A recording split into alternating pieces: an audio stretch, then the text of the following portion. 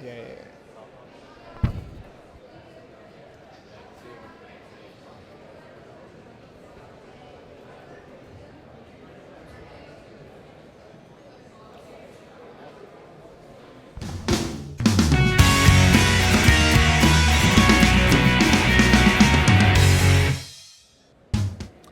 Hello everyone and welcome to the GloHealth stream of our GloHealth Athletics Ireland National Junior and Under 23 Indoor Championships here in Athlone. I'm Cathal Dennehy. I'm joined here by Ger O'Donnell beside me. Hello. Ger, how are you doing today? I'm good. And you, Cathal? Excellent. And the action is just about to get going on the track in the 400 metres. We've had a few events earlier this morning. We'll be rounding up all the heats, all the action from the heats in just a little while. But first of all, we'll give you the lineup for this race as they're behind the blocks right now. So the first heat of the junior women's 400 metres, we've got in lane 1 Holly Gilliland of Lagan Valley. We've got Eva O'Donovan of Navan AC in 2, Evan McGoldrick of Raheny Shamrock in 3, Niamh Conroy in 4 from Slicoulin, Jessica Strain from Middleton AC in 5, and on the outside the favourite from Emerald AC, Jenna Brommel. So certainly the athlete here in the green and white on the far right of your screen is the one to watch, Jenna Brommel. Very accomplished performer at 400 metres, both indoors and out. And as you can see, she's got off to a great start already. That long stride just eating up the ground on the back straight. Through the first 100, she's already well up in this field. Yeah, certainly going to be the class act of the field, and we'll see how much she wants to extend herself in this first heat with the final coming up later on today. And she's already streets ahead of the field as she cuts in for the break. And we'll just see how she goes through. Yeah, it's Eva O'Donovan of Navan AC there going through in second place, and then it's Evan McGoldrick of Raheny back in third. Very similar singlet to the athlete out front, but Jenna Brommel is absolutely coasting out front here. She's got about a 20 metre advantage here. You can see she's looking around her there, easing off. As the first person to cross the line is an automatic qualifier, and then there'll be the 2 best times after that from the 4 heats. So Jenna Brommel just doing enough here at the minute. She's pretty much just jogging around that last bend, coming into the home straight to take the win. Eva O'Donovan there in second place. As you can see, the athletes in second and third will be running all out to the line here to try and secure qualification on time, but it's Jenna Brommel in first, Eva O'Donovan in second, and back in third then is Evan McGoldrick of Raheny Shamrocks. Fourth place goes to Holly Gilliland, and then in fifth it is Niamh Conroy, and then back in sixth it is Jessica Strain of Middleton AC. So we'll try and get those times confirmed to you when we have them. Clock just turned away from us here. Our vantage they just don't want us to know. They don't want us to know, but I'm going to say suspense. That was 58 second, probably. We just I'm making that up. I'm making that up. But very impressive there from Jenna Brommel. Obviously, Gerard just doing enough in that. No need to extend yourself with the final later on today. Yeah, so we've got 4 heats coming up in the 3 more heats to go in the junior women's 400 metres. As I said, the first place to cross the line is an automatic qualifier for the final, and that'll be the 2 best times outside of those automatic qualifiers. So we'll cut back to, I suppose, some of the earlier events of the day. We've already had the 60 metre heats. We've had some of the 1500s were straight finals. We'll go to the 1500 metres. We had the junior women's. Carla Sweeney was the winner of that one in 4:39.8. Aisling Joyce in second, 4:42.8, and Claude O'Reilly in third at 4:48.1. So good race all around there, fairly tight all the way down the field.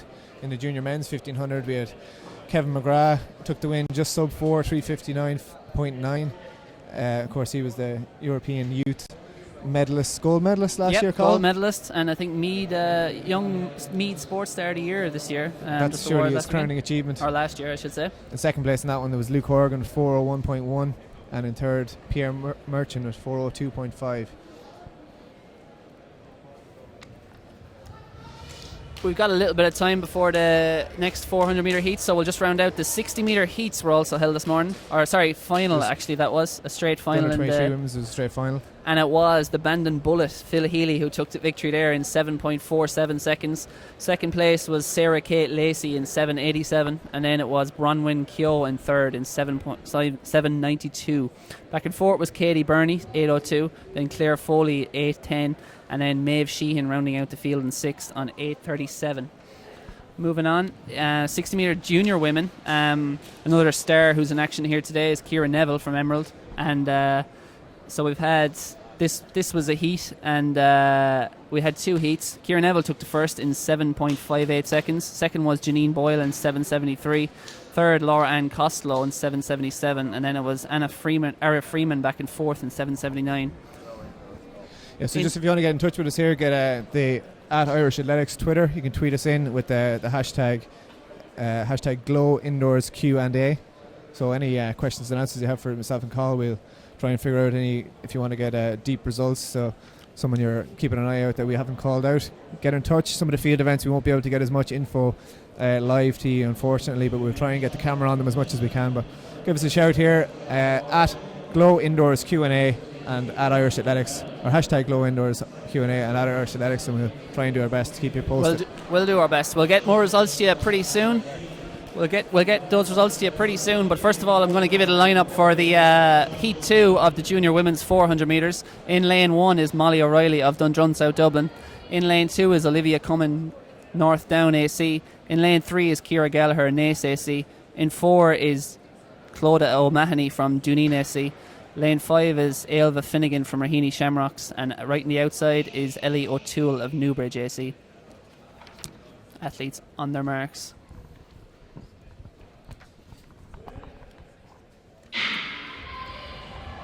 And they're off.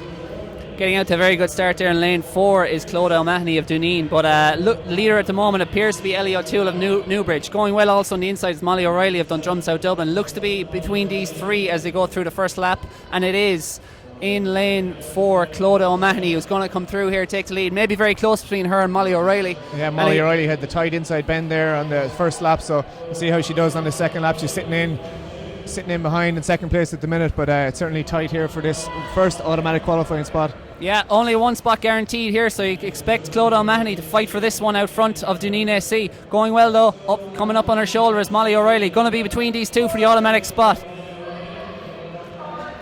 It is just about at the moment. Clodagh O'Mahony, can she hang on? She appears to be tiring. Out into lane 2 comes Molly O'Reilly. Molly O'Reilly goes past. She's going to get the automatic qualifier. It is Molly O'Reilly for the win. Back in second is Clodagh O'Mahony. Coming out on the outside there, number 135 is Ciara Gallagher. And then it was... who was it called? It was athlete number 224. No, it was not. Certainly wasn't. We'll get that. Anyway, the most important thing, it was... Molly O'Reilly. Molly O'Reilly. DSD took the win there. Thank you for saving me there, Ger. No problem. Second place was Clodagh O'Mahony. We'll try and find out those qualifiers on time. Like I said, it's the winner of each heat only. Obviously, we only have 6 lanes here in Athlone for the final, so 4 heats, winner of each heat, plus the overall 2 fastest losers will advance towards the final later on today. You see the replay there, the last 100 metres. Just stuttering her step was Molly O'Reilly as she prepared for that move, slingshotting out into lane 2. Perhaps Clodagh O'Mahony just going out a little bit too hard on the first lap to try and get to the lead, but it was always going to be close between them. Good win for Molly O'Reilly. And we believe the order of the heats, of course, order of the lanes for the final will be done on the winners and winning times of each heat. So yeah, so the fastest, of course, indoors, fastest winners of each heat will be lane 6 in the way, I'm sure. Yeah, lane 6, the preferred lane indoors, with the kind of start slightly raised up in the hill and less of a tight lane to run. So the people in the third heat, the 6 girls are just lining up here, preparing their blocks on track. We have another minute before that race, so we're just going to round out the heats of the 60 metres earlier on.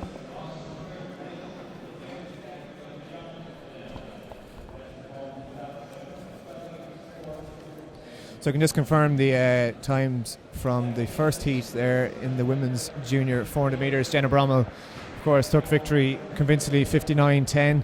Eva O'Donovan of Navan was second in 61.20, and Eva McGoldrick third in 61.80. So they'll be keeping an eye on the clock for these next couple of heats to see if they can sneak in as 2 fastest losers for that final. And I brought you news of the first heat in the junior women's 60 earlier, which was won by Ciara Neville in 7.58. But going faster than her, the Carlow Cannonball was Molly Scott, 7.55 in heat 2. Hold on, the Carlow Cannonball. I think that one has been used already. Well, we're also terming it for the Molly female Scott. Carlow Cannonball. Yeah, we need to know the Carlow Cheetah. Molly Scott 7.55 for the win in heat 2, and just ahead of Megan Mars in 7.55 was the win for Molly Scott. Megan Mars was second, 7.62. Gina Akpi-Moles is third in 7.69, and then Chloe Whelan fourth in 8.02. So that should be a cracking final. Should be very close race between Ciara Neville, Molly Scott, Megan Mars and Gina Akpi-Moses later on. Serious performances there in those heats. There'll be times we'd be more accustomed to seeing the senior women's finals. Absolutely, yeah. So we may have someone go into the 7.4s later on, which would be a cracking performance for a junior girl. That'll definitely be a race to look forward to. But for the meantime, Heat 3 of the junior women's 400 metres is on track, and they're just about to be called to their marks. In lane 1 on the inside there is Katie McGee of Dundrum South Dublin. In lane 2, Niamh Malone of Monaghan Phoenix, number 132 there in the green singlet. In lane 3 is Cleena O'Connor, Naas AC. In lane 4 is Ailey Shmerta of Raheny Shamrocks. A few last second adjustments to her blocks there. Outside her, in lane 5, the Wheel of Fortune is Mairead Fortune in Escorthy AC. She'll be hoping it spins in her favour today. Beth Fennell then is on the outside in that maroon and white kit of St. Lawrence O'Toole. Blue, white and maroon kit, I should say. So again, just the winner here will automatically advance to the final, and second, third and fourth will have to, or second and third will have to hope their times is good enough. Away to a clean start. At the moment, it appears to be out in lane 6. Beth Fennell, who's got the best start, appears to be moving clear of this field. Going well on the inside too is Katie McGee of Dundrum South Dublin. Yeah, evenly matched so far in this one. On the first inside 2 lanes, we're looking at Katie McGee and Niamh Malone are making strides towards the front, and it certainly looks to be Katie McGee who's taken through the bell after the break, but Niamh Malone making a big break, just getting in front of her on the top end, so we'll see how well she can push on from here, but it is only the first person to go through automatically. So moving away from the field now, we have Katie McGee and Niamh Malone. One of these two surely going to be the automatic qualifier, with the athletes behind them pushing on to that 61.20 from the first heat is the time to beat for the next qualifiers, for the small queues as they say. But it is Niamh Malone of Monaghan Phoenix. From 200 metres on, she's dominated this heat, and she's going to cross the line as the automatic qualifier. Katie McGee in second. She'll have to wait and see, keep an eye on the clock and check the results to see if she can sneak into that final later on. Great stuff. Fantastic move there, just coming up to the bell by Niamh Malone and Monaghan Phoenix. Good aggressive running. Absolutely. Hard to beat. She was in a lane that was very unfavourable as well there in lane 2. But Beth Fennell went for that lead. You could see she attacks that first 150 metres, trying to get to the front from that favoured outside lane, but swooping around her at the bell, it was Niamh Malone, and it was a lead she never relinquished. Great run. She'll automatically advance to the final later today, and Beth Fennell will have to wait a nervous sweat as she waits the finishing results and this heat 4 to see if she's one of the 2 fastest losers for the final. So the second heat of the women's 400 metres, junior women's 400 metres, it was Molly O'Reilly who took that one, 58.00. In second, Claude O'Mahony, 58.70, and in third, Ciara Gallagher, 59.80. So 59.80 is now the last automatic qualifier spot. So the first 2 girls, unfortunately, will be outside that. Eva O'Donovan and Evan Goldberg won't quite make the final. Will it survive, Ger? Will it survive? We've got 5 athletes going to the line in the final heat. Big prediction there from Gerard O'Donnell. I will laugh in your face, sir, if it's proven incorrect. You certainly will. In the final heat of the junior women's 400 metres, in lane 2 on the inside is Hannah Byrne of Raheny Shamrocks. Lane 3, Alana Ryan of Schlee Coolin. Lane 5 is Kate McGowan of Tyrconnell. Lane 6 is Sophie Becker of St. Joseph's. Someone's pulled a fast one here now, and Jack Dempsey has tried to enter himself in the junior women's 400 metres. I don't think that's quite right. We'll have to await confirmation on that one. We'll investigate that. We skipped over his name there just to avoid confusion. See what was going on.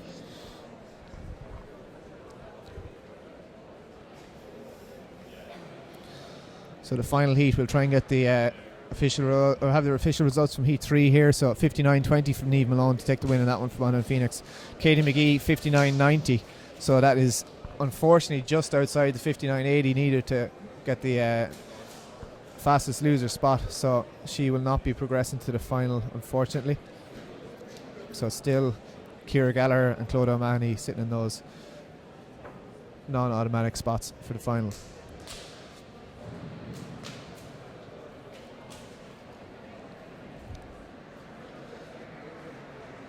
So it is Sarah Lahif of Tala AC in lane 4. Not Jack Dempsey. Not Jack. So the lineup from the inside in lane 2 from Raheny Shamrock, Hannah Byrne. Lane 3, Alana Ryan of Schliekulen.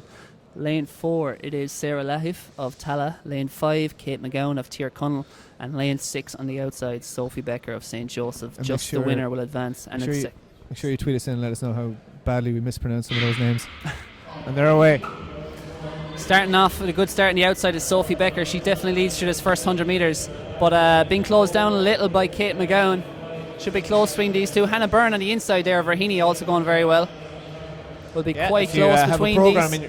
To hand, Sophie Becker is on the front cover there in her green singlet. The cover star, but can she be the star on the track? She's shot to the, is she going to get to the lead? Going very well over Raheny Shamrocks is Hannah Byrne fighting for that lead, but Sophie Becker attacks on the outside out into lane 2, but she's running wide around that bend. Little bit of a disadvantage. The long striding Sophie Becker now moves to the front into that back straight.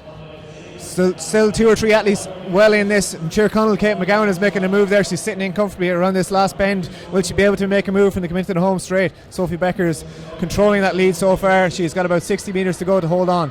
But here comes the attack from Kate McGowan. Can she get there? I don't think she can. It looks to be Sophie Becker. That long stride is going to carry her to victory here today. She takes the automatic spot. In second, it'll be Kate McGowan. In third, it'll be Hannah Byrne of Raheny Shamrocks. And then it's Schliekulen's Alana Ryan. And then back in fifth, it will be Sarah Lahif of Tala AC. So that rounds out the action in the junior women's 400 metre heats. Would it be devastating if the girl on the front cover didn't qualify for the final, wouldn't it? I would have been very upset. There would have been, heads would have rolled at Athletics Ireland. Certainly. So we'll look at those results as they're coming through and give you the 6 athletes who will advance to the final later today.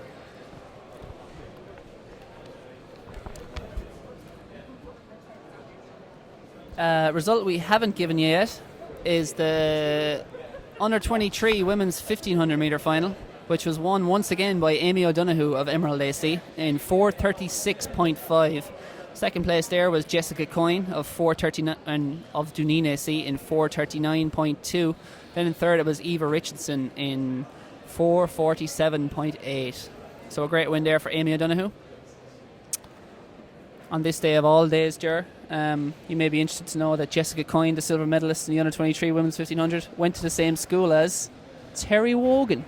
Terry Wogan, R.I.P. R.I.P. Terry Wogan, the great broadcaster from Limerick who passed away from cancer. Represented here today by Jessica Coyne.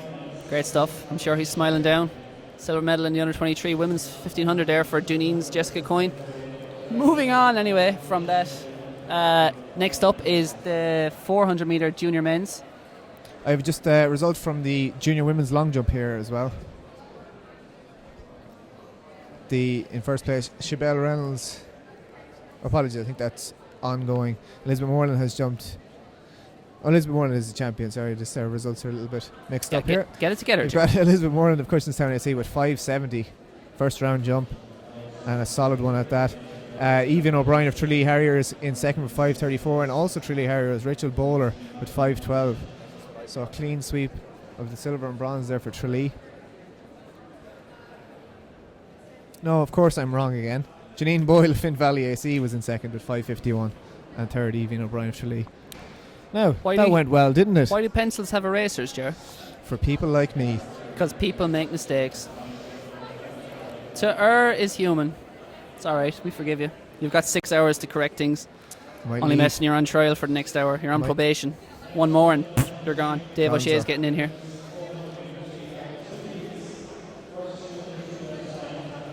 So as you can see, there's the timetable. 6 hours of action. What more do you want? Don't act like you've anywhere better to be. You're going to go the whole way with us. You are. We're in this together, people. Just put on that kettle. Several times. Junior men's shot put. John Joe Kelly, 13:41 to be the champ. Shane Joyce in second of Cushenstown AC with 13:08, and Jonathan Bell of Crusaders AC with 12:40 for the bronze.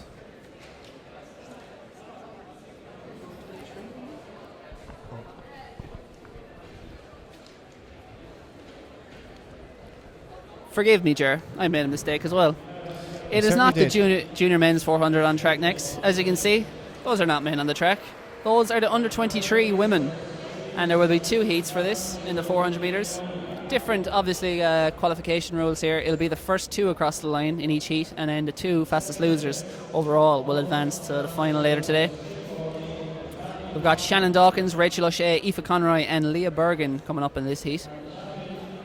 So in the junior women's 400 heat 4, Sophie Becker took the automatic qualifier there at 59.50, and in second Kate McGowan with 60.30, which won't be good enough to progress. So we will have Sophie Becker, Niamh Malone, Molly O'Reilly, Claude O'Mahony, Ciara Gallagher and Jenna Brommel in that final later on today. Yeah, 2 fastest losers from the same heat, so that was a very strong heat, the second heat. It was indeed. And again, should be a very close race. Jenna Brommel, though, the favourite, surely? Yeah, surely, yeah. She 55-second performer at her best, which is top running for... She absolutely jogged around there in 59 seconds, so the rest of the girls were not as comfortable as that. Pushed for a similar sort of time. So here we are. Heat 1 of the under-23 women's 400 is just about to go to their marks. On the far left, just out of shot at the moment, is Shannon Dawkins of St. Joseph's. She's in lane 3. Outside her in lane 4 is, as you can see in the orange and blue singlet there, is West Muskerry's Rachel O'Shea. Then it's the Wicklow Wonder, that I've just come up with that in term, Aoife Conroy of Slieve Coolin AC. And then out on the outside in lane 6, it's Leah Bergen of Clonliffe Harriers. First 2 automatically advance to the final later today, and then 3rd and 4th will have to sweat heat 2 to see if their time is good enough. Athletes on their marks.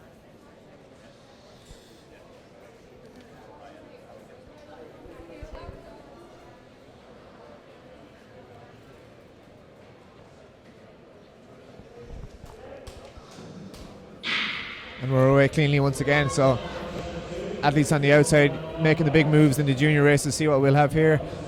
Certainly Shannon Dawkins of St. Joseph's is making strides towards the front there in lane 3, and on the outside Leah Bergen of Clonliffe Harriers. Looks to be between these two, Jar, as they go towards the first lap. These 2 long striding athletes almost look more like middle distance runners there as they coast through the first lap. And on the outside it is Leah Bergen who's going to take a clear lead here. In second is Shannon Dawkins, and it's a close fight between Rachel O'Shea and Aoife Conroy for 3rd and 4th. But there's no doubt about the leader, possibly the winner here, probably the winner. It's Leah Bergen. She's raced out to a 10 metre advantage over Shannon Dawkins, who's still holding second place. We're going to have a scrap for that second automatic spot, I would think, when we come around the top bend here, but certainly Leah Bergen looks comfortable out in front. Aoife Conroy, though, is attacking her. As you can see, she's going to be closing that in as they race towards the line, but the winner, the leader, there's no doubt about it, it's Leah Bergen. She's going to take an automatic spot, and it looks as if Shannon Dawkins is going to hold on for an also automatic spot. And then Rachel O'Shea, who's just coming up on the outside there, pipped by Aoife Conroy. They're going to have to wait and see if their time is good enough to advance. Very easy win there for Leah Bergen, wouldn't you say? So it'll just be 2 athletes to get eliminated in this one. We've got 8 athletes overall, 4 more in the next heat. They could surely come up with some paper, rock, scissors decision in the call room. So. Do we need to run 400 metres? Nah. I'd certainly be in favour of that. So that was the first heat. Heat 2 will be on track. And you can just see the replay there. Leah Bergen first through the bell and comfortable thereafter, just cruised their way home. Don't think that would have taken too much out of her. And Jar, as a former 400 metre runner, now star hurdler, how important is it to get to the lead and run that first 200 very strongly indoors specifically? Indoors, yeah, the guys and girls with the speed will dominate usually, because you can get out there in front and run a clean race. No argy-bargy, although sometimes it's a bit of crack. Seen David Gillick having a few push and shove matches on the way to double European indoor gold, so it certainly worked out okay for him. Crucially. Others like Timmy Crowe, not so much. Timmy's a lover, not a fighter. He is. We all know that. His elegant, long, striding gait comes to fruition on the outdoor circuit more so. Yes, indeed. Of course, he made the World Championships 4x4 squad for Beijing. He'll be looking to do so again this year for the Olympics. We've got a very strong lineup of men, 400 metre men in Ireland at the moment, and that'll be very much in evidence today in the under 23. The sort of up and comers, Éanna Madden, Marcus Lawler, yeah, which is an intriguing debut, I believe, over 400 metres today. Marcus, of course, has run 21-1 indoors in the last couple of years. We'll also have Andrew Mellon. You've got last year's champion Paul White. It's going to be hot stuff. That's going to be on the track pretty soon. You're going to see all the stars. You're going to see Éanna Madden, who's flown here from Boston, or Massachusetts at least. He's flown here from Limerick today, I think. Well, but he has run 48.03 this year indoors in Boston. We've just seen a result from yesterday. Zach Irwin, who is not here today, ran 47.89 or something of the likes. A sub 48 certainly in Boston also yesterday, so he's out in the States for a couple of weeks running a few races. But tremendous from the Zach attack as he transitions to kind of becoming a 400 metre runner. Which so it's the young lad setting the pace for the indoors 400 so far.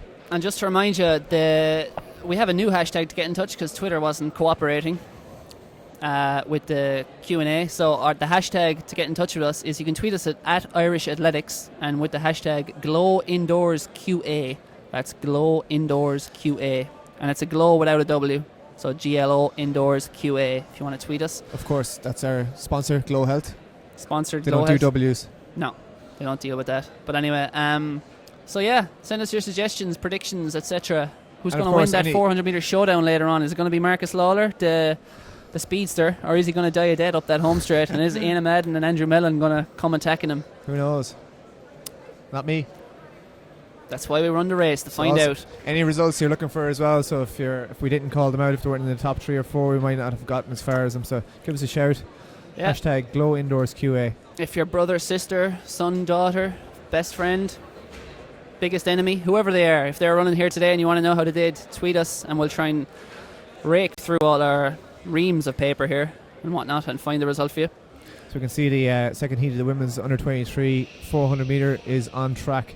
So the second 4 athletes, so we had 4 in the first heat, 4 in the second, first 2, and the next 2 fastest will go through. So we've got Aisling Drumgoole of lane 3 of Raheny Shamrock, Rachel Murray of Fingallions in 4, Kelly McGrory of Tyrconnell in 5, and Ruth Bowe in 6 from Menapians. Aisling Drumgoole, of course, represented Ireland in the Euro teams on the 4x4, so she'll be one to watch there on the inside, lane 3. And she is out to a very good start there in lane 3, Aisling Drumgoole. But going well at the moment is Kelly McGrory of Tyrconnell.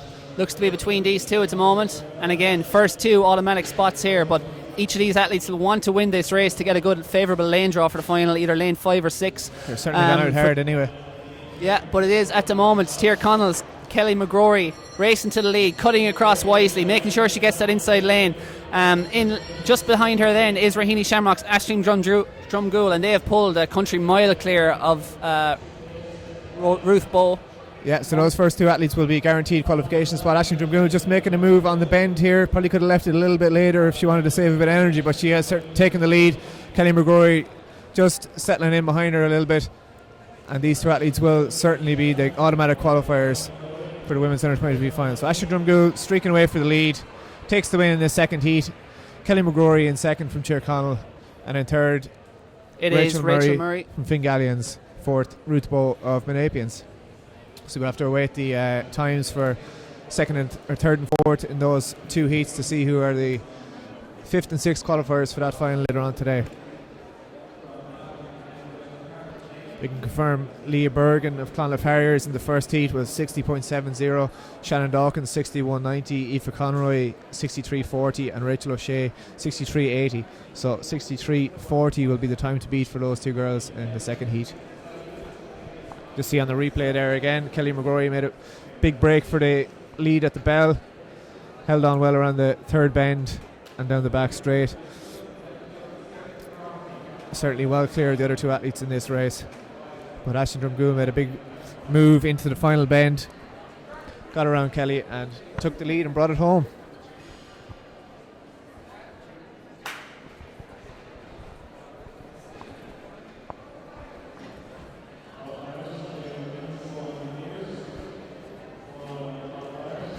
There's some interference there. It was our national 60 metre champion Keith Pike causing trouble.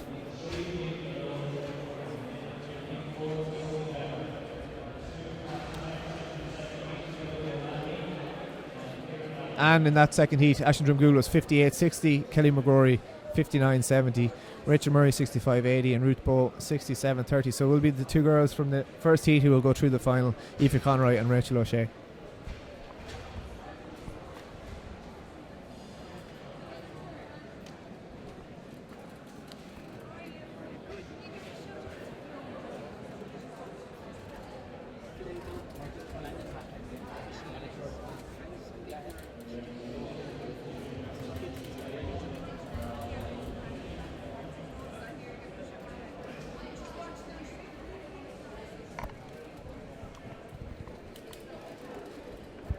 Some live requests coming in here in person.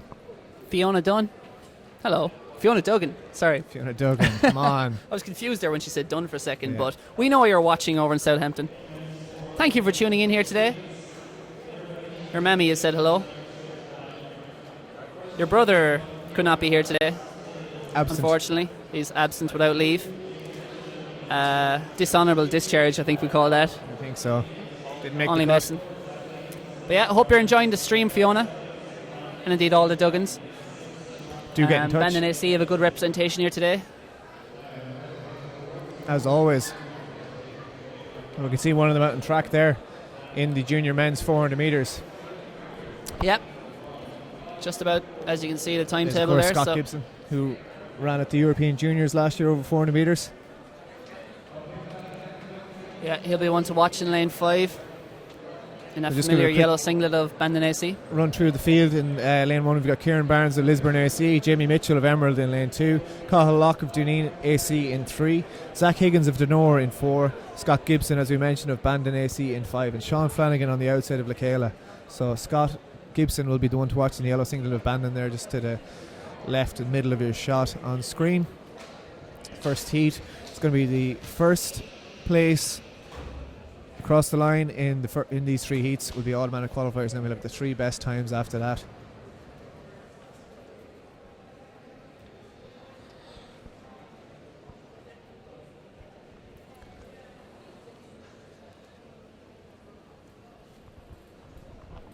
So we're settling into the blocks for the first heat, the junior men's 400 metres.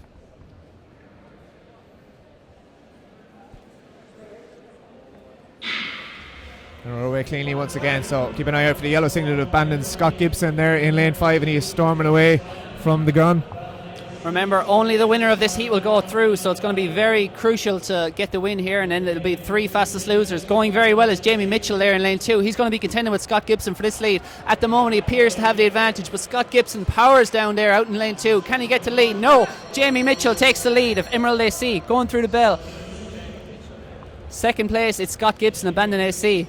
Can he come back? Can he launch a challenge? Can he get back to that lead? Doesn't look like it.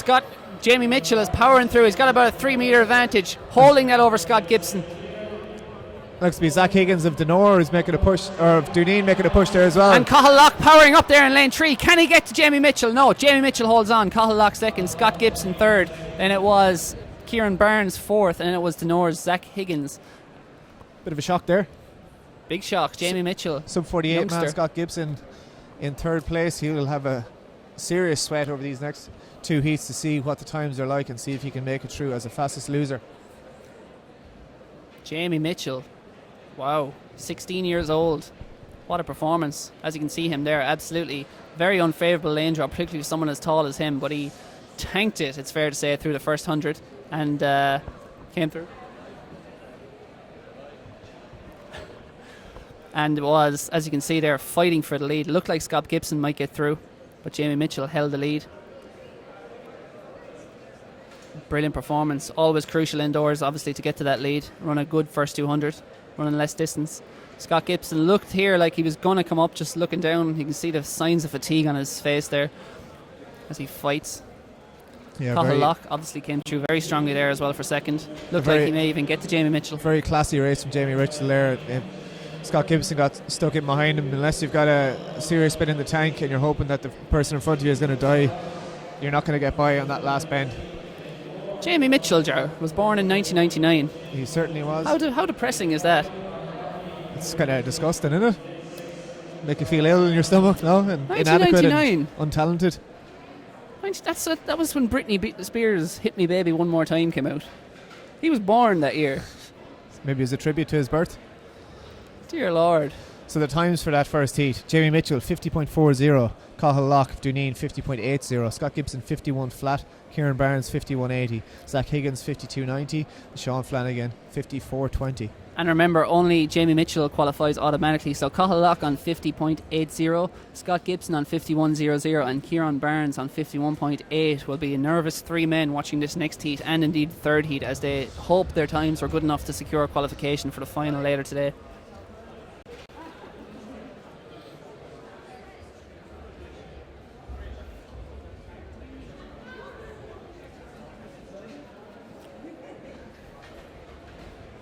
So the athletes for the second heat just warming up.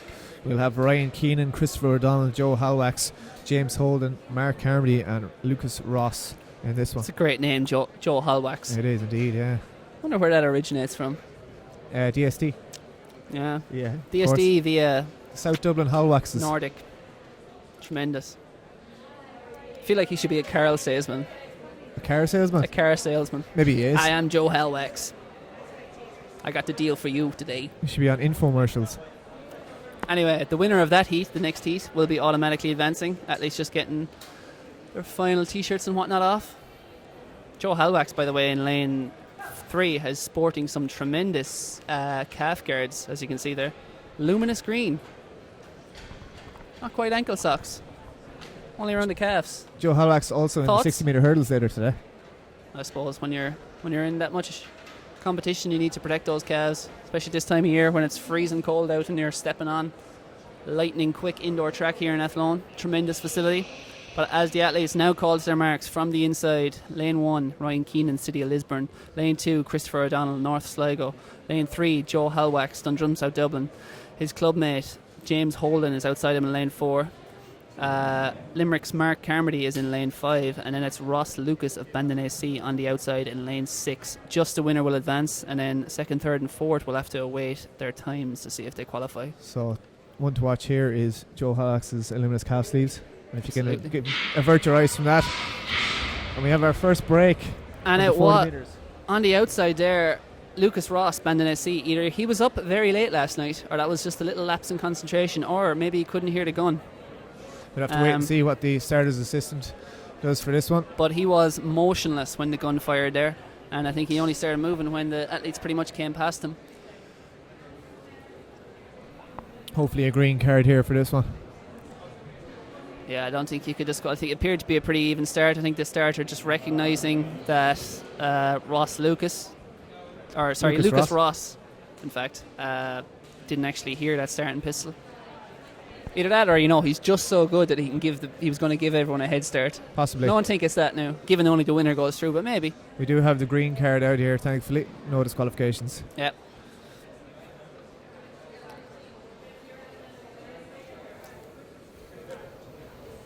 So a nervy start for the second heat now. Once again, from the inside, Ryan Keenan, lane 1. Lane 2, Christopher O'Donnell. Lane 3, Joe Halwax. Lane 4, James Holden. Lane 5, Mark Carmody. And on the outside, Lucas Ross. Let's hope he hears the gun this time. Because starters, as you know, Ger, aren't the most patient folk in the world. Well, they've got a job to do. They've got a timetable to stick to. So exactly, and we've been sticking to it so far. Things have been running like clockwork by all the good volunteers here doing their jobs, taking time out of their weekends. One of the starting officials just having a word there with Lucas on the outside, telling him, here, hop on. Come on, lads, listen to me. So he's saying, go when the gun goes. Shh. Lucas won't hear it if you're talking.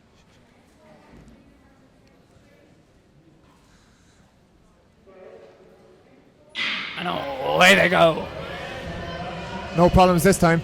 Going very well there is Lucas Ross on the outside after all our joking. Mark Carmody also going well in lane 5, but shooting up the inside from North Sligo AC is Christopher O'Donnell in that white singlet. Yeah, he appears to have the lead at the moment. Christopher O'Donnell had some classy performances outdoors over 400 metres last year, and he's obviously bringing that good shape into the indoors this season. He's going to get to the break first, and he's going to come through the bell in around 24 flat. And it is James Holden just ahead of his teammate Joe Halwax in second and third. They're going to be in the fastest loser spots at the moment, but can they launch a bid to win this race? At the moment, it's Christopher O'Donnell though is controlling this. Shot through the first 100 metres, then sensibly backed off. Does he have another gear here? Because Joe Halwax is attacking up in the second, 1 metre behind him. He's going to move out and try and launch an attack in the home straight, but it doesn't look like he's going to be able to get there. Christopher O'Donnell looks around, he's coasting, he's going to take the win here. Automatically through to the final. Joe Halwax in second, then it's James Holden, and in fourth there was Ryan Keenan on the inside. Back in fifth it was Mark Carmody, and then in sixth it was Lucas Ross. And I think that was slower than the first heat, so I'd say those first two guys, second and third in the first heat, will be wiping the sweat from their brow, safe that they're survived another round till this third heat comes in. So that's Cathal Locke and Scott Gibson. Great stuff. And Ger, yes, You may think no one is watching, but I can exclusively reveal to all our 4,000 listeners, let's be honest, that Sonia O'Sullivan has just texted a colleague here at Athletics Ireland to say she's watching from all the way in Australia, Melbourne, Phelim. Hello to Sonia. Hello, Sonia. We love you. Thanks for tuning in, and hope No you're doubt enjoying. She was writing about the tennis during the week in her excellent Irish Times column about individual sports people. No doubt she was watching Novak and Andy going head to head this morning. And she's tuning in here to the real sporting event of the day. Congratulations to Novak Djokovic. We know he's undoubtedly watching. What better way to celebrate the Australian Open and your 12th Grand Slam, I'd say, by tuning into the Junior and Under-23 Championships and that alone. Absolutely. And to Chris Kelly, who's told us we are live in Manila. Excellent.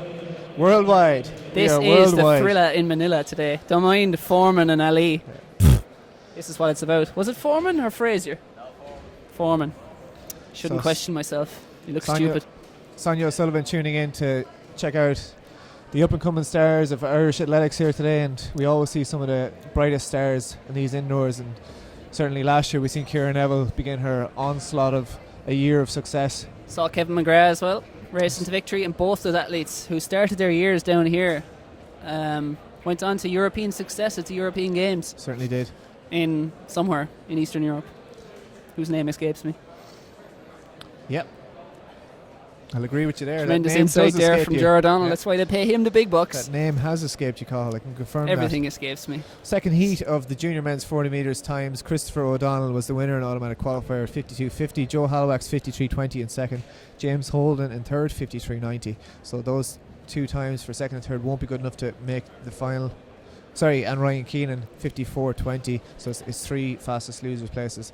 They won't quite get through. Mark Carmody was in fifth 54.80, and Lucas Ross 56.20 in sixth. So it is Cathal Lough, Scott Gibson and Kieran Barnes still sitting in those fastest loser spot. They are three very strong benchmarks laid down by Cathal Lough, Scott Gibson and Kieran Barnes, all 50, just below or just above 51 seconds. So that's it's going to take some dislodging here for the five athletes going to the line in the third and final heat of the junior men's 400 metres. 51.80 is the time to beat. And remember, if you're thinking about turning off, even if the thought has occurred to your head once, just remember that Marcus Lawler is about to make his 400 metre debut. That'll be next up on track, the under-23 men's 400 metre heats. A star over 60, 100 and 200, and he's finally going to do what Jerry Kiernan and lots in Irish athletics would suggest, is eventually move up to 400, but certainly very successful so far to 1 and 200, but he's going to dip his toe in with the sharks of the Irish 400 metre community here today. Can he go sub 48? Marcus? Possibly. Hopefully so. He certainly has the talent. Unfortunately, he was disqualified in the 60 metre earlier today, so we won't see him in that final, but he could hopefully take out his frustration on the 400. So in heat 3 of this, the third and final heat of the junior men's 400 metres, in lane 2 on the inside is Diarmuid Clancy of Abbey Striders. Lane 3, Killian Waldron, Dundrum South Dublin. Lane 4, Sean Dowling of Raheny Shamrocks. Lane 5 of Leevale, Sean O'Callaghan. On the outside, Michael Quilligan of Nina Olympic. Powering through the first 50 there is Sean O'Callaghan from Leevale AC, but at the moment is Michael Quilligan on the outside. Also going well is Sean Downing of Raheny Shamrocks. Very close at the moment though. It's going to be very tight to the break here. Elbows will be needed, Ger. Yes indeed. They went off like the clappers there. They know what times they need to beat, and they went for it from the gun, all athletes in this heat. So we're looking at Sean O'Callaghan powering through there on the outside, but it is Raheny's Sean Dowling. He takes the lead. He looks comfortable at the moment. It is Leevale, Sean O'Callaghan though in second, and then it is Nina Olympics, Michael Quilligan. Only the winner here is going to go through. The second, third and fourth are going to have to run around 51 seconds if they want to get to the final later today. But at the moment, Diarmuid Clancy is still hanging in there as well, pushing on for that third fastest loser spot, but it is Raheny Shamrock, Sean Downing still striding away in the lead here. I think he's going to hold on to get that big cue. It is. Second place went to Sean O'Callaghan. In third there, it was Nina Olympics, Michael Quilligan, and then it was Abbey Striders, Diarmuid Clancy in fourth, and then Killian Waldron. Fifth, Killian Waldron. So wearing long tights, questionable. Yes, it's not that cold in here. An anxious wait now for those lads to see who will pick up the final three places in that final, but certainly Sean Dowling knows he's safe, as does Christopher O'Donnell, and as does Jamie Mitchell. Jared O'Donnell here is like a kid at Christmas with that live results service. He's just sitting there with bated breath waiting for him to come through. Just clicking away here, just clicking. Cahill's in the prehistoric times reading off pieces of paper of all things. Yeah, the digital revolution has passed me by. Might as well send him smoke signals with the results here. I'm waiting for the white smoke to emerge from the chimney to tell me that Marcus Lawler is up on track. Marcus Lawler is the new Pope. Up on track. He is in lane 5 there. We can see him on camera in the luminous orange long sleeve top, just checking his blocks. Sonia has tweeted us a picture. Who'd have thought you could watch Irish Athletics Junior Indoor Championships on TV in Melbourne? It's on the TV. We're live. Okay, now there may be a HDMI cable involved, but we are live on TV in Melbourne. We have made with an Olympic silver medalist tuning in. Possibly Ireland's greatest ever sports person, I would argue, tuning in. Thank you for watching, Sonia. Bob Hope has tweeted us. I don't believe that's the real Bob Hope. He says it was indeed Fraser in Manila. Foreman was in Kinshasa, in a reference to the Thrilla in Manila fight. Phelim Kelly here has left the building out of embarrassment. I think the rumble in the jungle might have been at Joe Frey or Ali and Foreman.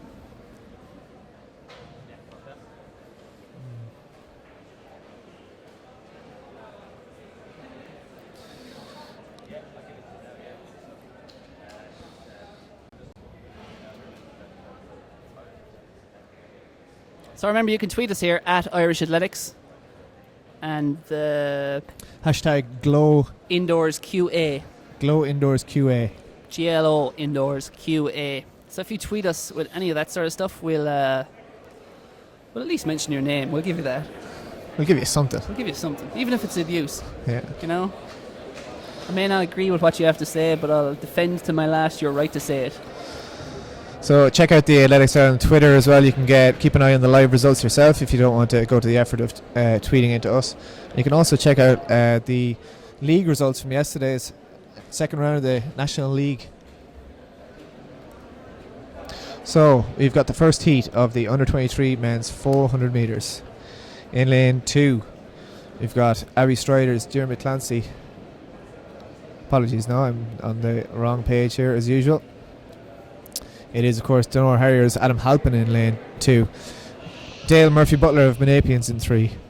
Conor Lynch of Newport in 4. Marcus Lawler, St. Lawrence O'Toole, making his 400 metre debut in 5. And Owen Buggy in lane 6 of St. Albans, who has told me that Marcus Lawler has raced him over 400 metres before, but certainly not since he's tore up the track over 1s and 2s. Terrifying thought, to be fair, Marcus Lawler being laying inside you there for 400 metres. I expect him to absolutely rocket through the first 100 metres here. Only the winner of this race will go through. Hardest part for a 20.7 man like Marcus Lawler is to not go too fast through this first 200. He's certainly gone out hard. It appears he's gone quite conservatively there, just using his stride, just using a bit of a longer stride than we're used to seeing his rapid turnover over the 100 metres. He's just cruising at the moment. Knows he only needs to win this to do enough. Owen Buggy is a 52nd 400 metre runner, but Marcus Lawler has the potential to go much, much quicker. So he's actually cruised through the first 200 in second place. It is Owen Buggy who leads them through. Going to be around 23 points, and it is Marcus Lawler now. Knows he needs to win this to get an automatic qualification and secure a good lane for the final. I'd imagine he'll have another set of gears here when he gets around this top end just to get into the first qualification. But Owen Buggy is running some race here to 300 metres. He's pushing on. Can he hold him? Can Owen Buggy possibly hold off Marcus Lawler? Here comes Marcus Lawler. He's got that extra gear, that touchy class, powers through up on the outside, takes the win. Owen Buggy with a good second place there will probably be enough to qualify. Back in third then, I believe that is Adam Halpin of Donor. Then it is Dale Murphy Butler. And then back in fifth it was Conor Lynch of Newport AC. Ger, impressed? Yeah, Marcus didn't really give much away in that one. Didn't give too much away in that one, so he just let Owen Buggy do all the work. Leaving it till the last 40 minutes to take the lead, so we'll have to wait and see. Certainly unusual to see him with a long loping stride there as opposed to his rapid turnover we're used to seeing on these tight indoor bends. Very unusual, yeah, but again, impressive performance.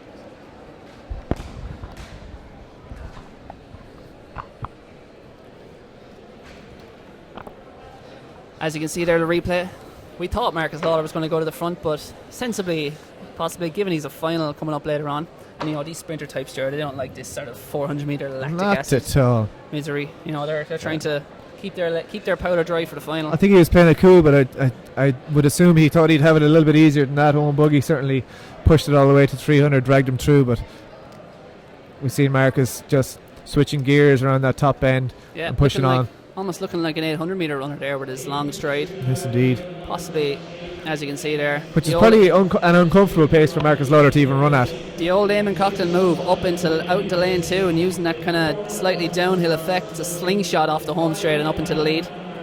Just been told it's 50.53 for that, for Marcus and that first heat, so we'll wait to get the rest of the times up on our system here, but the winner, Marcus, 50.53, he will be the first automatic qualifier. Good man, Marcus. You're the man. As you can see the timetable there, we've got 6 hours of action ahead of us. Probably another 5 hours or so until Marcus Lawler, so he'll be going off having a nap. Bit of grub. Bit of grub, bit of massage, no doubt. Coming back and ready to set this place alight later on, but he's going to have a lot of good athletes in his way. He's going to have to be running a lot faster than 50 seconds if he wants to win the national under-23 400 metre title.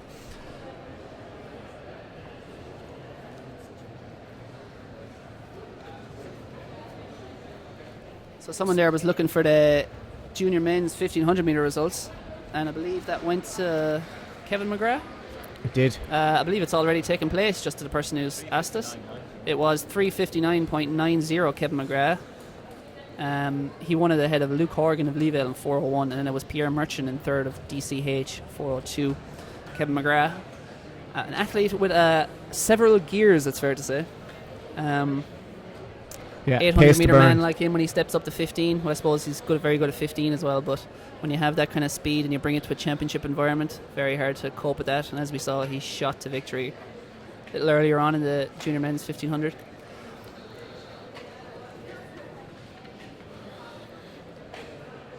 So one of Marcus Lawler's big competitors for this title here today, he's an athlete who's in fantastic form. He ran 48.03 in just 2 weeks ago over in Boston. He is Éanna Madden.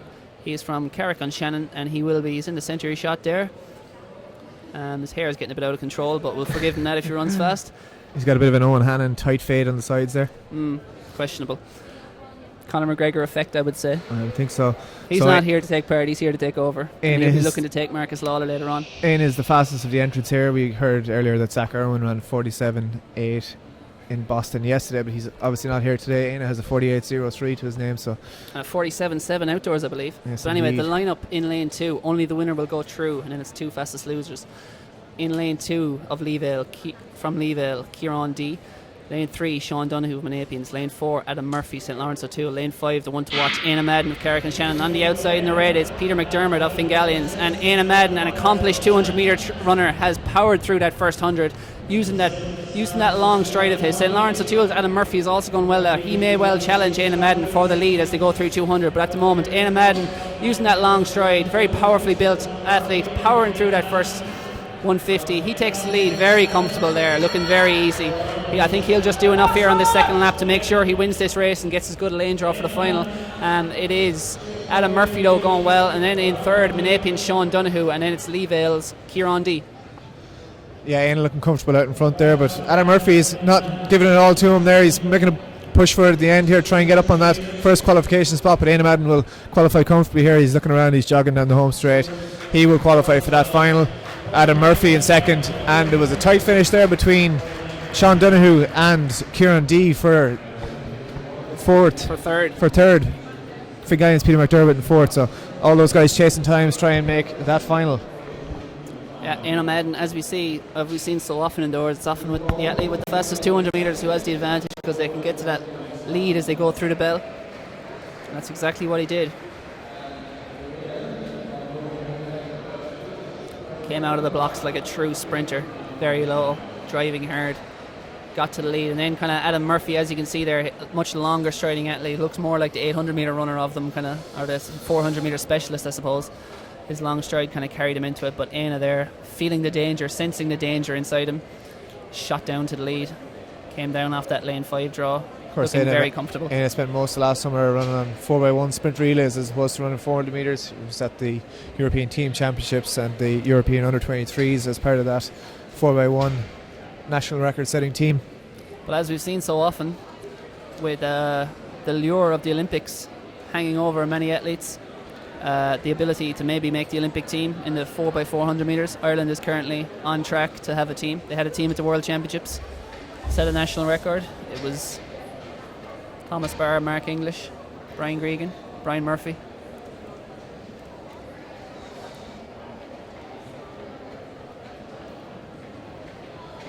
So there are 6 athletes will get to go to Rio. Well, will likely get to go to Rio, possibly in the 4x400 metres. So you have a good, I'd say, a dozen athletes, maybe even 15 athletes who are kind of targeting the 400 metre this year and in with a realistic shot of making those team.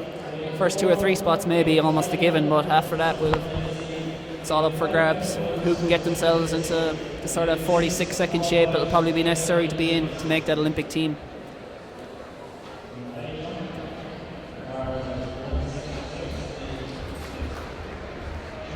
Jess Jackson has tweeted us saying Scott Gibson showed his talent despite being ill and having tonsillitis. Ever the professional.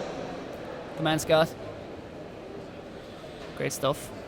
And again, don't forget, you can tweet us there with the hashtag that's on screen, hashtag GloIndoorsQA. Ask us a question, we'll tell you an answer, even if it's a bad one. So a couple of results here from the States overnight. We had, of course, mentioned Zach Irwin's 47.89, the 40 metres in Boston. John Travers 8:04.25 over 3K also in Boston. Sean Tobin second in his mile race with 4:01.86. Schiefer Cleary Butner won a 500 metres in 72 seconds. So solid performances all around from the Irish stateside. Sonia, we've lost Sonia, Ger. She's just tweeted us saying it's too late in Melbourne and she's off to bed. But she said she's looking forward to the replay tomorrow. And don't forget, you can watch all of this tomorrow. We'll get that up on the Athletics Ireland channels. Troy here helping us today with all the technology. In fact, you can watch it today. Sonia, Why you watch it tomorrow when you can watch it today? Exactly. Anyone can watch it today. The replays, it'll be up later on this evening. So all the athletes here today can go home. And hello to the future, to the athletes who are watching it back right now. What's it like at 10 p.m. tonight? Has the world ended? Anyway, Heat 3 of the under-23 men's 400 metres. Only the winner will go through. In lane 2 from Shannon, it's William Flynn. Lane 3 from St. Finbarrs, it's Youssef Rana. Lane 4 from Dundrum South Dublin, Angus Meldon. Lane 5 from Crusaders, the white singlet there is Kevin Woods. And out on the outside in lane 6 is Paul White of Nina Olympic. Familiar orange singlet. So remember, just the winner to go through. 2 fastest losers, so the athletes in second and third will be clawing for every second they can get, every tenth of a second, every hundredth of a second. But at the moment, on the in lane 5 there, going out very strongly, it's Kevin Woods of Crusaders shooting past Paul White of Nina Olympics. These 2 athletes look to have the lead and also going well on the inside. I think that's Lee Vale's Kieran D. Yeah, Paul White is the reigning champion from last year, so he has a bit of work to do here to get himself into the final here. Certainly going to be a tougher competition this year than last, I suspect, but Kevin Woods is holding on to that lead with Paul on his shoulder. And in third place it is Kieran D of Leeville, I think. William Flynn of Shannon. Oh sorry, so yes, William Flynn bend, of Shannon. We've got Paul White, last year's champion, storming for home for that qualifying spot. Kevin Woods, long-time leader, holding on in second. And in third place, William Flynn of Shannon AC, DSD's Angus Meldon in fourth. Then it was Youssef Rana of St. Finbarrs in fifth. So once again, just the winner there, Paul White, will be safe in the knowledge that he has a spot in that 400 metre final later on. One more heat to go, and then we'll hopefully be able to confirm who those 2 fastest losers are. And apologies, William Flynn, for calling you Kieran D, which you are not. Certainly not. What an insult. In the next heat, we'll have another major contender for the crown later on here today in North Downs, Andrew Mellon. Look forward to his performance. Always interesting to see whether athletes, how much energy do you want to expend in these heats? It's a tricky conundrum. It is, certainly here today when it's such a high quality field. There's no one really be able to coast through so far. We've got Marcus Lawler, Aina Madden and Paul White through as automatic qualifiers so far. The winner of the 4th heat will join them, as well as 2 fastest losers, but it's going to be already, so just again, give you a few of the all these young guns, a lot of them are liable to kind of get into the 46s this year and stake their claim for those Olympic berths that I was talking about. Just give you a couple of the start lists here, Carl, for the sprints, which will be coming up after these 400 metres heats. The 60 metre finals for the women's juniors will have Ara Freeman, Emily Nolan, Janine Boyle, Kieran Neville, Megan Mars, Molly Scott, Gina Akpi Moses and Laura Ann Costello. Certainly Kieran Neville, Megan Mars and Molly Scott blitz through their heats, and they'll be the 3 to watch in the final. In the junior men's 60 metres we'll have Callan Byrne, Rory Martin, Ben Fisher, Garrett Thompson, Joseph Ojawumi, Dave McDonald, Joey Henshey and Jack Dempsey. And finally, in the under 23 men's 60 metres, Mel O'Callaghan, Michael Deedy, Shane Howard, Keith Pike, Owen Walsh, Andrew Mellon, who's we've been talking about here in the 400 metres, doubling up, and Tony Stafford. So the junior men's 400 metres results, we had confirmed the first two heats for you, but the third heat, Sean Dowling was the winner with 52.0, which meant that Sean O'Callaghan and Michael Quillen, Diarmaid Clancy and Killian Walden were not fast enough to make fastest loser spots. They will come from heat 1 with Cathal Locke, Scott Gibson and Kieran Barnes, all in the same heat, won by Jamie Mitchell. Those first 4 will go through, as well as Christopher O'Donnell and Sean Dowling, the winners of the second 2 heats. So there's our 6 men for the junior men's final later on today. But back to the under 23 men's 400, because they're lining up behind their blocks. Just 4 athletes in this 4th and final heat. Winner only will go through. In lane 3 of Menapians, it's Connor Wilson. Lane 4 is Dan Finnerty of Nina Olympic. Lane 5 is Sean Donegan from Tullamore Harriers. And lane 6, the one to watch here, will be Andrew Mellon in that yellow singlet of North Down AC. 47-second performer at his best. So very unlikely to see something like that today, but certainly Sean Donegan and Connor Wilson are both 50-point or 51 men, so they'll be hoping they can push on towards Owen Buggy's second place time in that first heat, and the lads behind Kevin Woods and those. Andrew Mellon has pulled up. He shot out of the blocks, but he has pulled up holding his right hamstring, so he is out of this race, unfortunately. Let's hope it's not too serious. At the moment, it is Menapian's Connor Wilson who shot to the lead, takes 5-metre lead as he comes up towards the bell. Tullamore Harriers, Sean Donegan coming after him, but it's definitely going to be Menapian's Connor Wilson going through with a comfortable lead. Dan Finnerty or Sean Donegan trying to chase him down. Back in third, it's Dan Finnerty. Those athletes are going to be running for time if they can't get past the leader, who is Connor Wilson. Has a 2-metre lead as they come into the final bend. Extends it a bit now, 4 or 5-metre lead. He's running strongly, making sure he's putting this race to bed. Takes a quick glance over his right shoulder. The win is secured. He's comfortable. Excellent stuff from Connor Wilson. Takes the win. Back in second, it's Sean Donegan. Back in third, it's Dan Finnerty of Nina Olympic. Yeah, so confident race from Connor Wilson there. Once he didn't let the injury to Andrew Mellon affect him at all, he just went out hard, confidently led the whole way and got himself through with that automatic qualifying spot. So hopefully Andrew Mellon has nothing too serious. You might hopefully see him back for the 60-metre final later on today if it was just a light cramp or a precaution that he pulled up. Char, I'll buy you dinner for the next 6 months if we see him back for the 60 metres. All right.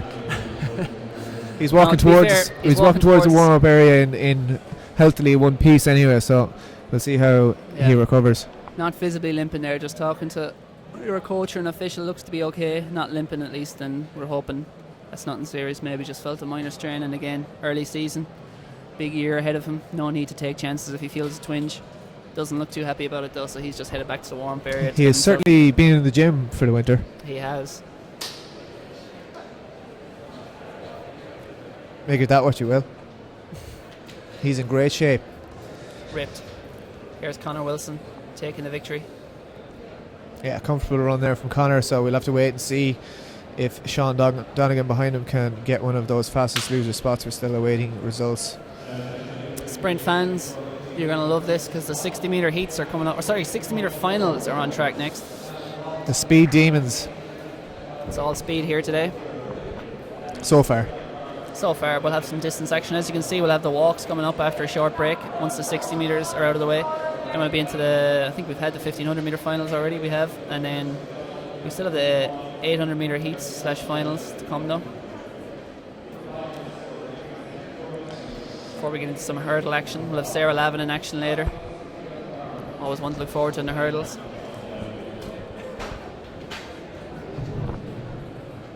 Probably the biggest race of the day then in terms of the quality and depth point of view will be those 400 metre final, particularly the under 23 men's 400 metre final when Marcus Lawler squares off against Aina Madden. Fortunately, Andrew Mellon has now been removed from the equation, but it'll be never want to boil these things down to 2 athletes only, but it looks as if it may be Aina Madden versus Marcus Lawler, and I'm going to predict like Nostradamus an absolutely lightning quick first 200, given they're both kind of 200 metre specialists. An interesting race today, depending on who is here and who checks in. If we could get if the junior women were racing the under 23 women over the 100 or 60 metre hurdles, same height, same distance, same markings, and you could have Elizabeth Morland up against Sarah Lavin. Certainly a classy race, but there's a big field entered in both so far, so we'll see how that goes. But certainly Sarah Levin will be one to watch in the under 23 women, and in the juniors you'll have Elizabeth Morland, like I said, up against Megan Mars, who's also in that 60 metres, so see how much that takes out of them. Elizabeth Morland, of course, won the long jump earlier today with 5:70, and she set that heptathlon indoor record a couple of weeks ago here at the Combined Events Championships. So certainly in serious form. You watched her in Cali, Colombia last year, Denners, at the World Youth Championships. Fantastic performance. I think she finished 10th in the heptathlon out there. Fantastic achievement to be top 10 in the world at under 18 level. And that was, I can tell you, an incredibly deep competition. First three, I think, did personal bests, and it was three of the best performances of all time at youth level. So that was finished 10, and she did it while battling injury and pulling up quite injured, and was limping around for several days afterwards with the strain she endured in that competition. But yeah, she'll be one of the stars, an absolute all-round classy athlete, fantastic hurdler, fantastic high jumper, and a very, very accomplished long jumper as well. So she's headed for big things if she can stay on the right track in the next few years. Great to have an Irish multi-eventer. Yes, indeed. Competing in international competition, and at the moment she's up there with the best in the world as a teenage multi-eventer. So let's hope she stays on track.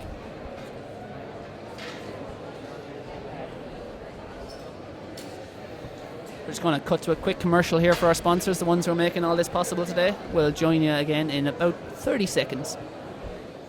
It doesn't cost much to feel amazing. A pair of running shoes and a bit of determination is all you need. Running increases your confidence, giving you greater control of your life.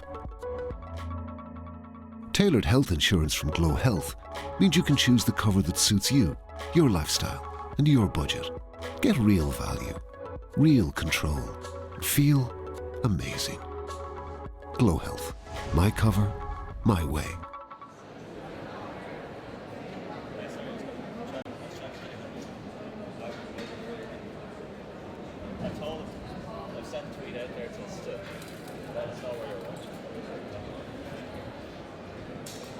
Remember, welcome back to everyone. Remember, you can tweet us today with the hashtag GloIndoorsQA or tweet at Irish Athletics. Get in touch. Giovanna Di Muro has texted us saying, who qualified for the men's under 23 400 metre final as the fastest losers, Jared O'Donnell? We're still waiting to find that out, Giovanna, and we'll let you know as soon as we can. So we have our four winners were Conor Wilson, Aidan Madden, Marcus Lawler and Paul White, and we're just waiting to see which of the two lucky men will make it through to join that classy field. Yeah, we'll have that. We should have that in the next few minutes if you stay with us. As we get the 60 metres ready to rock here on the far end of the street, the blocks so just it'll be been laid out. Some of the athletes it's just about to be out on track here. Another 20 minutes or so before those 60 metres will kick off.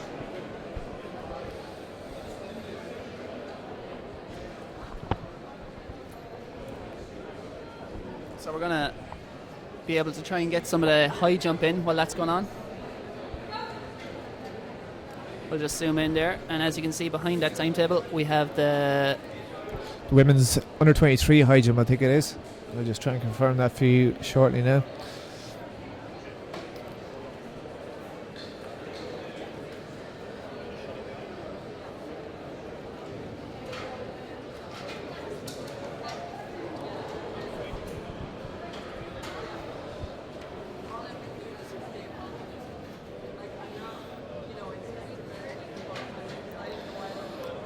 So I think that was Anna McElmoyle from City of Lisburn there, just knocking the bar. Emily Rogers, St. Peter's AC, you can see just to the left of your screen getting ready to jump.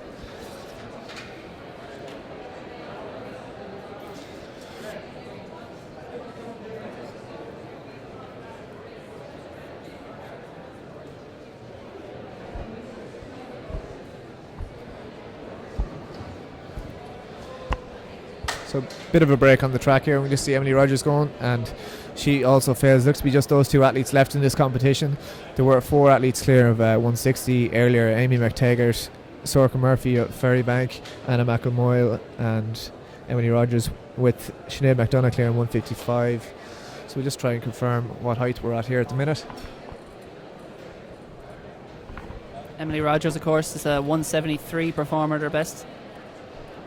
Well, she jumped at the European or the Irish InterVarsity competition this time last year.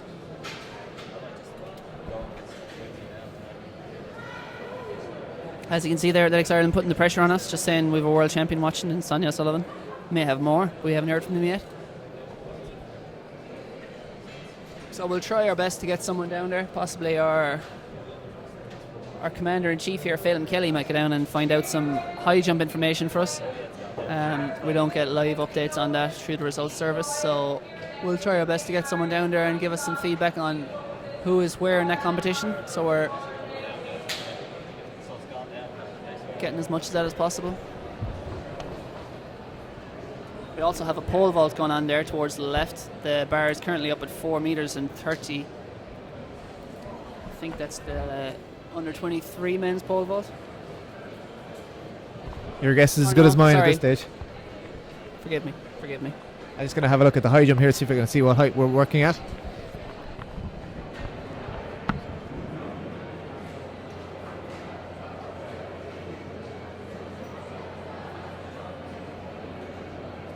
Hello to Jack Holy in there, who's just commented, saying he's watching from Madrid. Hola, Jack.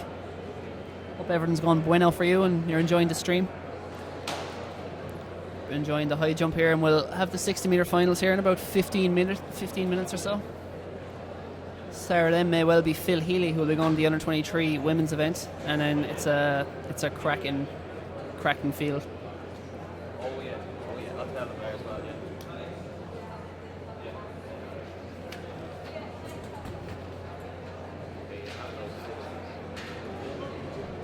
And of course Phil Healy, who is in that 60-meter final coming up, 21-year-old Bandon athlete, is a fantastic performer both indoors and out, and I believe she holds the Irish record of 60 metres with her 7:36.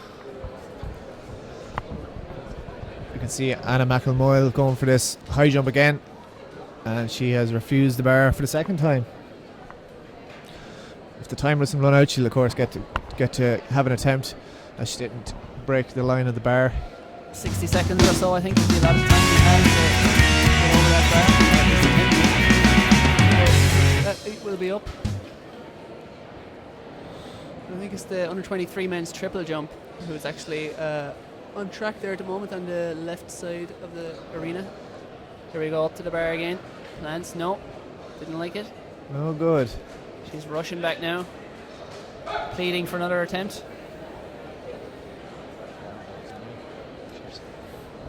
Always a tricky thing here. You don't want to take off too early or late. Makes a difference when your bar reaches these heights. And no, I think that time she placed her foot on the mat, so that'll be a failure, I believe. And I think that is plane, so to speak. I think that was her final attempt, as she's shaking hands with the officials, thanking them for their good work here today.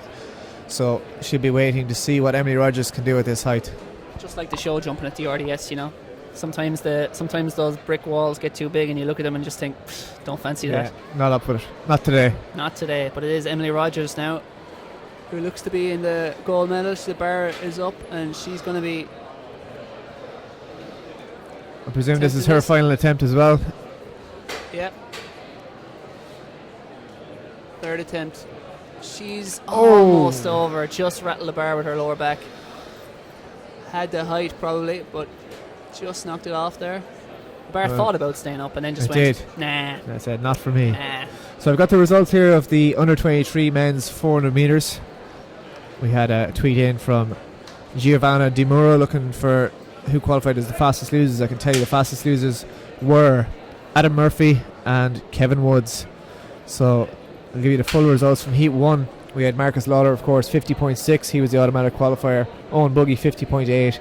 Adam Halpin, 56.9. Dale Murphy Butler, 58.70. And Connor Lynch, 60.9.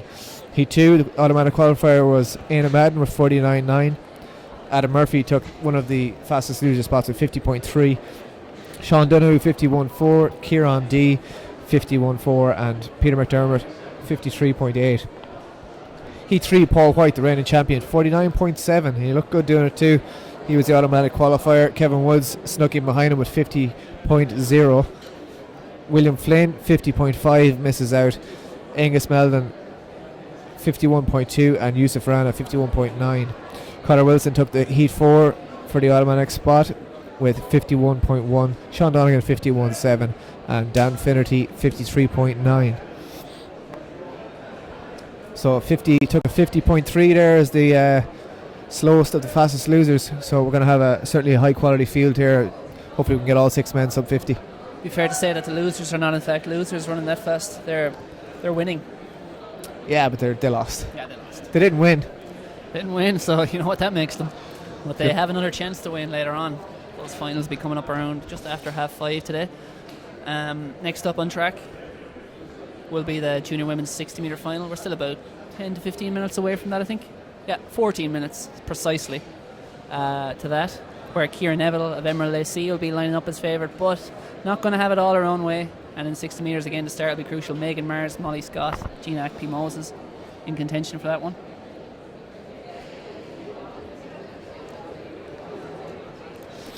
So we'll be back to join you in about 10 minutes here on the mic. You can keep an eye on the field event action there on screen, and we will bring you all the action from the 60 metres finals in about 10 minutes time.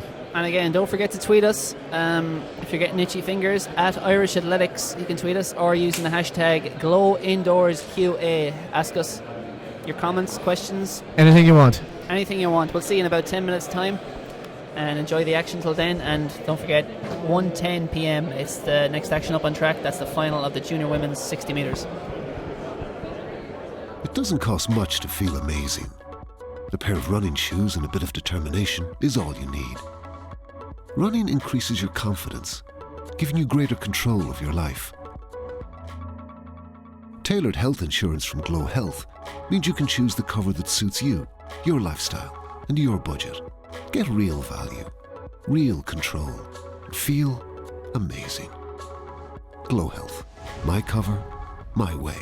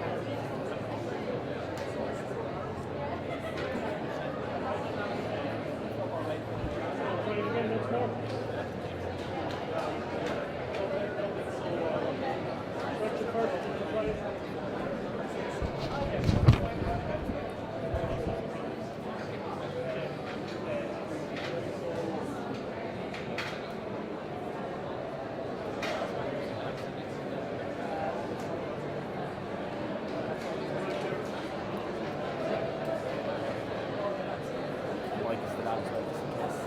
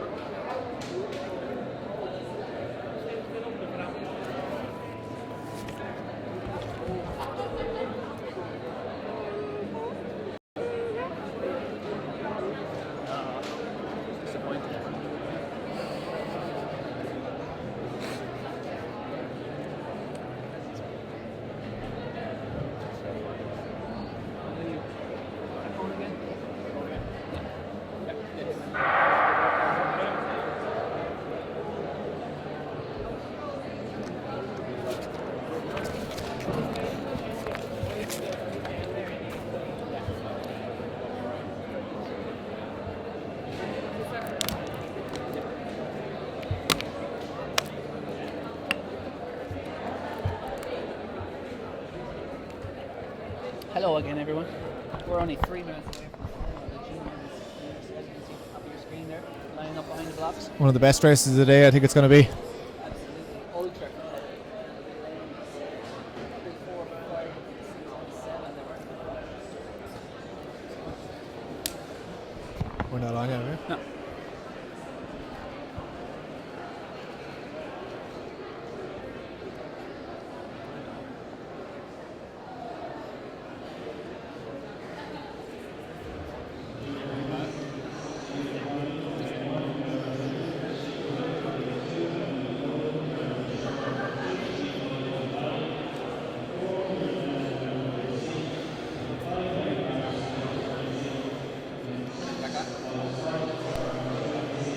So we're back here, and as you can see at the top of your screen there, it's the junior women's 60 metre final lining up behind our blocks. In lane 1 it'll be Ara Freeman of Schlee Coolin. Lane 2 Emily Nolan, Carrick-on-Shore. Lane 3 Janine Boyle, Finn Valley. Lane 4 possibly the favourite, Kieran Neville of Emerald, white singlet. Lane 5 Megan Mars, City of Lisburn. Lane 6 Molly Scott, St Lawrence O'Toole. Lane 7 Gina Akpi Moses of Blackrock. And lane 8 Laura Ann Costello of Galway City Harriers. Yeah, so Molly Scott was the fastest in the heats with 7:55. Kieran Neville 7:57. So we're going to watch those middle 3 lanes. And we've got a stand-up call from the starter, so something wrong with the equipment there. We're just dusting off the cobwebs after that short lull we had, so we'll see. There's going to be no cards raised here, and the girls just settle themselves behind the blocks again. Nerves on edge. Should be a very, very close race between the athletes there. Centre your shot slightly to the left. So lane 4, lane 5, lane 6 will be the judging off the heats performances, the 3 main contenders. They are, of course, Kieran Neville, Megan Mars and Molly Scott. Can we see a time in the 7.4s? It's very possible. Molly Scott was fastest in qualifying at 7:55. Kieran Neville just behind her in the other heat, winning comfortably in 7:58. Molly Scott, an absolute lightning starter, so I'd imagine she'll take it out to 20 metres or so, but can the long and rangy Kieran Neville claw her back in, so they're away first time here, and Molly Scott is out like a lightning, and Kieran Neville coming back at her a little bit here. Who's going to take it? I think it's Kieran Neville in the middle there, and she just line 7.50, absolutely rapid.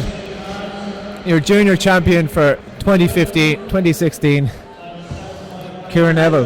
And I believe it was Megan Mars getting third there, and I think a surprise fourth place, possibly Janine Boyle of Finn Valley may have got up for fourth ahead of Gina Akpi Moses. And we'll give you the slow-mo replay there, as you can see. But very powerful last 40 metres there from Kieran Neville. Yeah, so keep an eye on lane 6 there. Molly Scott absolutely powers out of the blocks. Smaller figure than Kieran Neville in lane 4, but once Kieran Neville gets up into her running, you can see she just eats up the field and moves away. Molly Scott does hang on for second, and Megan Mars or possibly Janine Boyle, and even Boyle on the Valley. inside Ara Freeman went very well there, so we'll find out that result for you very soon as the athletes walk away off track. But commanding performance there from Kieran Neville, a star of Irish athletics, a rising and current star of Irish athletics. She's the European youth gold medalist last year. I think she's up into the junior category now, so she'll be targeting the World Juniors this year, which are in Bydgoszcz, Poland in July. She'll be looking to lower her personal best, which is currently 11:64, I think. Classy start to her 60 metre indoor season anyway here, with 7.50 on the clock. Waiting on the official confirmation that, of course, her PB is 7.45 from the national seniors last year. 7:47 was the winning time there for Kieran Neville. It's not yet official, but that's the unofficial result right now. Molly Scott second in 7:56. Megan Mars third in 7:63. Janine Boyle fourth, 7:68. Ara Freeman fifth in 7:75. Gina Akpi Moses sixth in 7:78. Laura Ann Costello seventh, 7:82. And then rounding out the field was Emily Nolan in 7:99. So 7:47 is a very promising start to the indoor campaign from Kieran Neville. And a top quality field there, nobody outside the 8-second mark, and you've got the top 6 all inside 7:80, so some serious sprinting there from those junior women. Next up on track will be the junior men's 60 metres final. So quick run through the start list there. Callum Byrne of Kilkenny City Harriers, Rory Martin, Tullamore AC, Ben Fisher of City of Lisburn, Gareth Thompson, also City of Lisburn, Joseph Ojawumi of Tala, Dave MacDonald of Benapians, Joey Henchy of Bandon, and Jack Dempsey from GCH Galway. And it's always dangerous to call it a 2-horse race or a 2-athlete race, but Fastest in qualifying was Joseph Ojuwumi, who won in 7:02, and also Ben Fisher, equal time, 7:02. They were both won their respective heats. And then next quickest in qualifying was Joey Henchney of Bandon AC with 7:08. We also have Rory Martin was the fastest loser with 7.13. Jack Dempsey of Galway City Harriers ran 7:11. And in that fourth and third heat, it was David McDonald won that heat in 7:07. And then Gareth Thompson won his heat in a comfortable 7.16. So Dave McDonald, Jack Dempsey may well be able to upset, but at the moment, or Joey Henchy, but at the moment it looks to be Joseph Ojuwumi of Tala and Ben Fisher of City of Lisburn, who are going to be the two big guns to watch in this race. Joseph Ojuwumi will run in lane 5. 2 lanes inside him will be Ben Fisher in lane 3. So quick result there from the field events. The under 23 men's shot put. We had James Kelly, the winner from Crusaders AC, with 13:03. Brendan Hyland of Kilkenny City Harriers 12:06, and Seamus McMahon 11:11 for third. And Joseph Ojuwumi, as you can see, is not taking his place in this final after winning the heat. Probably just twinged something earlier. So athletes to watch will be Ben Fisher in lane 3. Beside him, Gareth Thompson of City of Lisburn. From the inside, 1 Callan Byrne, 2 Roy Martin, 3 Ben Fisher, 4 Gareth Thompson, 6 Dave McDonald, 7 Joey Henchy, and then lane 8 it's Jack Dempsey. Favourite in lane 3 in the red singlet of City of Lisburn, Ben Fisher.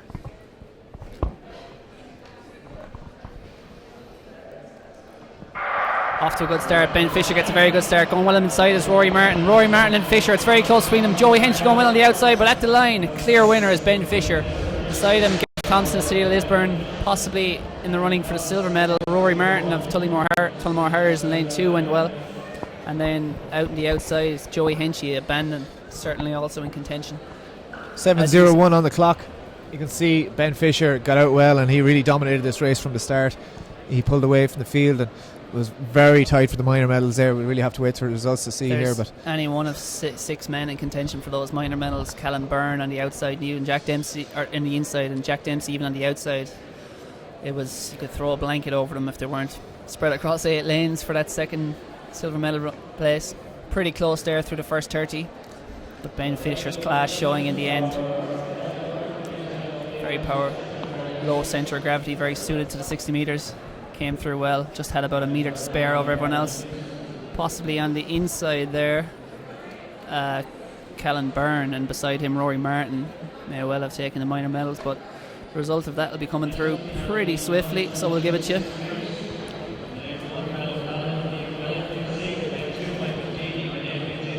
Next up on track will be the under 23 men's 60 metre final. So those times you called out earlier for the junior women's are official now. Called 7:47 for the winner, Ciara Neville, just outside her PB of 7:45. Molly Scott 7:56, and in bronze Megan Mars with 7:63. We had a tweet in from Shannon Sheehy looking for the high jump results. We don't just quite have them to hand yet. We do know that Emily Rogers was last in with a 169 attempt, but that was a failure, so we presume 166 was the winning height. So next on track, it'll be the under 23 men's 60 metre final. Of course, we've already had the ladies final earlier on. Unfortunately, Marcus Lawler is absent from this one after a false start in the first. I was talking to him there, and he's looking forward to his 400 metre final later on. He's put his 60 metre behind him. And said his 400 metres was quite tough, but he said he wasn't puking after it, and he hopes to be puking after the final. So excellent. That's where his intentions lie. It's a good sign. Phil Healy, by the way, was our champion in a straight final to the under 23 women's 60 metres earlier on. That was 7:47 she clocked, same time as Ciara Neville. So they'll be locking horns again at the national championships. And again, we've a good few events coming up. We have next week the GloHealth AAI games will be here next Sunday. So get your bums on seats for that one. You could possibly see Phil Healy versus Ciara Neville at that one. You won't see Phil Neville; he won't be here. But both with 7:47 here today, so that could be that's next Sunday morning at 11 a.m. here in Athlone. And then a few weeks after that, on the 27th and 28th of February, get your tickets early because it's always a popular one. It's the GloHealth National Senior Indoor Championships. all of Ireland's big stars. Some will be getting ready for the World Indoors, some will be getting ready for the Olympics, some will be just looking to take a national title, but there'll be tons of good action that weekend. So both of those competitions are, of course, here in the Athlone International Arena in Athlone. Of course. And by the way, the national seniors, there will be a 1 hour highlights programme on RT2 from 8 o'clock on Sunday the 28th. So the very evening of the championships, we'll have an hour-long highlight show. But anyway, we'll cut back to today for the moment, because the under-23 men are on the start line. From the inside in lane 1, it's Mel O'Callaghan in that yellow singlet of Neva Gwilla. Lane 2 is Michael Deedy of Menapians. Lane 3 is Shane Howard of Bandon. Lane 4, perhaps the favourite, it's Keith Pike, the national senior champion from last year of Clonliffe Harriers. Lane 5 is Owen Walsh of West Muskerry. Lane 6, I was wrong, Andrew Mellon is on the start line. Yep, there's dinner for me for a year. 6 months. We made an agreement. So let's hope he obviously isn't too injured, or maybe he just wasn't that interested in that 400 metres, but he looks to be back in health and ready to take his shot here. He's in lane 6. In lane 7, it's Dean Power, very good junior sprinter a few years ago from Tullamore Harriers. Lane 8 is Tony Stafford of Menapians. So again, the favourite you'd have to say is Keith Pike, national senior champion last year, in lane 4 in that black singlet. I'd imagine he'd be the first out of the blocks. So they're on their marks. Stadium goes quiet. And we've got that beep. You can probably hear it in the background there. So we have a false or faulty start here. We'll wait and see. Hopefully we get the green card and we'll still have a full field of men for this final. But there'll be a few nervous heads walking back towards those blocks. That recall noise sounds like a huge truck just reversed into the arena, backed up Piercing. onto the sprint track. Piercing. There's no mistake in that anyway. But that obviously different to the recall starter's gun, where the starter actually fires it. That means that pressure, that gun or that noise sounds when there's been pressure applied to the blocks, less than a tenth of a second after the starter's pistol. Them's the rules. Of course, it's apparently physiologically impossible to react to something in less than a tenth of a second, so that's the benchmark for what a false start is. And we have a disqualification. We do. It's Owen Walsh from West Muskerry.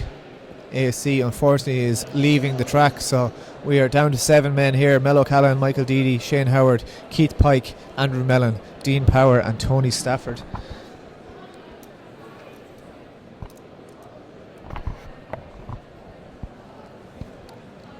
Andrew Mellon, by the way, was fastest in qualifying with 7:01, so perhaps saying Keith Pike was the favourite is a perhaps he was keeping his powder dry in that 400 metres. So like I said, Cathal, remember when you were wrong then?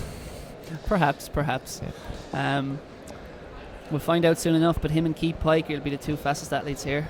Well, we expect on paper them to be the 2 fastest. Owen Walsh might have Owen Walsh has been disqualified, but Owen Walsh will not have a part to play in this. Minor medals. Mel O'Callaghan, Michael Deedy, Shane Howard, Keith Pike, Andrew Mellon, Dean Power and Tony Stafford. So keep an eye out on lane 6 and lane 4.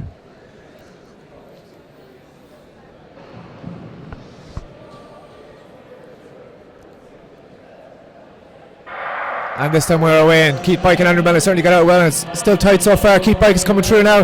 It's going to be tight between these 2 men at the line, and I think Andrew Mellon just took it. 6:94 on the clock, and he is delighted with himself. So obviously not showing any signs of that withdrawal from the 400 metres heats earlier today.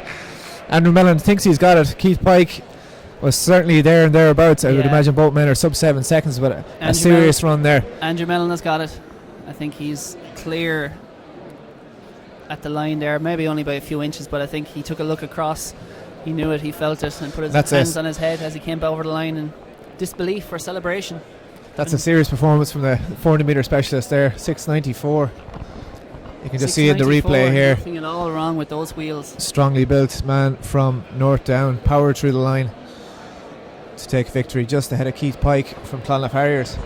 6:94 on the clock. Of course, we'll have to wait for an official time on that, but certainly looks good so far.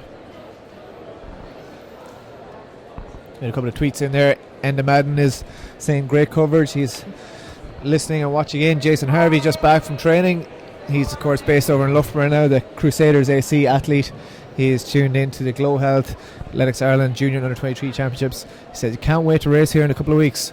Good stuff, Jason. Looking forward to your participation. Perhaps the AI Games or National Championships or the Athlone International on February 17th. Some of those maybe see some of the best athletes in the world, in fact, coming here. You'll see world champions here in 2 weeks' time as well for that. So we can just confirm the junior 60 metres men's. Ben Fisher was your champion, just snuck under the 7 second mark with 6.99 seconds. Jack Dempsey got second from.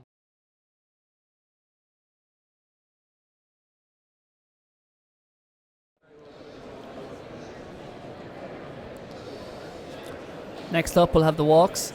So we'll have the women's walk in just a few minutes' time. They're just behind the start line at the moment. Junior and under 23 will be a combined race, and we'll have the same for the men. That'll be 20 minutes later at 1:50 p.m. The next track final after that will be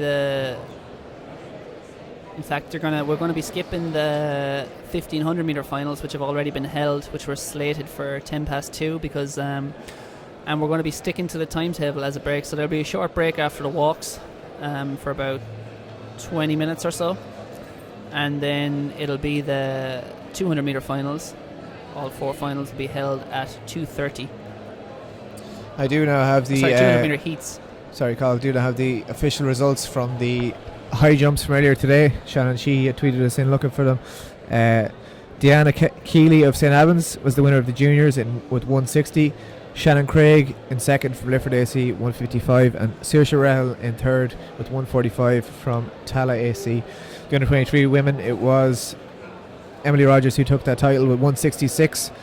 Anna McElmoyle of City of Lisburn was second, also at 166, and Sorka Murphy with 163 in third place. Amy McTaggart also cleared 163, and Sinead McDonough cleared 155 for fifth. So remember to get in touch with us at Irish Athletics and hashtag Glow Indoors QA if you want to. That's the one. If you want any results, any info, any other questions you have for myself or Carl or any of the team here, and we'll try and get back to you. If you'd like a piece of fame and you just want to hear your name, you just want to hear your name called out we'll give live. You a nickname. Give us your name and we'll tag you with a moniker. We'll slur your name, your good name for life. Andrew Mellon, 6:92 on the clock here for that under 23 60 metre final. So he is the champion. Keith Pike did in fact sneak under 7 seconds with 6:97, and Dean Power, the bronze medalist from Tullamore Harriers, with 7.14. We've had a question in on the comments asking us, where did Gina Moses come? I can inform you, Runo, that she came 6th in the junior women's 60 metres in 7.78 seconds. So no doubt, as good as an athlete she was, she'll probably be disappointed with that, because certainly would have been a medal contender coming in, but she'll be back.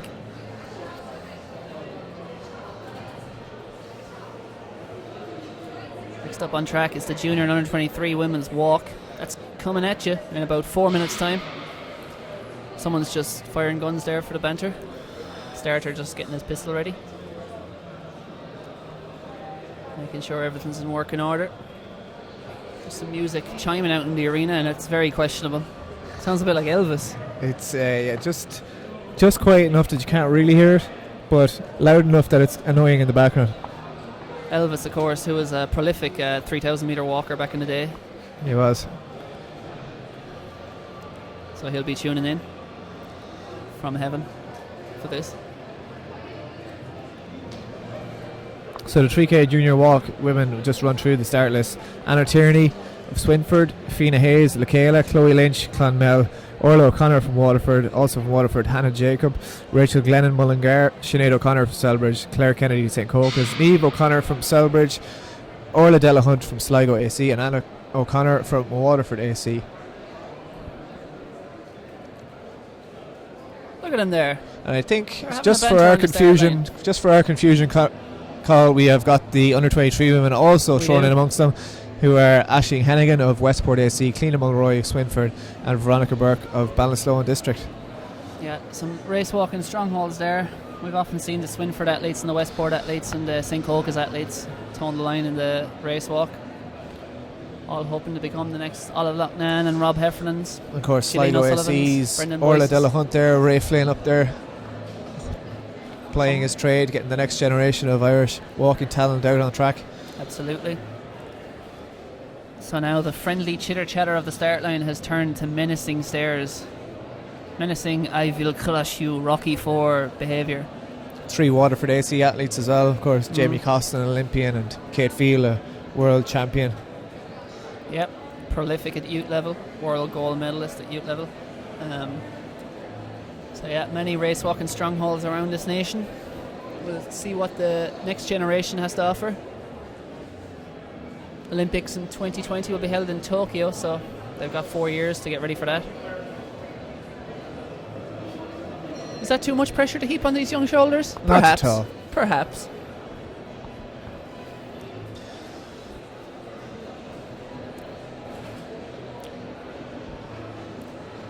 And these athletes are all smiles, but those smiles will soon be wiped off their faces because they're about to enter the hurt locker for 15 laps of technical mastery. Thanks very much for the comments from on the stream. Francis Tracy there saying excellent coverage. Matt Dev 2015. Joe O'Loughlin saying just giving us some love. Thank you very much, Joe. And Christina O'Brien, Jack Holian.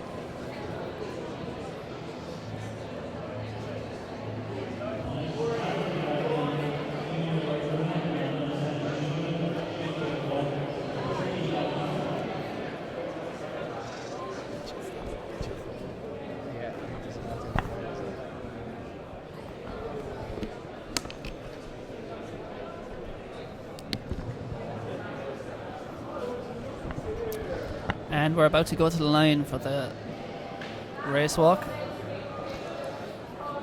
Junior and under 23 women all in together here, so 14 athletes and all, 3 under 23s, which leaves 11 juniors, Carl, if my maths are somewhat correct. I don't know. Let's Suspect get out the at best. calculator for that one. But yeah, the starters, by the way, they're not holding these athletes just for the fun. This race was slated to be run at 3:30, so like clockwork, we are sticking to that. And the clock, I can tell you, has just ticked to 1:30. Not going to be here 2 hours, but the clock has just ticked to 1:30, so they'll soon be called to their marks. You made me question my fine timepiece on my wrist here, Carl. I thought I'd have stopped there for a minute. Don't worry, Convenient at 1:30. my timepiece is finer. Neither very appropriate for timing a race Absolutely walk, so not. we'll be resorting to our phones for that. I know I have my handy Casio here, don't worry. Trusty. To keep up to Everyone date with owned a splits. Casio at some point, didn't they?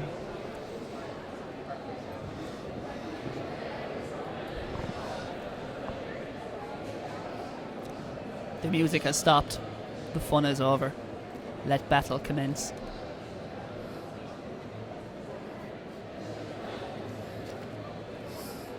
So still plenty of action left in this timetable today. After these walks, we'll have the 1500 metres finals. Do we have any No, 1500 there are metre- no 1500 All metre finals, done. I believe. All done. So I we'll be think, straight if into I'm not the mistaken. 200 metre heats at 2:30 if the timetable is not being pushed forward. Then we'll have the 800 metre heats, the 60 metre hurdles finals, the 200 metre finals, 400 metre finals, and 800 metre finals. That's all on the track, but still to come on the field. At the minute, we've got some shot puts taking place for the men, juniors, and under 23s. £35 for distance will be after that. The pole vaults are underway, and the men's high jumps both have to take place. Junior and under 23 men's long jumps and the triple jumps. So plenty of action to go here yet today. Lots of titles to be decided, lots of medals to be won, lots of hopes to be dashed.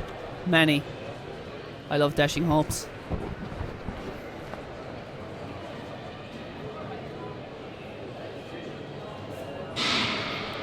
We are up and walking.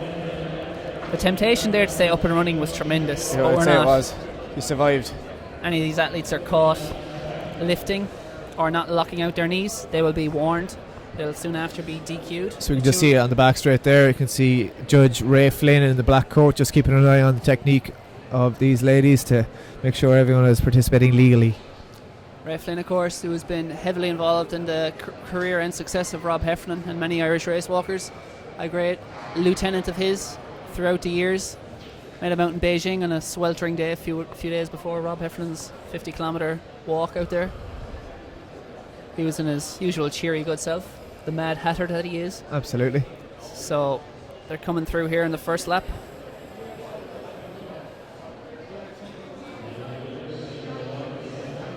So we must lock out our back leg and keep both feet on the ground. Correct. 1 foot on the ground at all times. The knee must be locked from the point that it passes under the hip, I believe is the rule. And 1 foot on the ground at all times to the naked eye. Yes. From the time it hits the ground to the time it passes under the hip. And yes, no lifting to the naked eye. Of course, people often criticise the race walk and say, well, they all lift, which technically at world class level anyway they all do, but to the rule naked eye actually is stated that it's to the naked eye, so unless the judge spots it, you're grand. So you can play back as much slow-mo videos as you want and say they're cheating, but they're not. The rules state it's to the naked eye, and if you can get away with it that way, make up some gains on your opponents, then fair play. You said it, your amen. But anyway, back on the track, Cliona Mulroy here, a shot to the lead of Swinford AC. Number 95 there with the black singlet with the slash across it. Then it looks like a Westport athlete just behind her.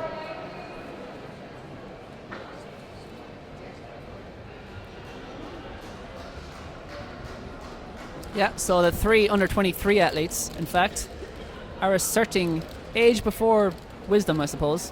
No, that doesn't make sense. But anyway, it's the three under 23 athletes in this race are 1, 2, and 3 at the moment.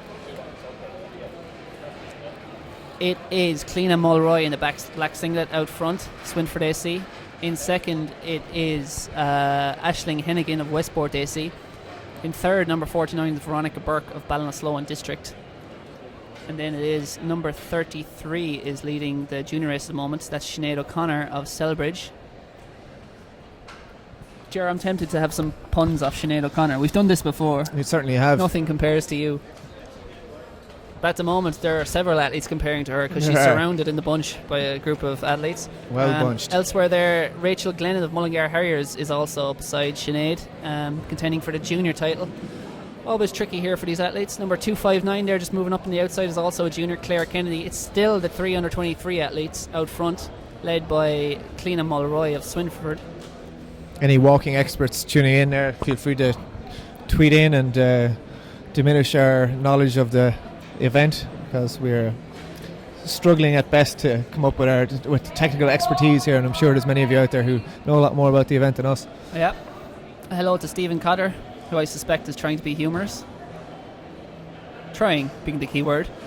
You can tweet us at Irish Athletics or the hashtag GloIndoors QA, that's the one. Glow without a W. GLO for GloHealth, who are our sponsors here today, making this all possible with their continued support of Irish Athletics.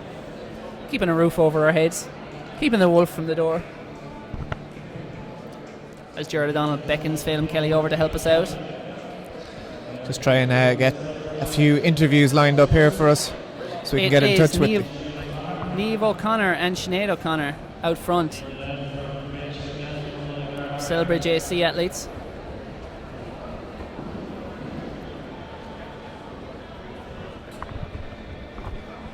Rachel Glennon there of Mullingar Harriers back in third. I think that's Chloe Lynch of Clonmel back in fourth at the moment. So tight packed here at the moment. Very bunched. Phelim Kelly's just been recruited to be our, what do you call him? Our assistant. Our assistant, yeah, our runner. Our runner. He's running out there down onto the track. Who's he going getting for us for an interview, Joe? Oh, that's a secret to be revealed. We're going to get a star athlete up here to be interviewed. Our first interview of the day. We're going to have Ciara Neville up here after the 200 metre heats. Hopefully she's just going refueling after her 60 metre victory. Absolutely. What a performance it was. So as they come through here, through the lap. The bell? It's Sinead O'Connor ahead of Niamh O'Connor. And then it is Mullingar Harriers' Rachel Glennon in third. Just up on the outside there in fourth is number 49, who is the first under 23 athlete. That's Veronica Burke.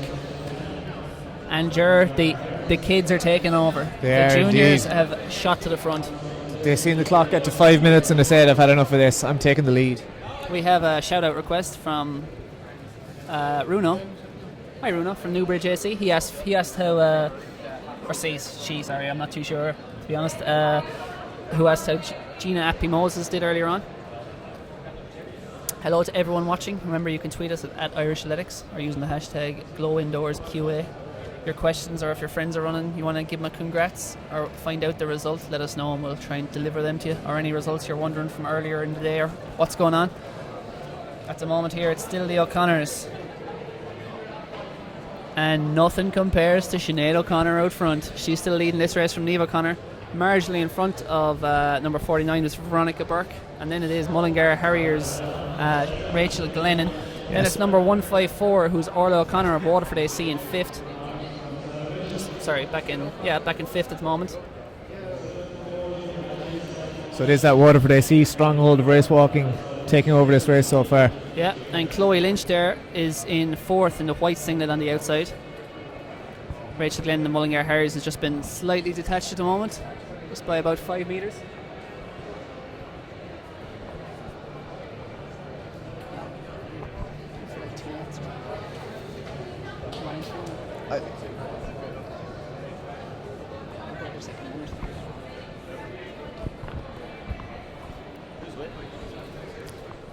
So as they come through there,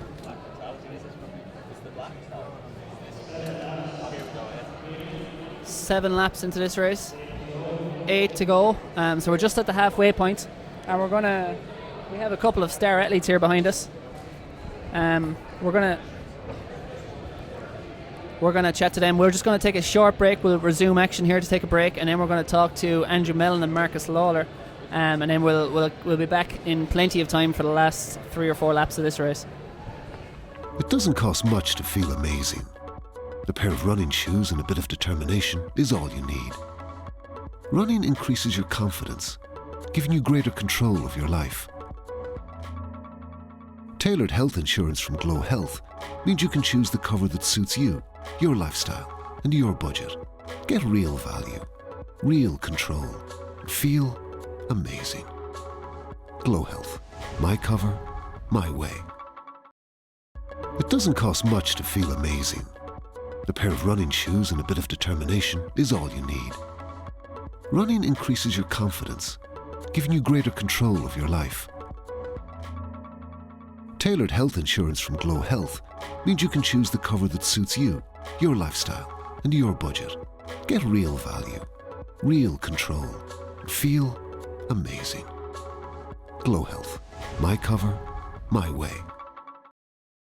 It doesn't cost much to feel amazing.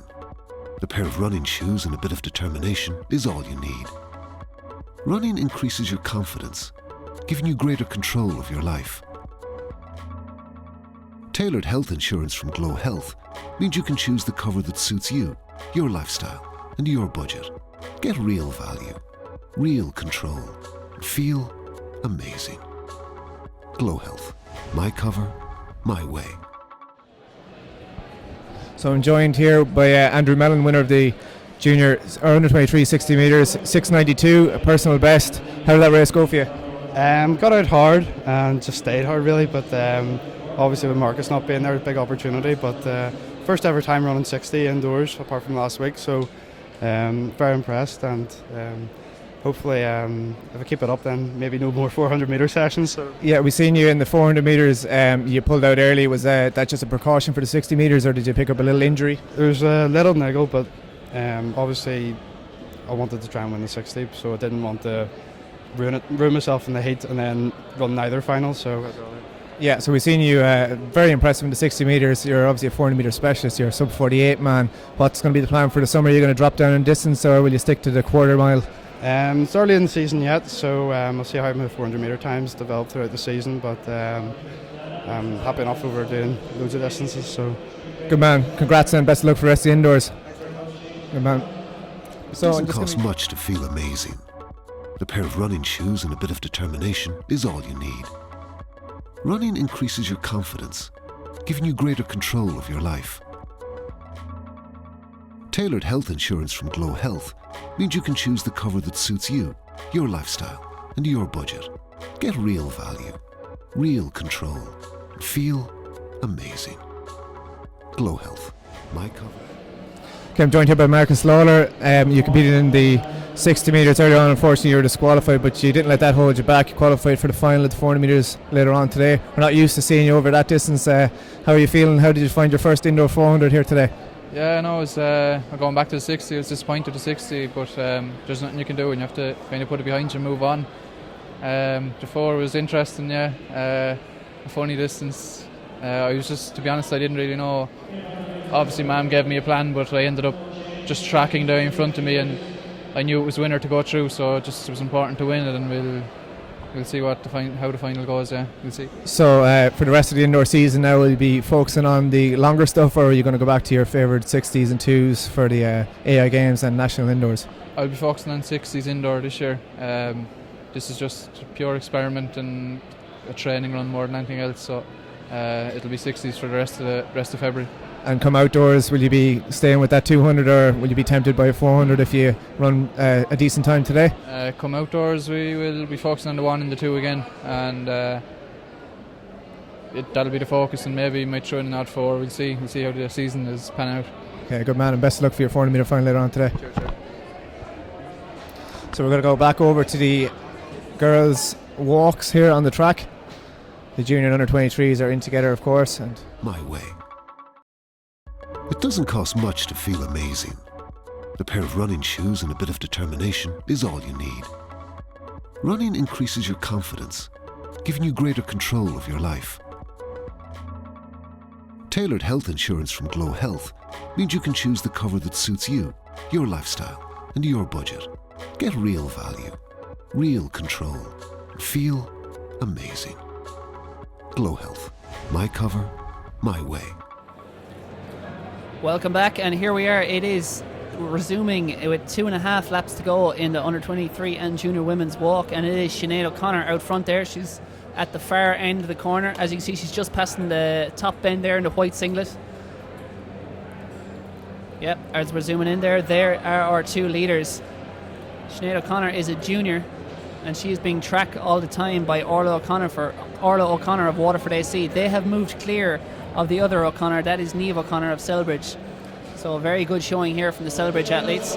400 metres to walk for these athletes, and all the way it has been Sinead O'Connor leading. Currently we have 13:10 on the clock with less than, so we're looking at a time in and around 15 minutes here for 3k, and Sinead O'Connor has dominated this race. Can she hold on? nothing compares to Sinead O'Connor, Cathal. Well, at the moment one athlete does, and that is Orla O'Connor. Orla O'Connor of Waterford AC. The Waterford battle. Sinead O'Connor from Selbridge. They've moved clear. Many would consider Sinead the deserving winner of this race, but leading for 14 laps means nothing if you can't do it for the 15th. Just the 4 O'Connors in that junior race. Not confusing at all. Sinead O'Connor, excellent technique, probably does look the more composed of the 2, and receives another warning. There's been a good few warnings this race, but it's not enough for disqualification just yet. Sinead O'Connor comes through, 200 metres to go. She's got about 3 metres clear of Orla O'Connor. There's about 60 metres back the track then to the 3rd O'Connor, which is Niamh O'Connor. And I'll just bring you the updates when I get them on the under 23 event. It's kind of confusing at the moment, but just back to this junior race, entering the backstraight for the final time. Sinead O'Connor has moved clear now, about a 4 metre advantage.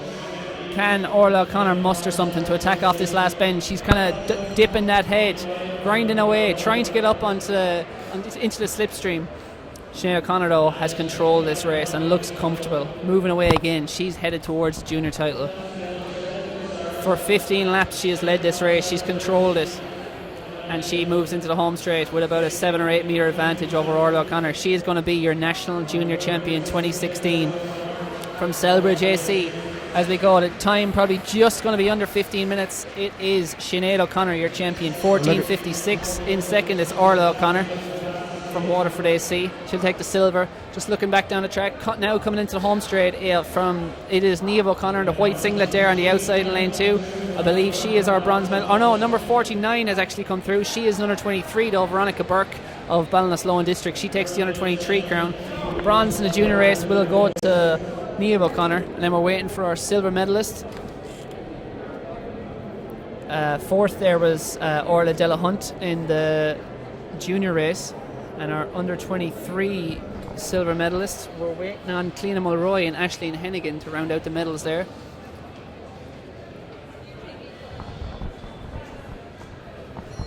So a fierce battle there between the two O'Connors up front. A savage race, and just under the 15-minute mark for that 3K for the junior women.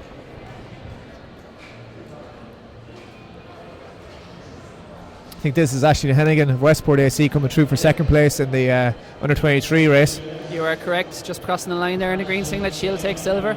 Ashley Hennigan of Westport.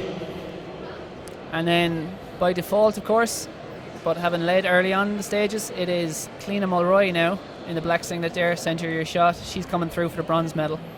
I think she had Sinead O'Connor led for the whole race, but she didn't. It was actually Cliona Mulroy who led. Just responding to the pressure there from the athlete on her outside, who was St. Coca's Claire Kennedy. I think she's come through for about 6th place in that junior women's, possibly 5th. You see Fiona Hayes of Michaela there coming through the bell as well, and now we can see Anna O'Connor, I think Anna that O'Connor is. of Waterford AC.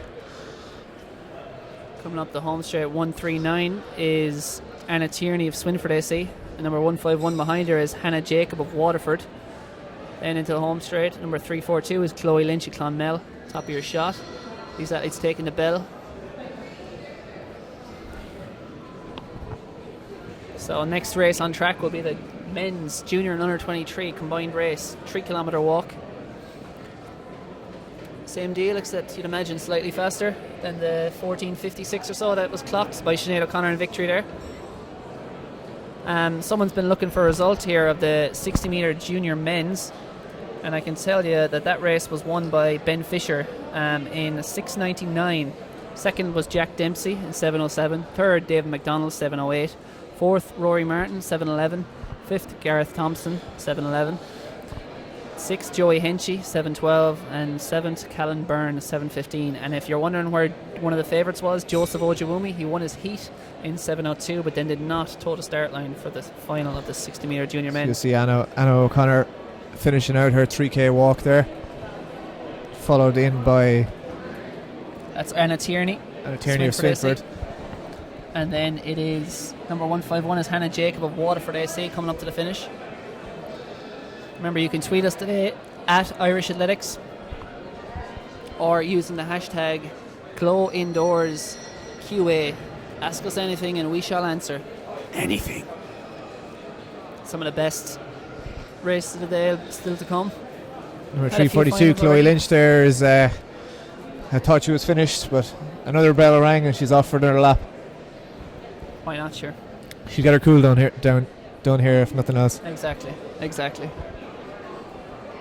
Flush the lactic, as they say. Yes, indeed. Yeah, that's what they tell me.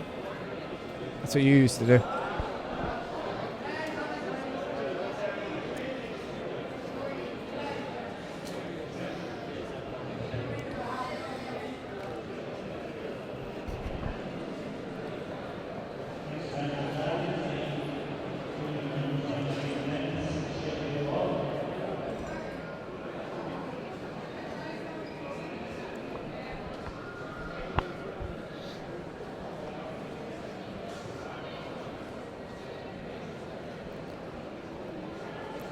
So if you're wondering what's coming up later on in the show, we've got loads still to come. We'll just get that timetable. Yeah, it's going to be mostly finals from here on out, although we do have some heats to sort out. We'll have the after this we'll have the men's walk. That'll be a combined race that's set to go to the line as soon as this. They're ready to rock trackside at the moment. Then we'll have the 1500 metre. No, the 1500 metres in fact have already been run because they were straight finals, so we'll have a gap in the programme, then a short break until 2:30 when the 200 metres will be held. That'll have junior and under 23s, both genders going to the line there. We'll have the heats of that, some cracking performances to look forward to there. Then we'll have the 800 metres, men, women, junior, under 23 heats. Some straight finals will be held in, so you can look forward to some middle distance finals there. I don't think heats are going to be required in all those ones. I think that may be mostly in fact straight finals. And if you're just looking at this programme wondering, the heats, if there is heats listed on the programme and there's not enough to form a heats, finals will always be run at the heat time. And then later on in the programme, if there's a scheduled heats that aren't, or a final that had already been run, we'll have a short break so we can stick to the timetable. Obviously very effective and accommodating to the athletes who are having to know what time they're supposed to warm up at. Very useful to know exactly when to start your warm-ups, when to eat your lunch and whatnot. So our champions there, Carl, in the junior race. Yep. Sinead O'Connor was the champion in the junior and race. under 23s. We had Veronica Burke. So there are under 23 and junior champions for the 3K walk at this GloHealth Junior Under 23 Championships. Up next we have the men for 3Ks of walking. Yeah. And we'll get you those official results as soon as they're in.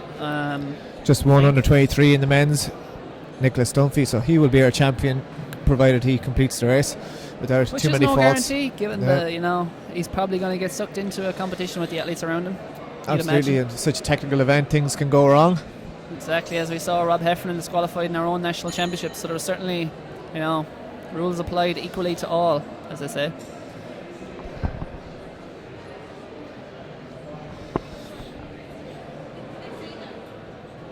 In the junior men's race, we have 8 athletes going to the start line.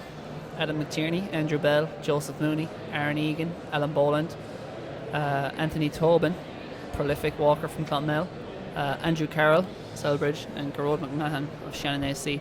We also have the long jump going on in the infield there, as you can see in your shot. We're going to try and find out what's going on in those events. You can see the strong men throwing that weight for distance as well here in this near long jump pit. I wonder do the long jumper and triple jumpers despise them for ruining their good sand. Ruining that good sand. Look at it. Clattering into it. I think they're just doing warm-up throws, as you can see at the moment. Should be interesting. It's an interesting technique, Ger. It is. It certainly is. You wonder, who came up with that? Who decided? Somebody who was good at it obviously said. And there's Lucas from I'd like Bandon, to beat people in this. Just competed in the 400 metres, yeah. He was in. Indeed. Up you by you. Yep. Looks like a good, I'm going to say a 5 metre throw there. I'm going to go with 4:30. 5:70, so no, it's not. Yeah, 4 something. The walkers to the left of the arena, as you can see, are just doing their final stride outs. Clonmel has 3 athletes going to the line here. Tobin's, of course, Anthony Tobin. He's the brother of Sean Tobin, who I think ran a 4:01 mile in America. He did this indeed. Weekend. One of our most promising middle distance talents. And there's actually no sign of our under 23 here, Nicholas Dunphy, just yet, so maybe we'll have no champion in that event. Yeah, Nicholas, if you're watching, this isn't like football. Can't take a walk over. Come on. You got to get yourself on track. We're dropping your name something serious here and you're not even here. Come on, Nicholas. Come on, Kilkenny's not that far away. You've got a good bit of time. You can do this. You can manage this. And Ryan says, it's fantastic to see events like this being streamed live and a great job being done too. Well done to all. As does James Cordes, says, high quality stream, well done. And for that we thank GloHealth, Athletics Ireland, and of course Entry, who are here beside us, manning the technology while we talk what many would consider drivel. Utter rubbish. Drivel. Utter rubbish spliced with sometimes interesting facts and... Occasionally we delve into results. the psychological state of race walkers who, have to, I would say, argue the most challenging event psychologically, given the discipline, especially as you reach senior level. Certainly even the juniors in race walking have to do 10 kilometres, but once you get up into senior and you're 20 kilometres, 50 kilometres, the sheer time it takes to train for the event, let alone the length of the race. Yeah, and talking to some of the elite race walkers we have in Ireland, I remember them telling me that they never listen to music while race walking and training, which is something a lot of runners would consider essential for their training to get through the long 60, 90 minute, even 2 hour runs they might have to do to kill the boredom. Race walkers, many of them anyway that I've spoken to, have said that it distracts from their technique and their constant need to focus on their technique as they're running, which some runners don't have to deal with, while also going the distance at obviously a time that takes a lot more time to cover 15-mile long walk than it would if you were running it. So huge admiration. Psychological beasts.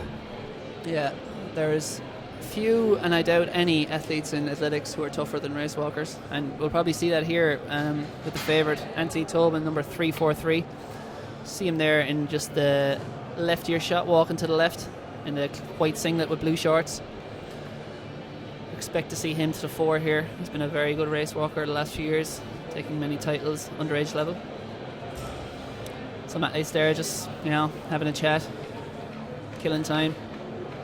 This race, by the way, is due to take place. We're already past post time, so I'd say you'll see these athletes called in pretty swiftly here. Into line, taking their last sips of water. Obviously, the indoor arena here is quite warm, so again, perfectly suited to spectators and sprinters. But when you're covering an event like this, which will take 13 minutes or so, it's you can get quite dry throat running in this sort of environment. A distance event. So we're going to have 8 athletes going to the line here. We have a full complement of the entries in the junior men's race. On number 90 there in the green singlet is Andrew Bell of Castlebar. Beside him on the inside, I'm not sure who that is right now. Oh, it's number 34, Adam McInerney of Suncroft AC. And you have the triple threat from Clonmel of Aaron Egan, 341 there, or 340. No, 341, just behind the official.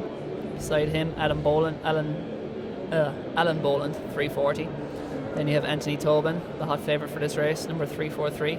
To the left of him from Shannon, you have, that is Gerard McMahon. Number 326 there in the yellow singlet is Joseph Mooney of Adamstown AC.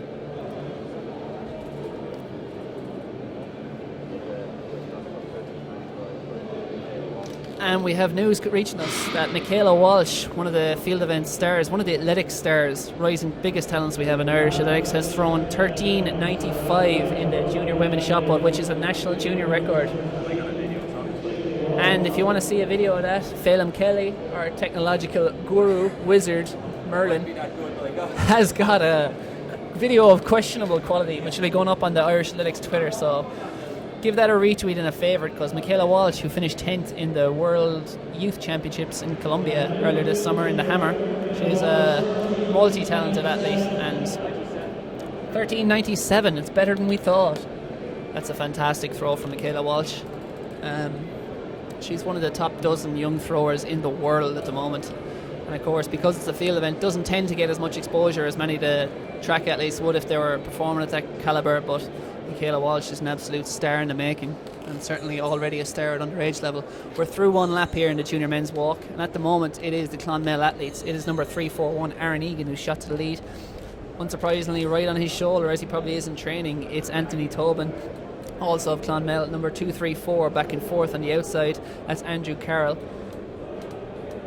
And then Gerard McMahon from Shannon AC is slotting in there in the third position. Just enjoying the slipstream of these two athletes at the moment. Of course, many of these walkers will almost prefer to be at the front, given it's indoors and there isn't much wind. You can control your technique a bit better, can focus on your technique, I suppose, without being crowded running in the pack or with athletes around you. But they've gone off at a fast pace here as they pass through the first 2 laps. Aaron Egan has laid his stall out. This is going to be a slog. So we do just have our 8 juniors in this one, no under 23 men, unfortunately, so it's a straight battle for the medals. But who's it going to be? Aaron Egan and Anthony Tobin, the head-to-head up front, the Clonmel duo. Of course, events like this, especially that require such technical expertise, it often comes down to, clubs that are strongholds of the events. It comes down to a very good coach. I don't know offhand who the coach is in Clonmel AC, but they're producing a lot of very good underage walkers in recent years, so hats off to whoever's doing good work down there in Tipperary. 6 athletes strong clear here.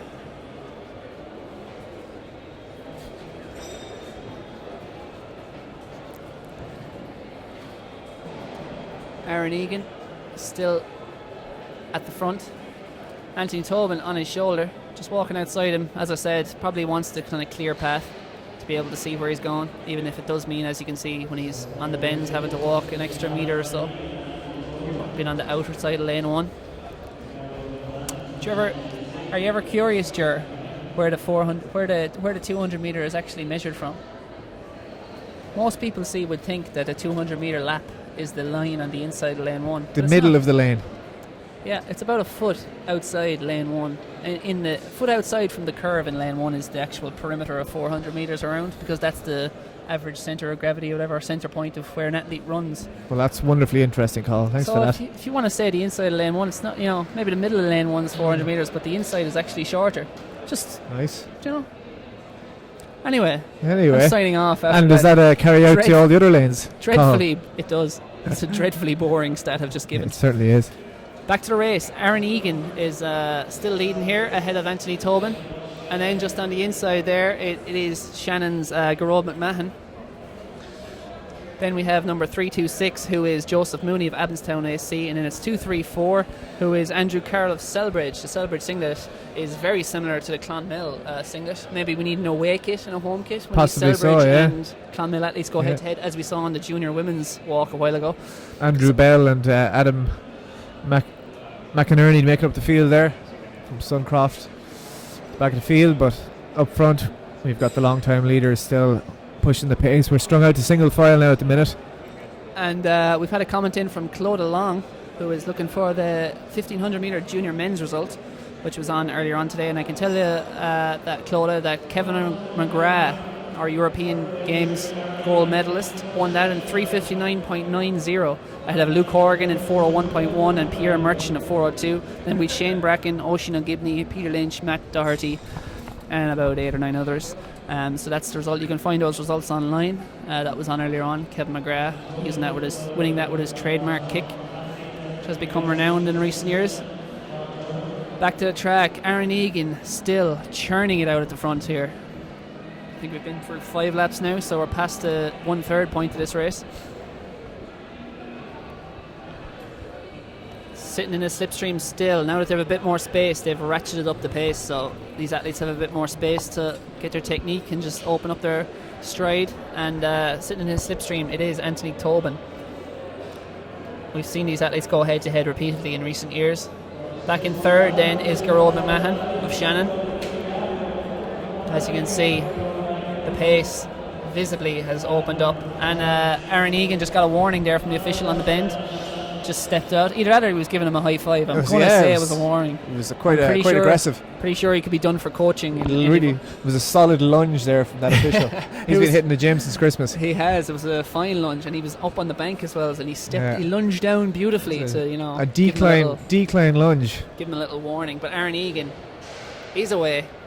He's got about a 7 or 8 metre lead over Anthony Tobin, and yet again, as always, got it wrong, saying Anthony Tobin was the favourite.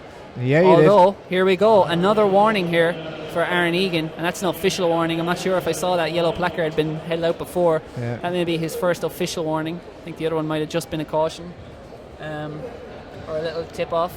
Here we go again. There's another warning. That's his second warning. There's number 2 on that one, so I presume that's what that means. I think that's the squiggle. Oh. Yeah, I think there's two different. Forgive my lack of total nerdiness and expertise in the race walk, but there's 2 different warnings, and each mark denotes what they've been warned for, whether it's lifting. I'm pretty sure that's the lifting, the squiggle. So you can check out, by the way, up on the Athletics Ireland Twitter there, just a minute or 2 ago, is Michaela Walsh's national junior record throw of 13.97. Fantastic stuff. Hopefully we'll get her up here for an interview shortly to talk about that record and her fantastic season last year and what lies ahead for this one. Absolutely, but as you can see, centre your shot, Aaron Egan has blown this race apart. Let's just hope he remains warning free for the rest of the race and he'll be home and dry by the looks of it. I think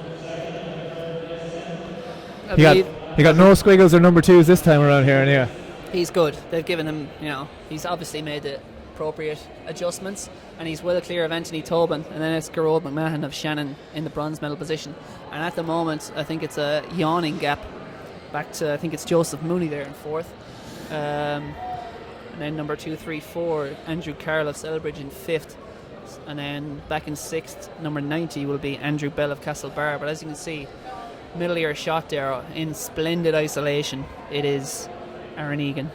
He's home free. As long as he holds this race together, he's got about a 30 metre advantage over his club mate Anthony Tobin, although thought the official there was reaching for the pads for the warning placards, but she is not. I think that's 6 laps to go, I believe. We can't actually see the lap counter from up here, but I think it's 6 laps to go if my ailing memory serves me correctly. Some solid counting.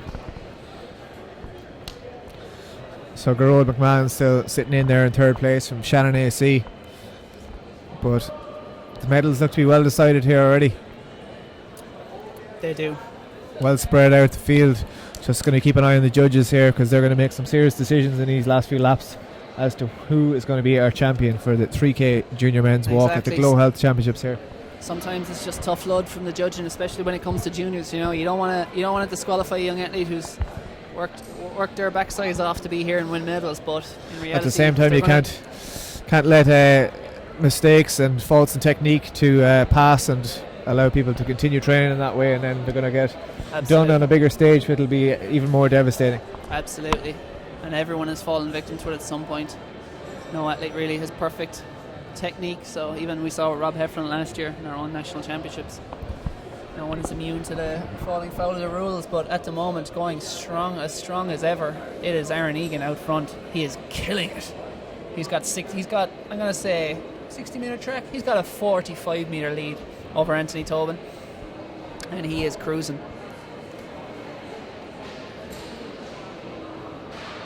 Cruising there to the victory is Aaron Egan. I think this will be about 4 laps to go as he comes up, possibly 3 laps to go.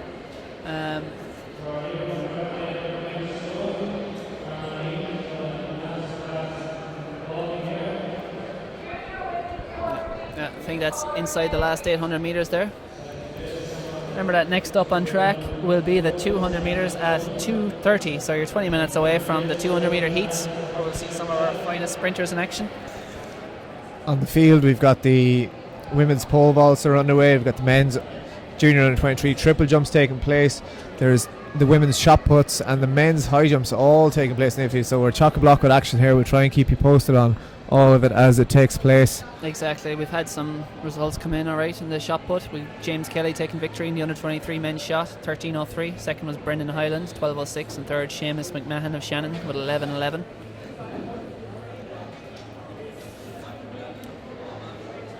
Centre your shot there. Always a good thing to be lapping athletes. And 3 laps to go, 600 metres from Aaron Egan. Can he lap half the field? Yes. I'm going to say he'll lap half the field. He probably won't be able to get to his training partner Anthony Tobin, but he's certainly well on course here to lap several of these athletes. Probably not Gerard McMahon either of Shannon AC, who's currently in the bronze medal position, although he is now about 100 metres behind our leader Aaron Egan. Likely silver medalist Anthony Tobin is probably about 60 metres behind.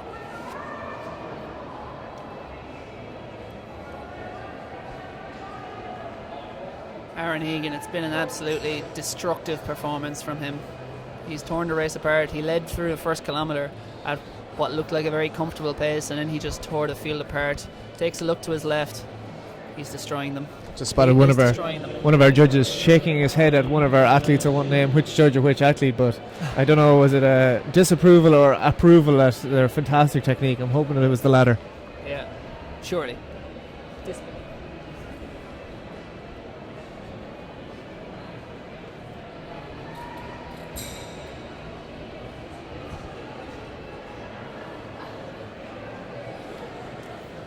Anthony Tobin there, and he's still in the silver medal place as he comes past us. Still going very well. That's a moment. It's Aaron Egan. It's all she wrote. It's all over. Aaron Egan is going to come up. I think he's going to take the bell this time. I can see the starting official just going to reaching for the bell, I think. And he's well on his way. He's opened up about 100 metres from Anthony Tobin, who's just at the end of the back straight right now.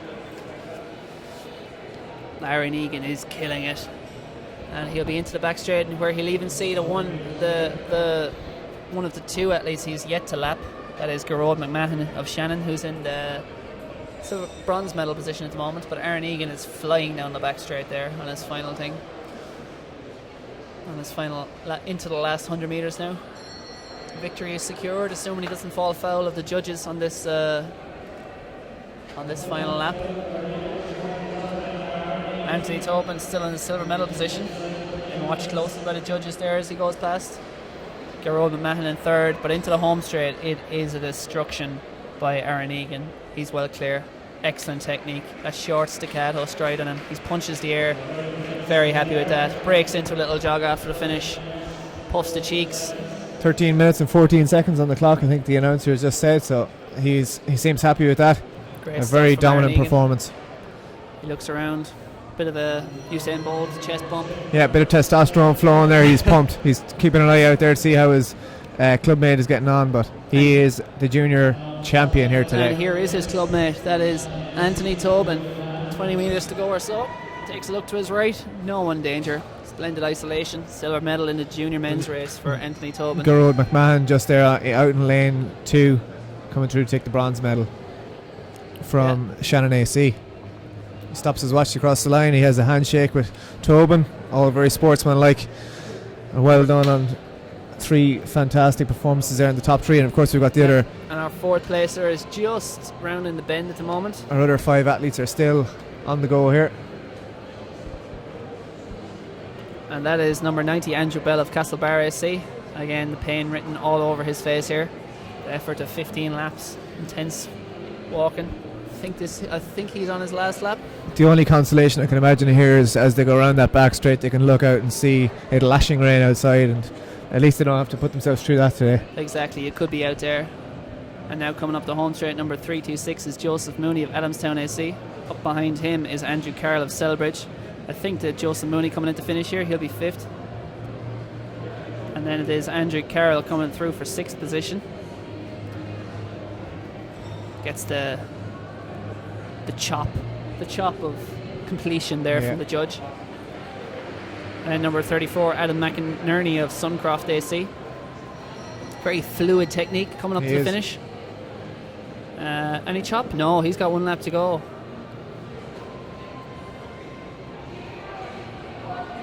Alan Boland there, another few laps to go for him, 3 laps to go. Officials doing a great job here keeping track. See with 8 athletes and many of them getting lapped in the middle laps, it's very confusing to try and keep track of who's got how long to go. With 2 athletes left out there, Adam McInerney will be next to finish, and then another 2 laps to go for Alan Boland, the Clonmel. Then we've got about 15-minute break then, even less. You can go make a cup of tea for yourself, and we'll probably do likewise. And Bring the laptop with you though. Do stay in. We'll have the women's 200 metre juniors will be up first. That'll be 3 heats in that one, with the first to cross the line qualifying automatically, and then the 3 best times thereafter. So heat 1 will see Sarah Lawler, Laura Ann Costello, Ara Freeman and Charlene Mosley do battle. Heat 2 will have Emily Nolan, Kate O'Connor, Roisin Flynn and Kieran Neville. And the final heat will be Orla Kavanagh, Alana Ryan and Gina Akpi-Moses. The under-23 women's 200 metres will be a straight final with Claire Foley, Bronwyn Keogh, Sarah McCarthy and Phil Healy. Just the 4 athletes in that. And sure, I said we're going on a break, but no rest for the wicked. Because you know what we're going to do instead of having a break? What's that? We're going to get some of Ireland's best coaches up here. Excellent. We're going to try and get maybe someone like Haley Harrison, Drew Harrison, maybe Shane McCormack. They're floating around there talking to David O'Shea. We're going to talk about sprinting in Ireland, because sprinting in Ireland is on a high at the moment. It certainly is. We were once a land of middle distance runners. We're now Plodders. becoming a land of sprinters. Plodders. Finally, we've got some athletes. Sonia Sullivan was just watching this stream, Ger. She's turned off, she's in bed. Skip this bit, Sonia. Do you want Sonia to issue her disapproval, which will inevitably see someone hit the doom switch for us? She'll be watching a playback, she can just skip this bit. Paul Byrne, our good friend, has tweeted us saying great coverage of the junior under-23 champs. Makes me wish I was a chap again. Looking forward to Lawler versus Madden dust up in the 400 later. Paul, I hope your tan is fantastic, because Paul was just down under. Is it right to say down under? Yeah, for South Africa. Down over. Southern Hemisphere. Paul was just down in South Africa where he was prepping for the upcoming season. 400 metre hurdler, of course. I believe he holds the national indoor 400 metre hurdle record. Does indeed. 52.74-ish? Yeah. Possibly. Paul a 50 point 400 metre hurdle. He was down training with Thomas Barr, and Mark English was down there as well with them, making everyone jealous of, when we were enduring the winter back in Ireland. We've got great conditions, but they'll be prepping for possibly, to be honest, all 3 will have an eye more in the outdoor season, but we may see some of them in action. We'll certainly see Paul in action. I think Thomas maybe giving the indoors a miss, but Mark English is set to compete in Dusseldorf, I believe, next week. He'll be opening up his campaign, and then competing in Glasgow, which is probably the meet of the indoor season on the world circuit. He'll be looking for a strong performance there, and certainly all signs are that he's doing very well at the moment. So we'll be looking forward to all the big guns of Irish athletics getting out there in action on what's a huge year for the sport. There's some top class photographs being tweeted to us here from Sportsfile as always, so make sure you check out sportsfile.com later today and you'll see all the action as it unfolded here today with some great sprinting long jump shots on show.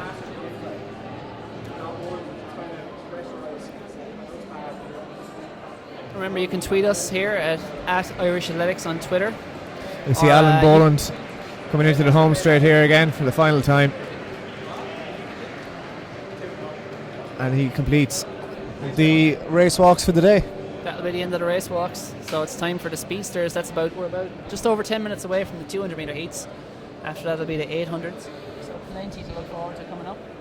You see Sarah Lavin and Kieran Neville there, clubmates, knocking around behind us, warming up for their respective races. In fact, that's not Sarah Lavin. That's Molly Scott, I think. No, it's not. It's Lauren Costello, in fact. Lauren Costello. Couldn't see the front of her, so forgive me my mistakes. Yeah, we're going to try and get some interviews as well for you at some point.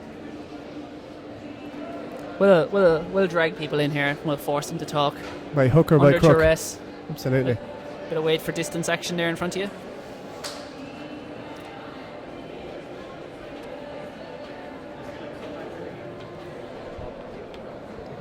We've got some pole vaults action going on at the end of the arena there. As you can see, as we flick to the left, that leading a red singlet. Just try and of course, pole vaulters, as you'll probably be aware, don't wear the number on the front of their singlet as they clear the bar using that, so any number on the front of their singlet would only affect that.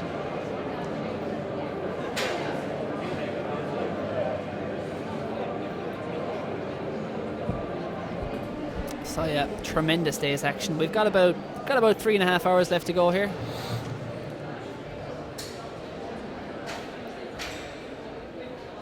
We'll do our best to show you the pole vault as we're in between track races. You can see the officials setting up the hurdles there for later on in the day. Around 20 to 5 or so, we'll have the finals of the 60 metre hurdles. Some hot action to take place there. We'll see Sarah Lavin. We will see Molly Scott back in action.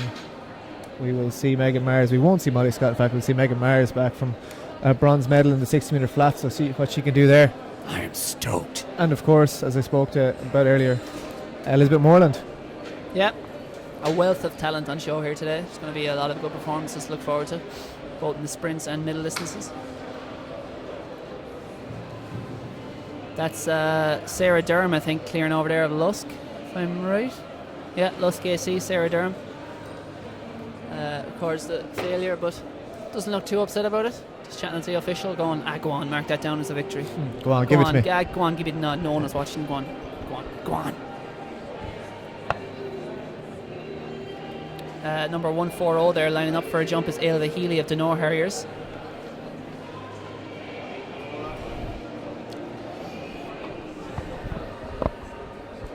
Bar at the moment looks to be at about 2.5 metres.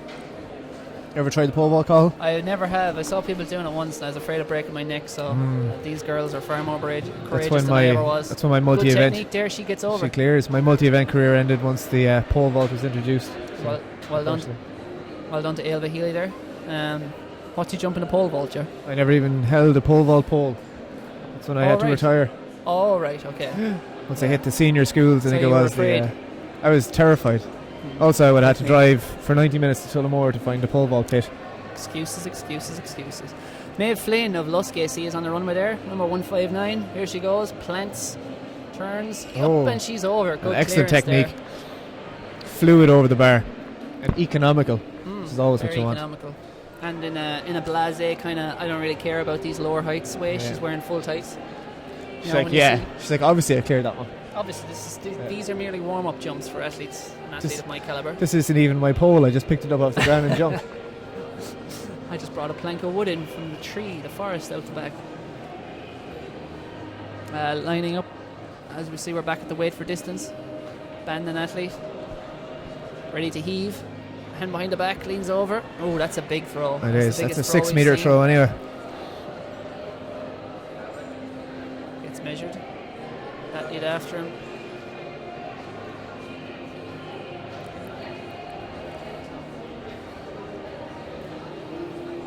He's happy enough with it. He gives the nod of approval to his coach. He stands by to watch his competitors. Yeah, it's the junior and under 23 are being combined here, by the way. So remember, get in touch if you're looking for results, you're looking for questions about events or athletes competing, at Irish Athletics on Twitter and hashtag GloIndoorsQA. You can also send a Facebook message to the Athletics Ireland page, or you can leave a comment under the stream here on the YouTube channel. And it was Gavin Hicks who heaved that of Bandon SE, who heaved that big throw out there. We'll give you the results of them when we have them, which we currently do not, because they're still ongoing. So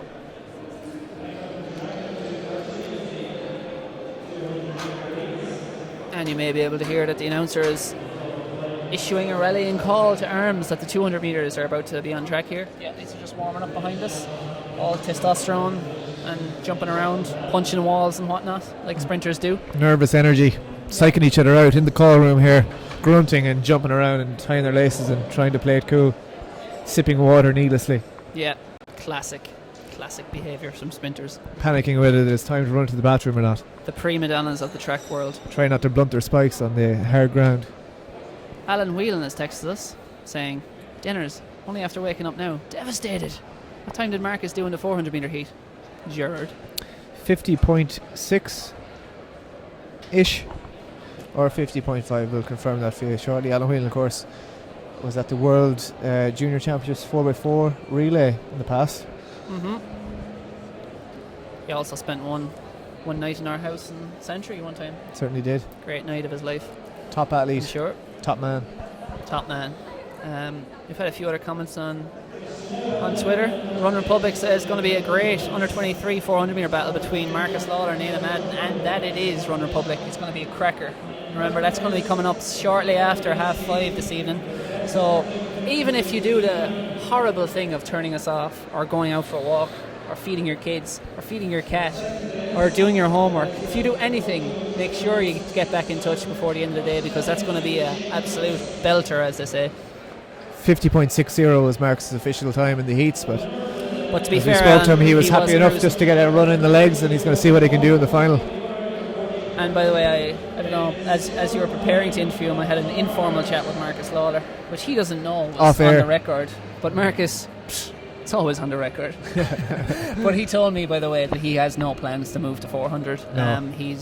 It's not even an experiment. It's more just part of his winter training or whatever. He's very much still a 100 metre and 200 metre sprinter, and he will be outdoors. And Marcus was DQ'd in the 60 metre earlier.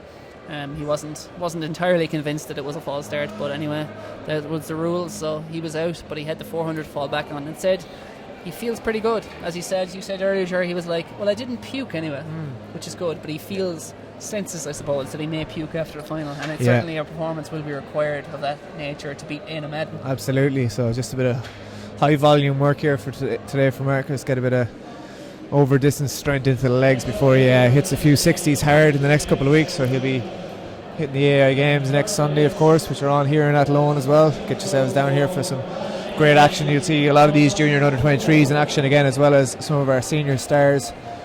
Next Sunday, 11 a.m, 7th of February here. And after that, the 27th and 28th of February, RTE will be here, and they'll be showing a highlight package from our GloHealth National Senior Indoor Championships. So Marcus will be taking to the 60 metres there again, trying to claim a national title for himself. Of course, he did the sprint double outdoors last year, and he'll be hoping to do something similar down here that day. It's all about doing that sprint double. Kelly Proper, Marcus. Is. Don't see many middle distance doubles anymore, a la David Campbell circa 2007, but who knows, maybe we will this year, although I highly doubt it, given Mark English will be sticking to one event, and the Kieran Leonards and Paul Robinson's event of this One world man who will also be doing the same. He's been moving up in distance recently. Kieran Kelly of Raheny Shamrock, we've seen him move up to 800 metres last year. He ran a 3:52 1500 yesterday in the Scottish Championships to take the title. Nice. Nice. So that's a solid performance from a man who's more used to running 2s and 4s in the last couple of years. He's now officially a middle distance beast, I suppose, Dennis. A beast, indeed. Bringing that speed to the higher distances is always a dangerous thing, or I suppose a potent threat you are to your rivals, especially in a championship race. We're only about 3 minutes away from the next race on track, which is the junior women's 200 metres. As Ger O'Donnell leaves me, I think he's had enough. I think I finally broke him. I think all my puns about Sinead O'Connor winning the junior women's walk and saying nothing compares to you finally broke him, wore him down, ousted, and I'm on my own with the Entroy crew. But coming up next in the junior women's 200, we're going to have 3 heats. Final will be held later on at about 5:15. We're going to have the final of this race. So these athletes will have about 2.5 hours to recover. In Heat 1, it's going to be Sarah Lawler of St. Joseph's, Laura Ann Costello of Galway City Harriers, Anna Freeman of St. Coolin, and Charlene Mosley of Newport AC. National record is Niamh Whelans of Ferrybank. She ran 23.92. Might be shocked if we see anything in terms of sub 24s today, but who knows? Ciara Neville is definitely a threat. She'll be up in Heat 2, one after this. Of course, Ciara Neville, who obliterated the schools records last year, and indeed the youth records in Ireland. Even if she won the intermediate race at schools, she ran faster than any Irish senior girl has ever done, or senior schools girl has ever done. So maybe she'll be attacking Niamh Whelan's record of 23.92 later on today. That race will be at 5:15, but for now it's the heat.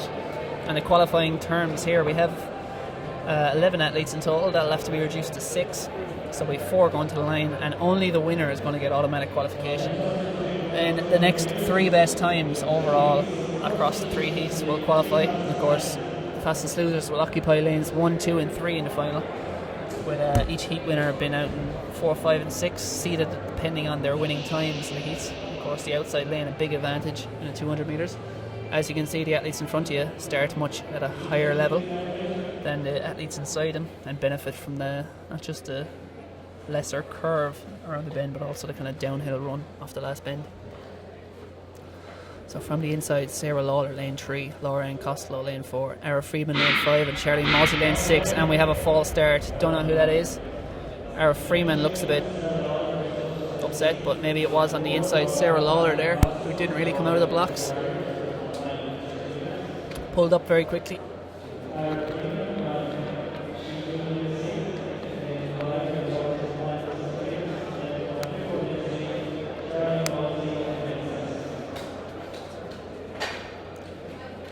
And we have the heats through for the junior men's as well, which will be up after this.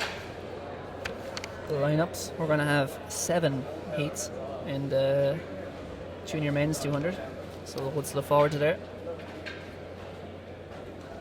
False start, Jerry, you missed nothing. I seen it. I saw it. I see it. That is to say, I saw it. Oh, we have a DQ, and as Ara suspected, Freeman. that was Ara Freeman, who, as soon as she came out of the blocks, she looked disgruntled, and she is out of there. Red card, so we're down to 3. Winner only will go through. In lane 3, it's Sarah Lawler of St. Joseph's. Outside her, Laura Ann Costello of Galway City Harriers. And then right on the outside, she'll be running in splendid isolation with that empty lane inside her. It's Charlene Mosley of Newport AC.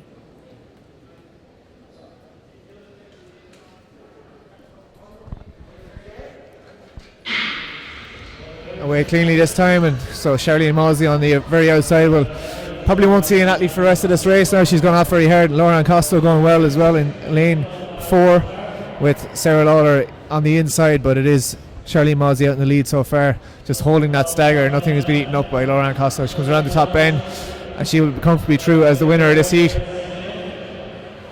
There it is, Mosley the winner, Laura Ann Costello in second, and Sarah Lawler, St. Joseph's in third.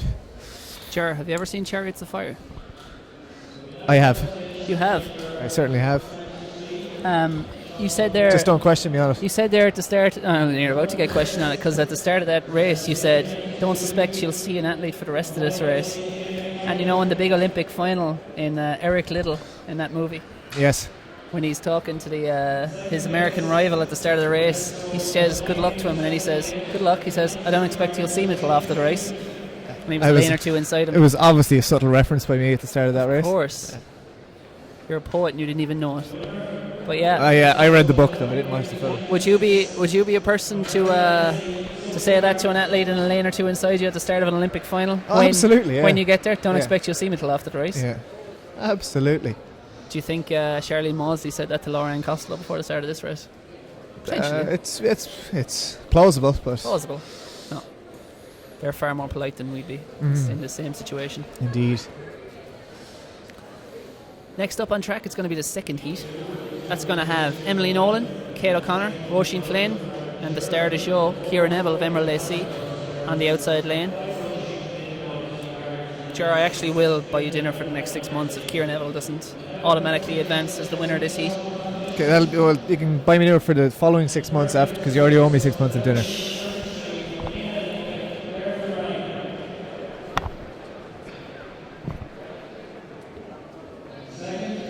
Oh, we have the result through of the first heat. Oh, there's only 2 heats, I believe. We've been moved around to only 2 heats, so it'll be, I'm sure, the top 2 and 2 fastest losers. But the result of that first heat is Charlene Mosley of Newport AC with 24.50. In second place, Lauren Costa of Galway St. Harry's 25.60. And Michaela Walsh there in the centre shot, receiving her gold medal for the junior women's shot put, 13.97. A cracking performance from Michaela Walsh, a national junior record. The standout performance of the action here in Athlone today. Congrats to Michaela.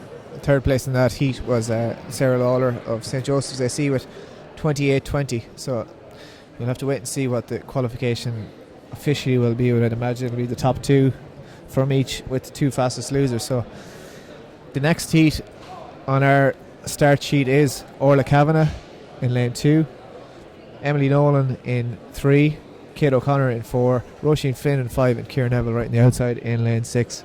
So I'd imagine she won't be seeing anyone for this heat call. No, I'd be shocked. Blinkers on and away you go. Don't forget, we've said this several times before, but you can tweet us your abuse, your praise, your questions, your answers to @IrishAthletics, and we'll do our best to answer / mention you, etc. You can also comment on our stream video there. We'll find it somehow, some way. Sure, you're doing a lot of research there. Yeah, I just think that was possibly a PB for Charlene Mosley there, 24.50. Great stuff. 24.74 was popping up as our previous PB indoors for her. So at the moment we're awaiting the second heat of this junior women's 200 metres. And there they are. We will have a straight final is out on track for the women's under 23s. And we said 5 athletes, but there is 4 athletes, so we're not certain of the lineups just yet because we have 2 different start lists. But we do have Ciara Neville and Roisin Flynn there for sure. I think there is the 5th athlete just trotting out there at the back of the field, the blue top. So they'll be out to adjust their blocks, get themselves set for this second heat, try and sneak into that top 2 for an automatic spot. So it will just be 1 athlete eliminated. Of course, we had a false start in the first one with the disqualification of Ara Freeman, so we were down to 7 athletes overall.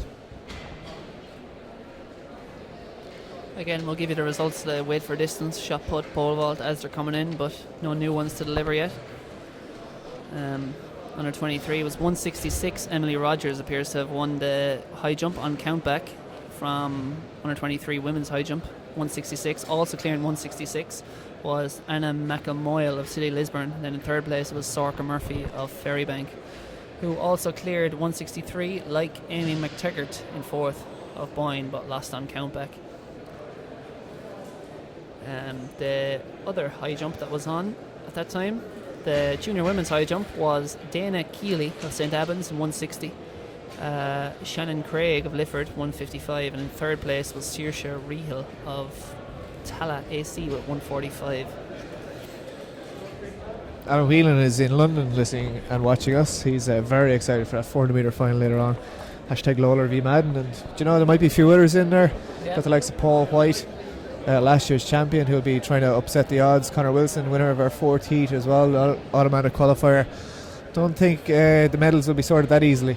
No, and again, remember, if you're laying out your foundation or your calendar for the timetable for the rest of the day, that race is going to be just after 5:30, about 5:40, 5:35. That race is going to be going to the line, so less than 3 hours to wait for all you out there. And don't you dare turn us off. So our lineup here in this second heat of the junior women's 200 metres, Orla Kavanagh of Fingallians in lane 2, Emily Nolan in lane 3 of Carrick Shore AC. In lane 4 we have got Dundalk St Gerard's AC's Kate O'Connor, Roisin Flynn from GCH Galway in lane 5, and on the outside our 60 metre champion from earlier today, Ciara Neville of Emerald AC. The national record, remember, is held by Niamh Whelan, 23.97 or 23.92, I believe it is. So maybe later on Ciara Neville will be attacking that, but certainly probably just be doing enough. Saving it all for the final. And this, again, shouldn't need to extend herself too much to take victory here. We see her going to the blocks. The European Youth Champion, Ciara Neville.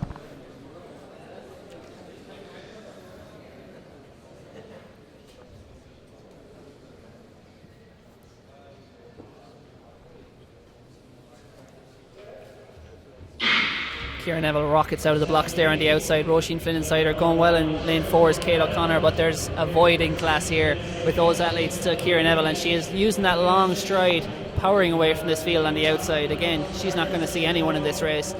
Kind of running well within herself at the moment. Kate O'Connor looks to be in second at the moment, looks to be a clear second, but Ciara Neville cruising down in lane 6 there on the outside, just easing off the gas.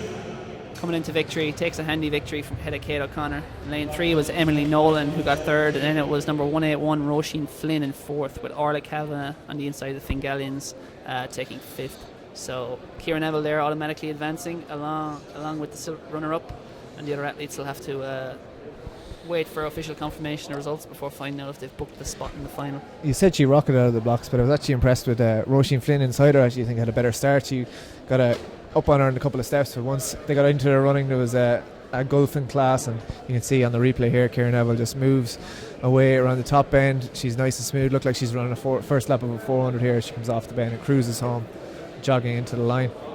Yeah, excellent technique.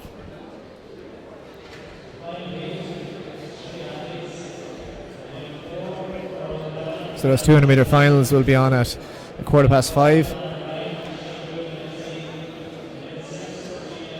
Up next we have the women's under 23 straight final of the 200 metres, so we won't be seeing that later on. That is, of course, going at heat times as is procedure. Phil Healy there on the outside in the pink hoodie, or salmon hoodie perhaps, Colin. Don't know if you'd like to correct me on that. Salmon? Yeah, I'll allow salmon. Peach? Is that a peach top? Not quite peach. What's the difference between peach? That's peach. She also ran a 7:47 60 metres, similar to Ciara Neville earlier. Obviously, different races, but same times for the two champions. So wouldn't be interesting it be to great see. if we combine those two races and see Phil Healy square off against Ciara Neville? Well, hopefully we will in the National Senior Championships, or perhaps in the AI Games next weekend down here in Athlone. Yeah, don't have long to wait. AI Games only a week away, and the GloHealth National Championships only 4 weeks away here in Athlone. Don't miss either of those two events, and if you do, you can catch the National Seniors on RTE2 at 8 o'clock that evening. So in this under 23 women's final, 4 athletes going to the line. In lane 3 it's Claire Foley of Schneekoolen. Lane 4 is Bronwyn Keogh of Fingallians. Lane 5 is Sarah McCarthy of Mid Sutton, and on the outside, the warm order favourite, it's Phil Healy of Bandon AC.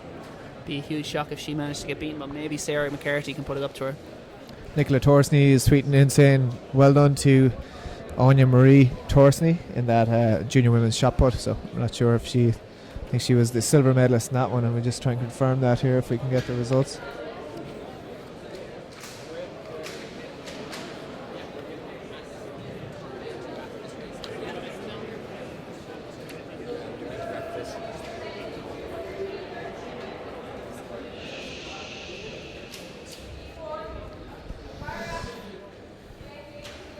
So the under 23 women are in their blocks, on their marks, and they're ready to go.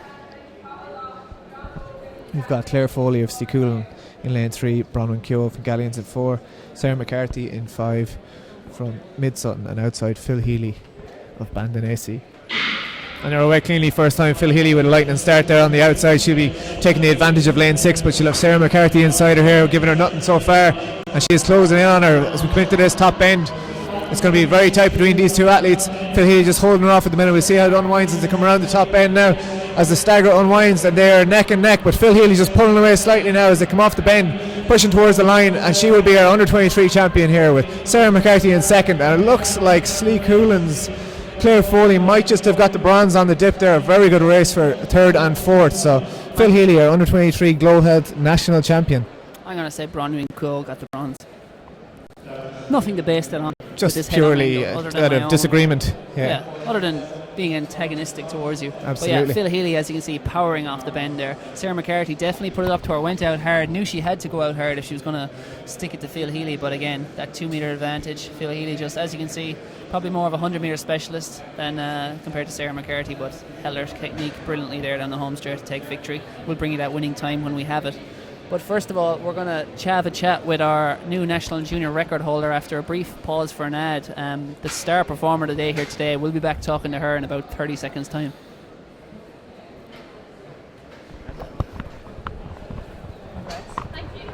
It doesn't cost much to feel amazing. A pair of running shoes and a bit of determination is all you need. Running increases your confidence, giving you greater control of your life. Tailored health insurance from GloHealth means you can choose the cover that suits you, your lifestyle, and your budget. Get real value, real control, and feel amazing. GloHealth. My cover, my way. So we're back live with Michaela Walsh, who's a new national junior shot put record holder with 13.97. What you make of that performance out there today? Happy? Yeah, I'm delighted with that performance to get a junior record, and I have one more year left of the juniors, so I was delighted with it because I didn't know how I'd come out after the winter season, so it was a great start. Yeah. And is that the first competition of the season? Yeah, it's definitely the first competition of the season now, yeah. And what's coming up for you next? I have the AI Games next weekend, and then I'll probably target the seniors then after that, and then my national juveniles then. Cool. And through the winter, what have you been working on? Is it more the shot put or kind of hammer? Or I've been working on strength because obviously it helps with both, but probably the shot put now will be my main focus this year, and to get the hammer going as well, yeah. And is the big target to World Juniors in July? Yeah, hopefully World Juniors now in July, but the standards are high, but hopefully with all the training now I'll get there. Cool. And are you in like 5th year, 6th year at the moment in school? 5th year, yeah, so it's not too bad. I have one more year. So any thoughts on what you'll do after you finish? Whether you're going to stay at home or go abroad? Well, I'm hoping to stay at home, yeah. I don't really know if I'll go to America. I don't know if it'll be for me, but I have no idea what I want to do yet, but it's something to do with sport. And obviously with that performance it appears things have gone well through the winter, so excited about the year ahead? Yeah, it was going well now, yeah, so I'm very excited to see how I can get on with the World Juniors. Very well done today. Thank you. I'll cut it back there to Ger, trackside. It doesn't cost much to feel amazing. A pair of running shoes and a bit of determination is all you need. Running increases your confidence, giving you greater control of your life. Tailored health insurance from GloHealth means you can choose the cover that suits you, your lifestyle, and your budget. Get real value, real control, and feel amazing. GloHealth. My cover, my way. And we are back after that interview with Michaela Walsh there, Cathal. Some performance there in the junior shot put. Yeah, top performance there from Michaela Walsh. You know, the last time we spoke was in, I think, about 8,000 miles away. Was it in Cali in Colombia, perhaps? It was Santiago de Cali at the World Youth Championships when she was after finishing 10th. And then she came back and made the final of the shot put and the hammer. Yeah. Fantastic week she had out in Kelly. One of our unheralded stars and one of our genuine possible star of the future of Irish athletics, Michaela Walsh. Absolutely, top 10 in the world in both events. So a multi-talented just thrower. one, I think. What's that? I think it was just one with the hammer. Yep. Correct. Anyway, never acknowledge a mistake, Ger. Just Absolutely plow on. not. Yeah. Plow on. Well, you acknowledged them for me, so I'm sure going to certainly. acknowledge them for you. Coming up next on track is the junior men's 200 metre heats. So they're all punching walls and butting heads in the call room at the moment behind us here, and getting their final warm-ups done in this tremendous facility that we have in Athlone. A huge stretch up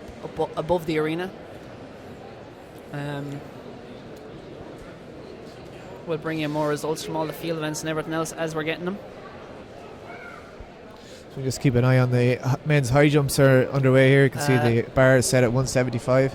Claude Long has asked us 1500 metre junior men's, as we answered earlier, but you must have missed us. Oh no, we did. That was Kevin McGrath. And then we have who's in the 400 metre final, someone's asking us.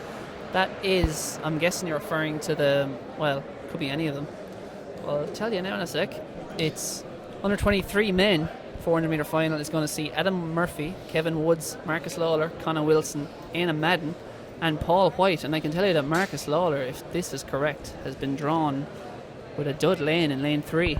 Ooh, and Aina Madden has been drawn out in lane 5. That is going to hurt That's Marcus by virtue Lawler, of his time in the heats. But Marcus, of course, as we see, over 200 in Athlone many times, has absolutely blistering turnover, especially around that bend. If he can hit the tight bend, should be nothing to him compared to the other athletes. I think Marcus Lawler is not an athlete who you'd imagine will struggle with lane 3, but again, slight disadvantage in the big clash with Aina Madden coming up after half 5 today. Elsewhere in the 400 metre lineups that you're looking for, under 23 women will see Aisling Drumgool in lane 6, Leah Bergen in lane 5, Shannon Dawkins in lane 4, Kelly McCrory in lane 3, Aoife Conroy in lane 2 and Rachel O'Shea in lane 1. Junior men's 400 lineup for the final. On the outside, very impressive in heats, was Jamie Mitchell, the youngster from Emerald AC. Lane 5 will be Sean Dowling of Raheny Shamrock. Lane 4, Christopher O'Donnell. Lane 3, Cathal Locke. Lane 2, Kieran Barnes. And lane 1 is Sean O'Callaghan. Junior women's 400 metre final lineup. Again, the favourite on the outside will be from Emerald AC, and that will be Jenna Brommel. Then you'll have Molly O'Reilly in lane 5, Sophie Becker in 4, Niamh Malone in 3, Clodagh O'Mahony in 2, and Ciara Gallagher in lane 1. Those are your 400 metre lineups. If you have any more questions about lineups, results, how bad we are at commentary, anything, tweet us at Irish Athletics or using the hashtag GloIndoorsQA. Ger, I got it right for once. Do you know what you didn't get right, Carl?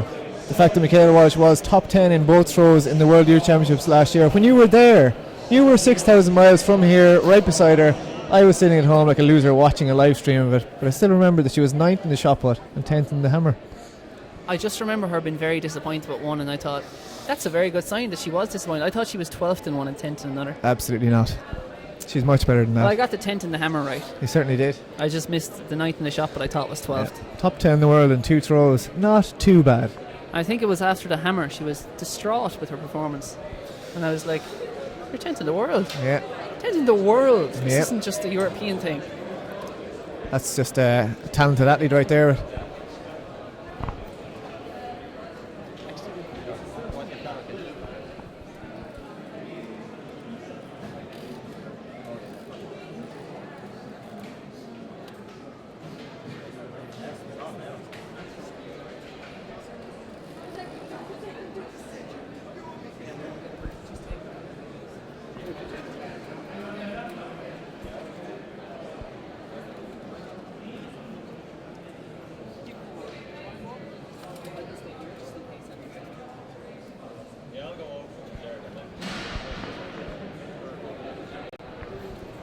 Yeah, do you want to stay here? Or actually, it'll put in more.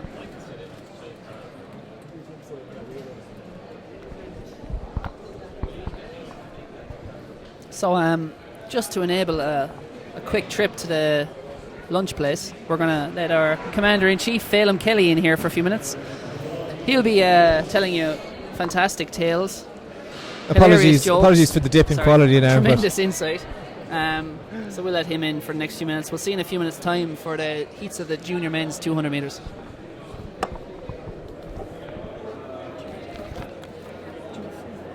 Thanks, Cathal and Jared, as you sort out your food vouchers there. So we've had some great action so far. Michaela Walsh's 13.97 national junior record, probably one of the standout performances, and some good junior women's 200 heats there. Charlene Mosley and Ciara Neville look like they'll be doing battle there.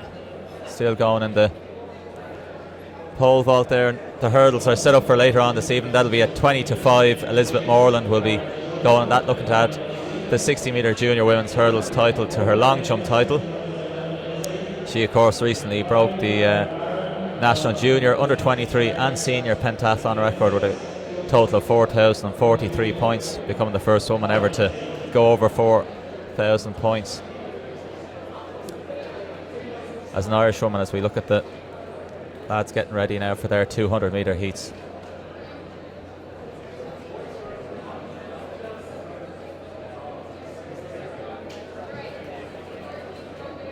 So in this one we should have Mubarak Ishola from Dundalgan AC in lane 3. In lane 4 we should have Ben Davidson, Dundrum South Dublin.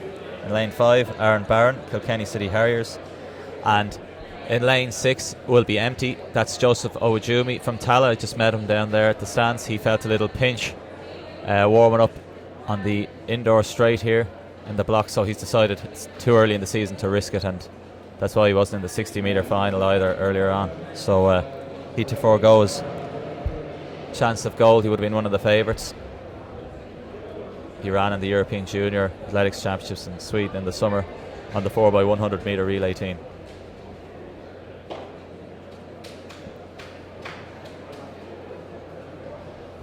So don't forget to tweet us in at Irish Athletics.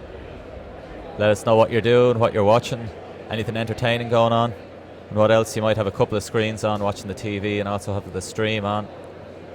Let us know if you have any pertinent questions that we can attempt to answer. I can even write them down and let the lads have a stab.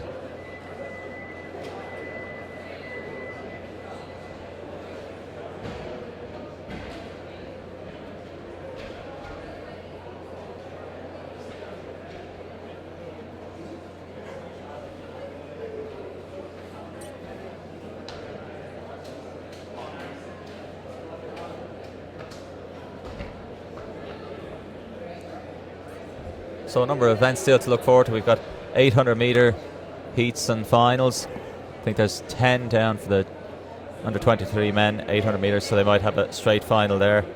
Our 1500 metre finals were on earlier on in the day.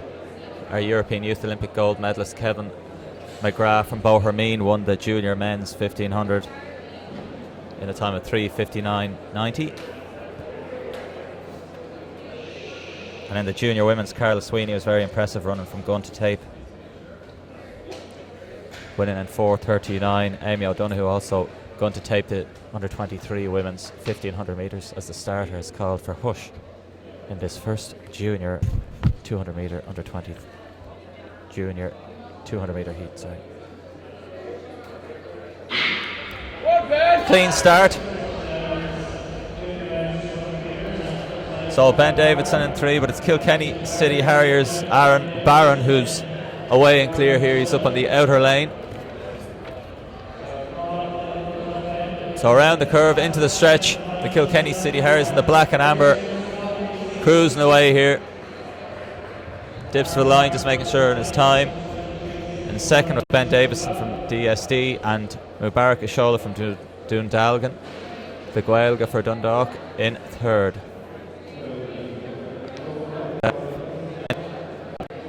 So that's the first heat. The national junior record, of course, stands to the one and only Marcus Lawler at 21.19 seconds. And he was DQ'd in the 60 earlier in the under 23, but he qualified for the 400 final, so his first 400s, and he won his heat 50 seconds. Just did enough to qualify. As we watch see a replay there of Aaron Barron dipping just to make sure he gets as fast a time as possible to get a good lane for the final. And intriguingly, earlier on, a 400 metre specialist won the under 23 60 then as a result, and we interviewed him earlier, Andrew Mellon from North Down, and he only did his first 60 metres last week, so some good adaptation by Andrew just to dip into the 60, and now he's bagged a national title already. Not bad, a week in to the event. In this next heat,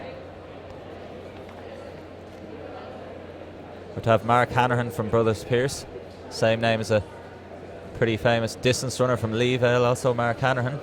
Moved up to the marathon these days, but this Mark Hanrahan over the one lap indoors for Brother Pierce. In lane 4, Cathal Lock from Dooneen. In lane 5 is John Hogan from Abbey Striders. And in lane 6 will be Jack Dempsey from Galway City Harriers.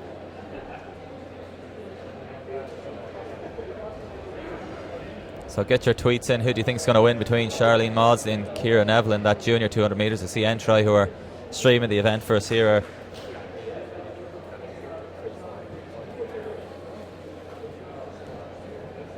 and we've got our #Glow Indoors QA, and we've got Aina Madden's going to do a little pre-race interview for us for this Sky Sports style, and that'll be after this next heat in the junior men's 200 metres at this GloHealth National Junior and Under 23 Championships. So don't be afraid to tweet at Irish Athletics, or even any of the lads. Don't be afraid in annoying at Denners87, that's Cathal Dennehy, and at Garode88. You can tweet them in,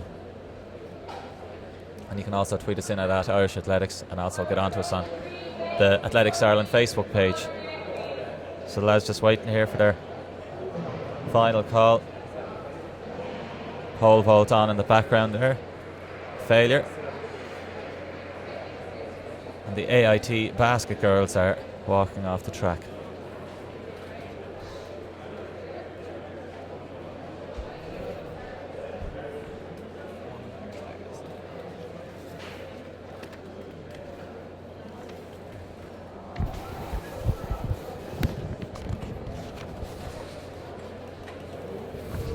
So still standing behind their blocks, we're looking for a few start lists, and Aina Madden is readying himself in the background there with the glare on him there, and his nice Pat the Baker. He's doing a bit of advertising there, and he's got his hair's looking fantastic as well. So we get a good interview with Aina.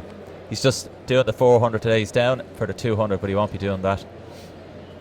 And plenty of athletes running the 400. Stephen Gaffney ran in the indoor league yesterday, ran 49 seconds for his first 400. I think the call and the potential for Rio and the Olympics in the 4x4 team has seen a number of 100, 200 metre sprinters see if they can have a crack over the 400 metres, which is 2 lap indoors.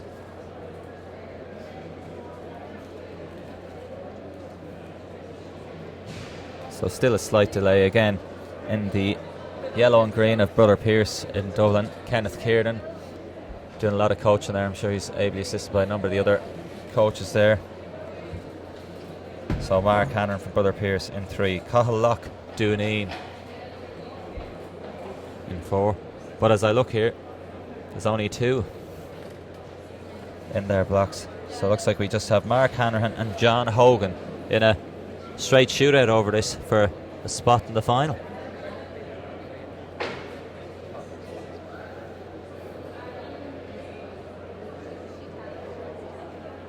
Looks like we're going to be ready here. John Hogan from Abbey Striders.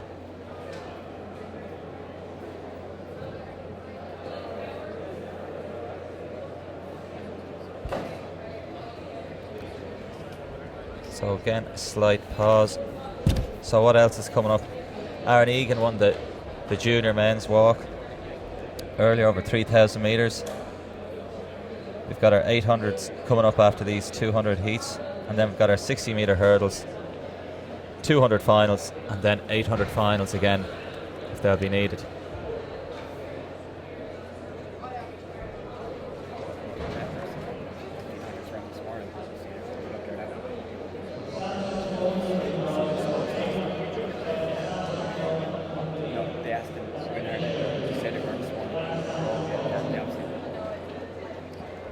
So we had a question there. The 1500 metre finals, they were on earlier on. The heats acted as straight finals. There was no need for heats. So again, Kevin McGrath won the junior men's 1500. We give you a rundown here, although they could be getting ready there now for their 200. So junior men final.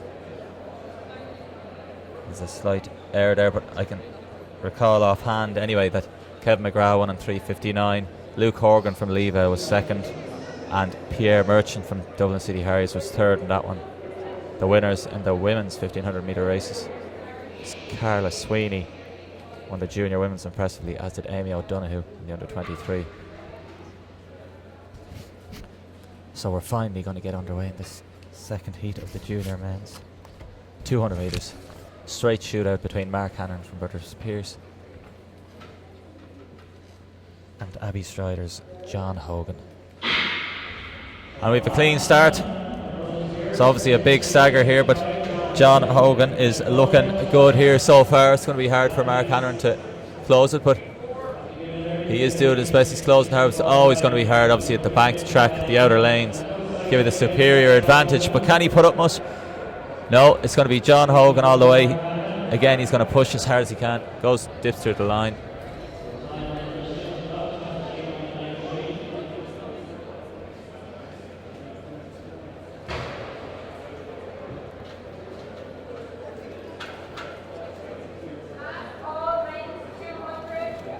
So they're doing their last calls for the 200s. And we'll go to Aina now shortly.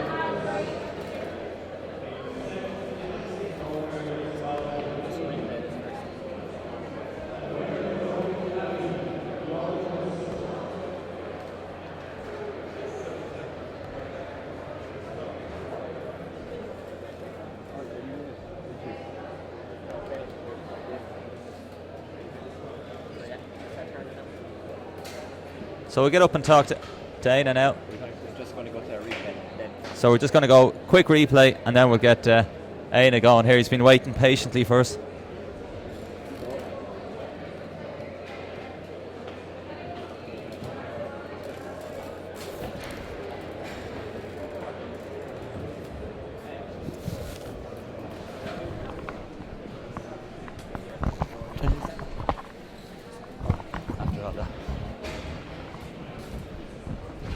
So replay going on there. Myself and Aina just watched on the screen. John Hogan from Abbey Striders just ahead of Mark Hannon there from Brother Pierce.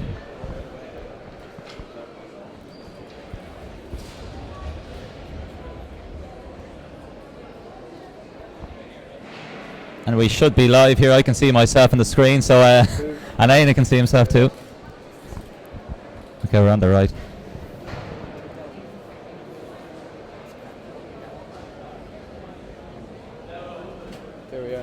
So we're live now, Aina, and you ran your 400 metre heat. You're just doing the 400 today, and what's your plan for the final if you're going to give away any secrets? I'd say I'll just try and go out as hard as I can and get to the break and just kind of control the race from there and see how it goes. Like I took it back for the last 150 of my heat, just to kind of have a bit of freshness in the legs for the final and just kind of save a bit for there. So hopefully I'll just kind of build on my performance from 2 weeks ago in Harvard, and hopefully it'll go well. Hopefully anyway. Yeah, and you ran a couple of 400s outdoors. Is this your first indoor couple of 400s? Obviously you ran in Harvard there a week or so ago. I think last year I ran doubled up. I done the 2 and the 4 last for the seniors, and that was when I ran my PB, and I was in the heat of the seniors last year. And then I said this year I'll just kind of do 400s for the indoors, just get a bit of endurance in the legs, and then kind of use that then to my advantage in the 200 outdoors, and just kind of drop down then. And so hopefully it'll work the way I want it to anyway. And have you any outside aspirations? I know I think every man and his dog at the moment is having a shot at the 400, especially the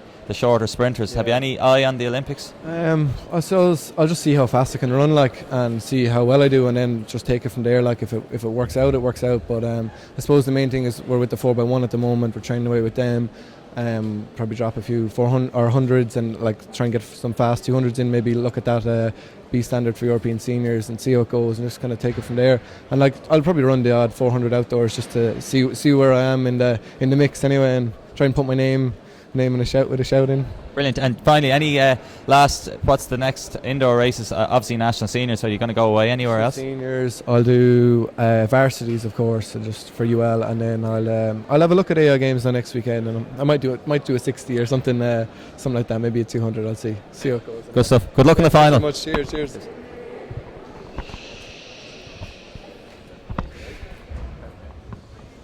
Perfect time.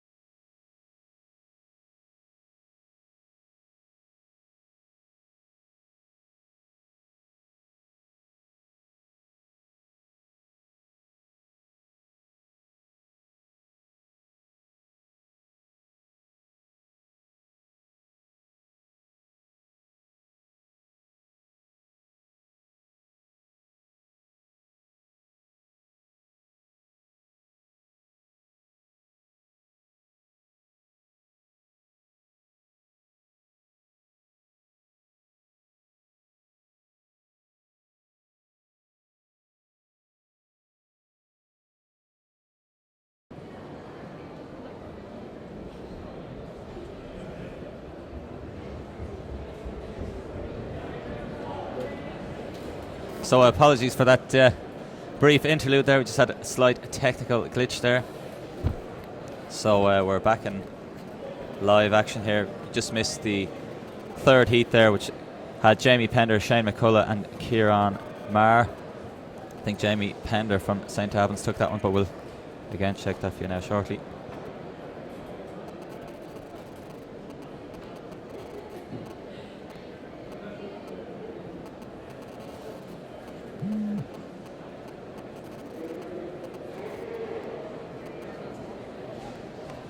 So we're settling into our blocks now for the next heat. Aaron Barron won the first heat in 23.70. In this one in lane 3, we have Stephen Owatsa from Duneen, Sean Kilmartin, Galway City Hares, and for Killian Green from Galway City Hares, and Joey Henchy from Bandon. But again, number of dropouts, so it's just the two runners in this one. Stephen Owatsa and Killian Green from Galway City Hares. Again, the man with the top stagger always going to have the advantage. He's running strongly. He's come off into the straight. Arm swing and across the line. So Killian Green from Galway City Hares takes that one from Stephen Owatsa.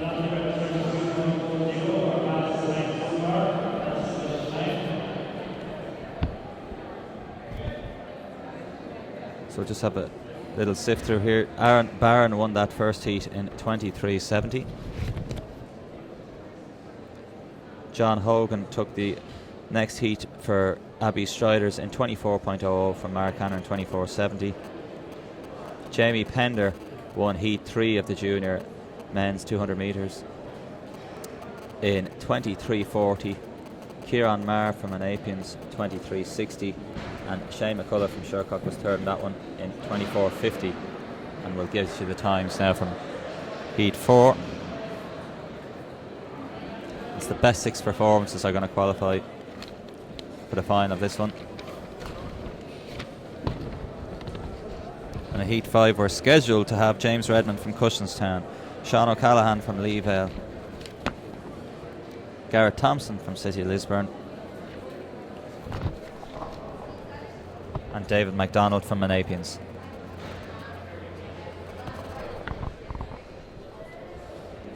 But again, it looks like it's just going to be another duel match here, just two of them on the track.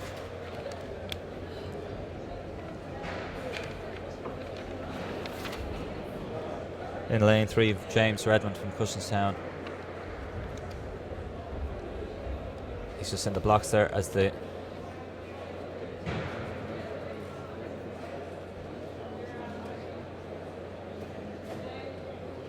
men are setting up here for the long jump. Should be the junior under 23 men are finding their mark here.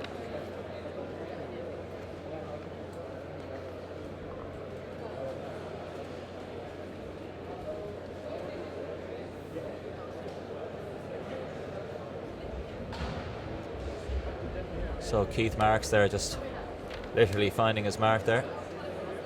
Just checking on his step there. And we're up to 185 in the under 23 men's high jump also.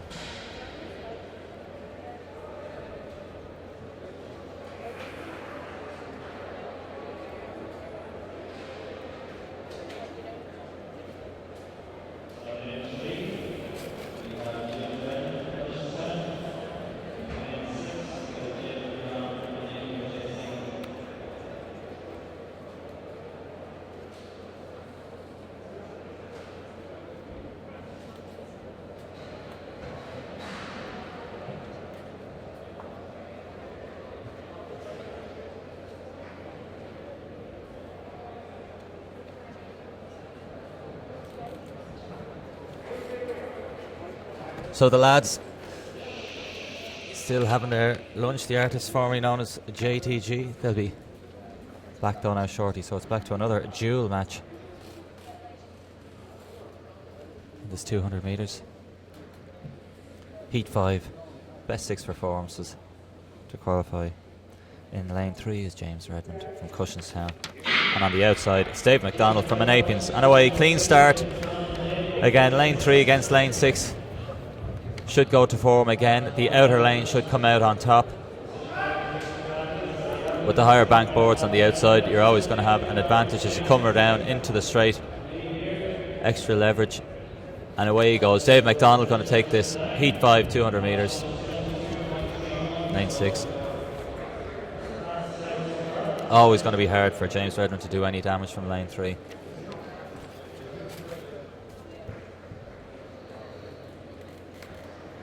So Killian Green is like the first one to go under 23 in the heats of the 200 metres here in the juniors. He ran 22.40 with Stephen Owatsa in second in 24.70.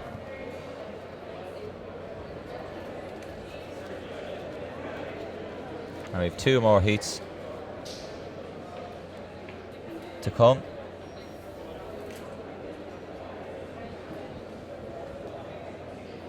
Just to the right of your screen, we've got the high jump. Oh, that 190 now, just a narrow failure there. That's the lads for the next heat.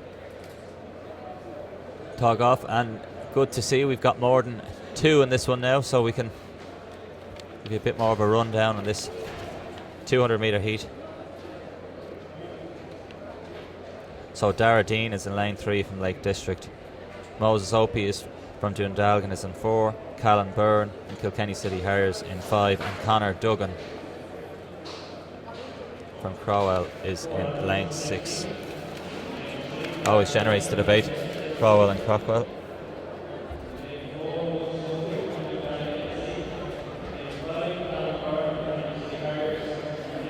And of course some big road races going on throughout the country as well. The Raheny 5 is currently underway in none other than Raheny, the 5 mile race, and the John Tracy 10 mile is also taking place down in Dungarvan, Waterford. So we'll keep you up to date with any results as we can see them. Just getting the lads togged off here now, getting ready for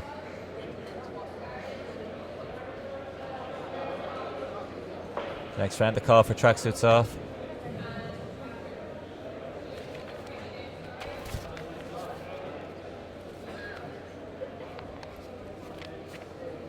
So heat 6.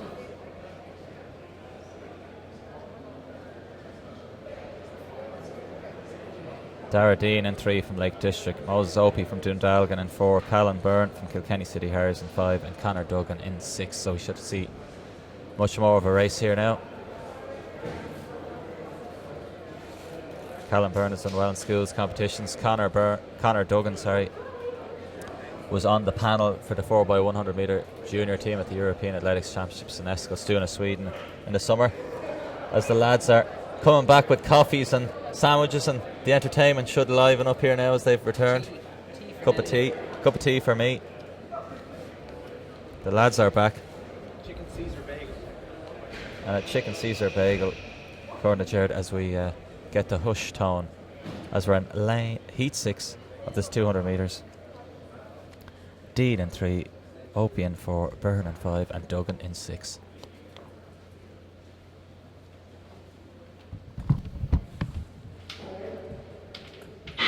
Another clean start here. Duggan on the outside, but it looks like Callan Byrne has eaten up a good bit of that stagger. It looks like it's going to be between those two men. The black and amber of Callan Byrne. He's up on Conor Duggan and he's away. Up around the top curve and into the straight. Can he get any leverage off that straight as Conor Duggan tries to have a cut back at Callan Byrne? Can he come back and nip him on the line? It's the best 200 metres of the day so far in this junior men's heats. And a little slap on the legs there from Callan Byrne. It's the old giveaway there that he was nipped on the line, I think, by Conor Duggan. And I'll let the lads nip back in here and take over. And Thanks, Phelan. Get off our patch, Phelan. Get out of here. Come on. Get out. Be gone. We didn't hear what Be you gone, said, but I'm Boyle. sure you did terribly. We've heard numerous complaints on our way over to the shop about you. Now, hang on now. I think they just fell asleep. I'll log into this timeline and see how the feedback has changed into entirely negative.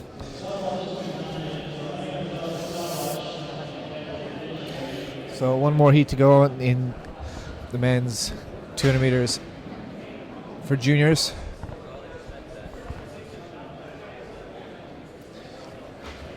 Keith Kelly has asked, when is the men's 1500, under 23 men's 1500 on, or is it over already? It is over already, and it was won, under 23 was won by Paddy Robb in 4:05. Second was Rick Nally in 4:07 of Dundrum.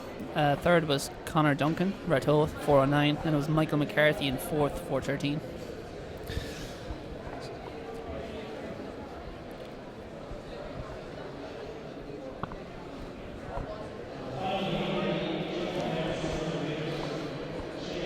See the junior men's long jump is underway there as well. Just past these 200 metre men who are warming up, setting their blocks. Just 3 men left to go in this final heat. We've got Daniel Hathaway of Bandit AC in lane 3, Jonathan Rice of Dundalgan AC in 4, and Craig Newell of Ballymena Antrim on the outside in 6. Hathaway, it was of course named after the What is supremo love? of the 90s who came up with the song What is Love. Absolutely. 100% related. Surely, even though it's spelled differently. So it is heat number 6? 7. 7. The last hurrah. So again, only the 6 best performances will go through. Really tough qualification here. Fergal Bradley has asked, what is the results for the junior 1500? Junior men's Fergal was won by Kevin McGrath, 3:59. Junior women's was won by Carla Sweeney in 4:39 ahead of Aisling Joyce. Any more queries? Tweet us at Irish Athletics or using the hashtag Glow Indoors QA. So just the 6 fastest times, as you said, will qualify for this final. So it means you're not even guaranteed, if you win your heat, to go through. So it is all out the whole way is all you can do. Winner's not even welcome unless you're fast enough. So the fastest times so far from the first 5 heats at least, we had in the 5th heat Dave McDonald 22:30.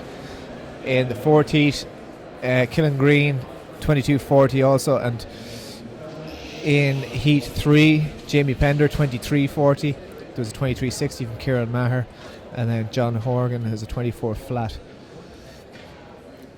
So we need about a 24 flat here for one of these 3 to get through.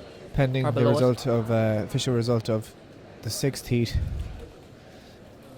But these guys can't leave anything behind here. They need to leave it all out in the track. Or at least most of it on the track.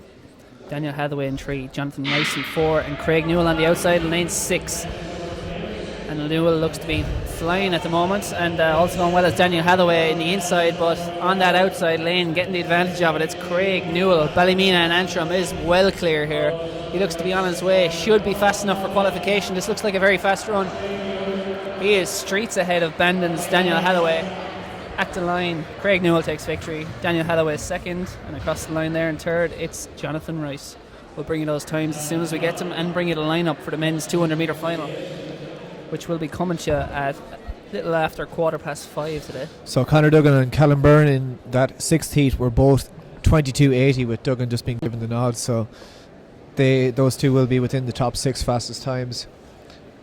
Dara Dean was 24:80 and Opie Moses 27:40. So we've got a couple of 22s, a couple of 23s going to get through so far. So that 24:0 might not be good enough for the winner of heat 2, which was John Hogan. Tough going. It's not easy at the top, Ger. It's certainly not. It's tougher at the bottom though. We know all about that.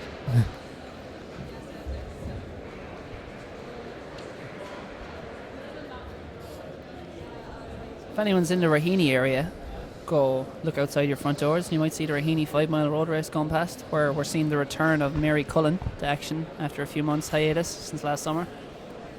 She's in good form and she'll be probably taking that down. Mick Clohessy in action, the men's, a few other good solid athletes. Rory Chester I see on the start line there in a couple of photos. Caroline Crowley I believe will be in action against Mary Cullen, so looks to be raining. There's a surprise. Sharon McGorty is wondering if he at least picked up a Twix in the shop for Phelan. And absolutely not. He's on a calorie-controlled specific diet now. Yep, we're trying to get Phelan's almost a master now, so he's approaching the whole 35-year, barrier. So he'll soon be transferring his talents to the Masters division. Green tea, buckwheat and wheatgrass juice. Wheatgrass smoothie. Phelan, of course, eats perfectly. It's a very well-balanced diet of sugar and more sugar. So this is the under 23, am I right? Under 23 men's, yeah, correct. Just give you the result of that 7th heat in the men's 200 metres. So Craig Newell, as we've seen, storming away with it. 22.57 was his result, so he'll be guaranteed a spot in that final. So we'll just try and work out who we will have as the lineup, but it will be the fastest times on the outside lanes. So the men who give it all in those heats will be rewarded.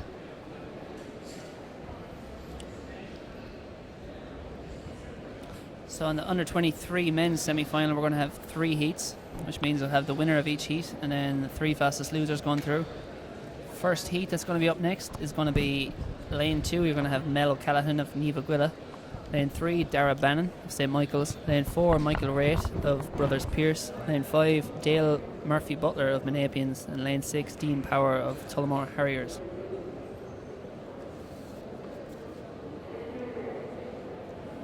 They are going to their marks. As best, of course, Dean Power is a sub-22 performer, I think. I think that was back as a junior 2 to 3 years ago.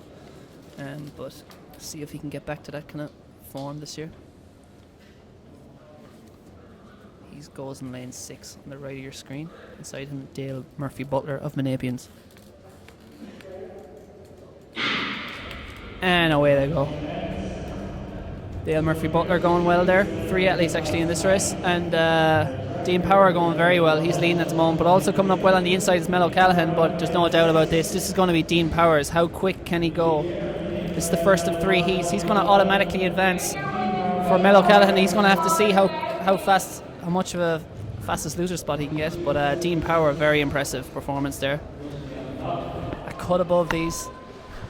We'll give you that. Yeah, no problems there for him anyway, so he's guaranteed a spot in the final. Yeah, we'll give you those winning times and the runner-up times when we have them. So we have the qualifiers for the men's junior final later on today. We have Craig Newell with his 22.57, Conor Duggan and Callum Byrne from Heat 6 with their 22.80s, both of them. Dave McDonald in Heat 5, 22.29 was his winning time. 22.38 for Killen Green, and in Heat 4 he will also qualify. Jamie Pender of St Albans is through, and that is a wrap. So those 6 men will be in this evening's final of the junior men's 200 here at the GloHealth Junior and Under 23 Championships in Athlone, IT.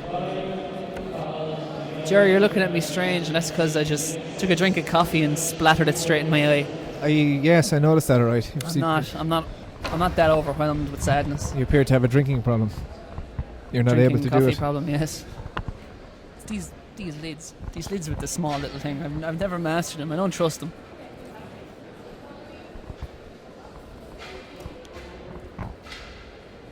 Coming up in Heat 2, stepping on their blocks, making sure they're planted in the track.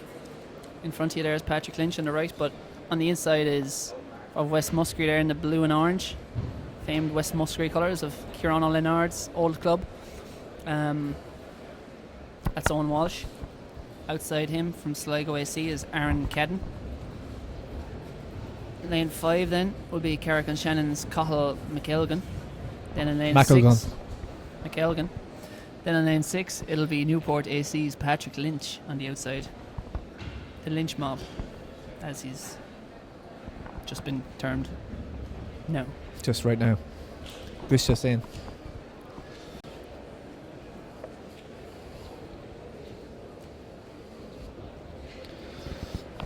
Got the lineups for the 400 metre finals here as well in front of me.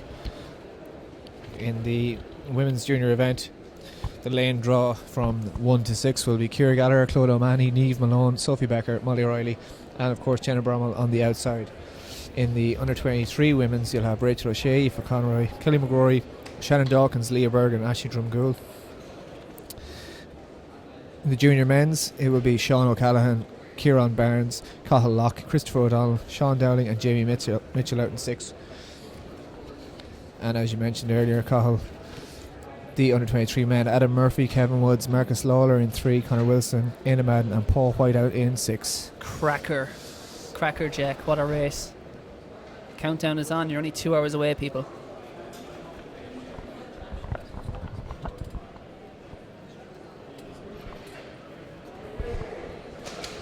To their marks in the second of 3 heats in the under-23 men's 200 metres.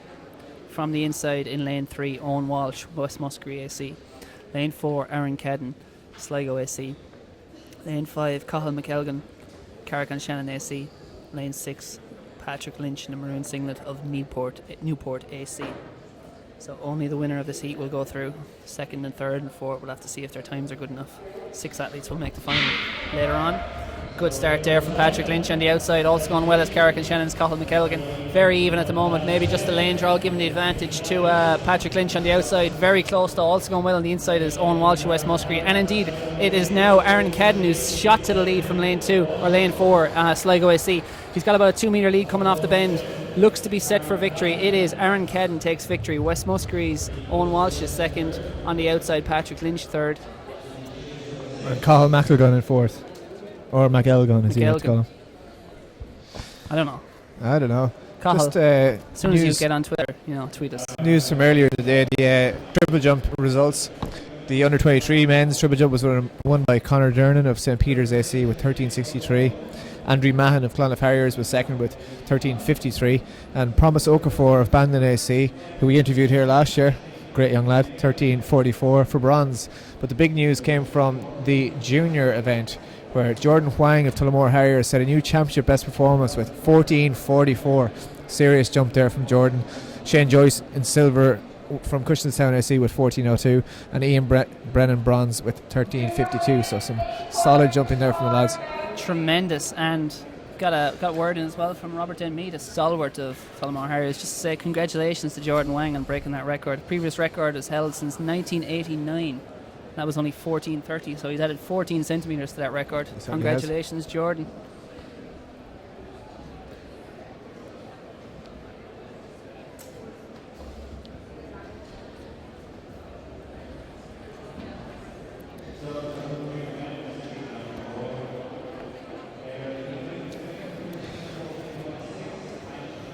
That first heat of the under-23 men, 200, Dean Power was 22.76.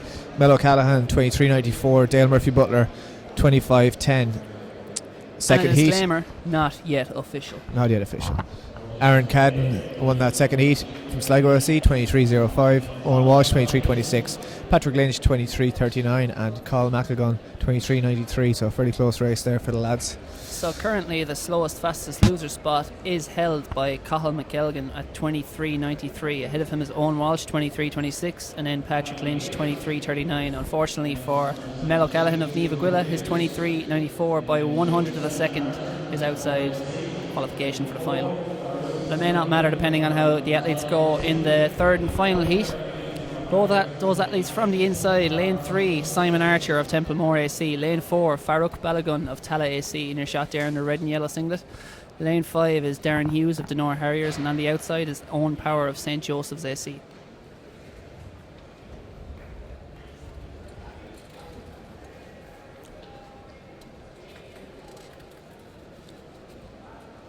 Absolutely tremendous hair from Simon Archer, I have to say. I was just going to mention him there. He's a specimen of a man. That is, he wins. That's certainly a compliment. If this was horse racing, he'd win best turned out prize. Absolutely. For today. That is tremendous hair. Bringing the Bob Marley to the Midlands. Certainly. They go to the line. Lane 3, Simon Archer. Lane 4, Farouk Balagun. Lane 5, Darren Hughes, and on the outside it's Owen Power. Just the winner will go through. 23.3 to 23.9 are the fastest loser spots at the moment.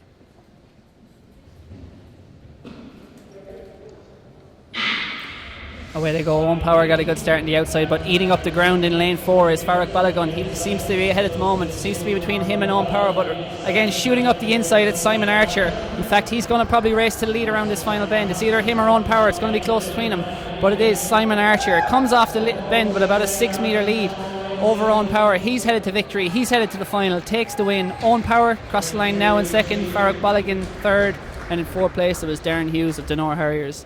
So yeah, the big man Simon Archer just allowed that first bend to pass by before he put the boot down and then worked himself into the second bend. Got the old slingshot effect. Oh and yeah, he pushed was jamming. himself. No. Jamming his way into the final. Sorry, that hair is tremendous. At the Raheny 5 mile, we're getting word through that Mick Clohessy has won in 24:05, which is great running given the pretty bad conditions up there today. Mary Cullen took the victory in the women's race in 26:16. And then Caroline Crowley was runner up there in 27:05, so great stuff from those three.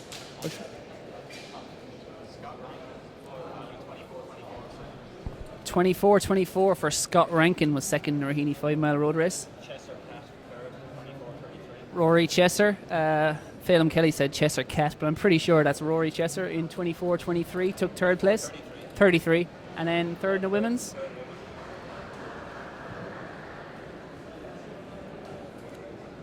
Phelan's just gone into the research lab here. He'll come up with third pretty soon. Deirdre Byrne 27:45 was third in the women's. Orla Drum was fourth in the women's in 27:57, so a lot of international Irish representation. People who've represented Ireland internationally headed to Raheny 5 today to get their 2016s off to a good, strong start. You really struggled to say Irish internationals there, didn't you? I'm done here, Ger. This day is too long. But we've got 2.5 hours to go, and we're only 2 hours away from the race of the day. Marcus Lawler versus Aina Madden in the showdown, the tete-a-tete, the mano-a-mano, the under-23 men's 400 metres. What's it going to be? Madden. Lawler. Speed kills. It does. As does 400 metres. It's the immovable object versus the unstoppable force. So the result Something of that... like, you know, yeah. anyone interested in American football next week, it's going to be like the immovable object of the Denver Broncos defense against the Carolina Panthers unstoppable force and Cam Newton's offense. That's essentially what we're looking at with Aina Madden, the unstoppable force, the Hulk versus Marcus Lawler, the speedster, the Carlo Cannonball. Yes, I concur with all those. The weapon of mass all those destruction. remarks. Anyway, come on, back to Athlone here. We've got the final heat result. Simon Archer of Templemore IC for that under 23 men's 200, 22.82. Owen Power 23.81, and Farrell Balogun 24.52, with Darren Hughes of Dunor 26.16.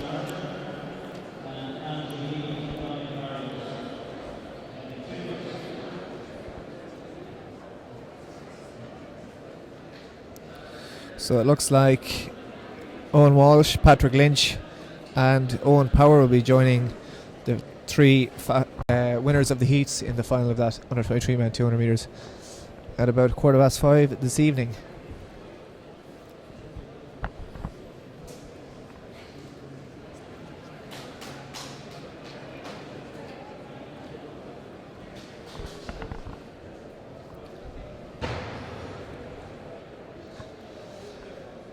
So up next on track, we got the 800 metres coming up, Carl. Pumped. Juniors, under 23s. Any standout names for you so far?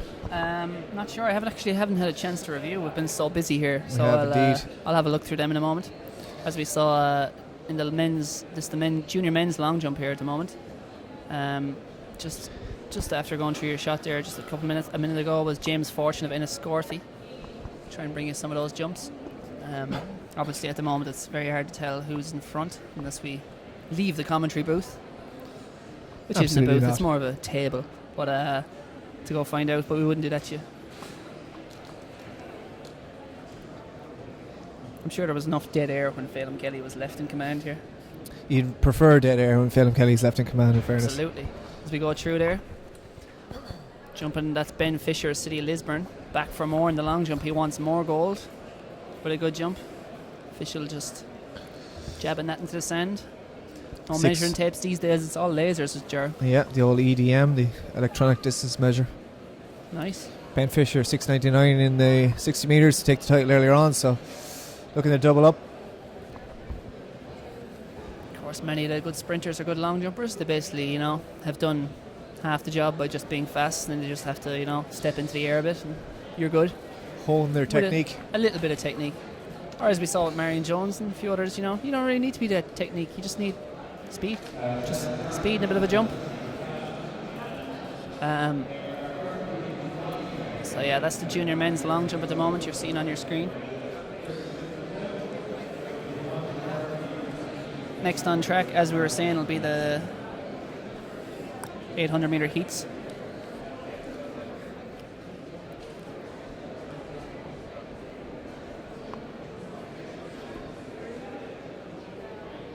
And we're about 10 minutes away from that. First up will be the junior women's 800 meter final.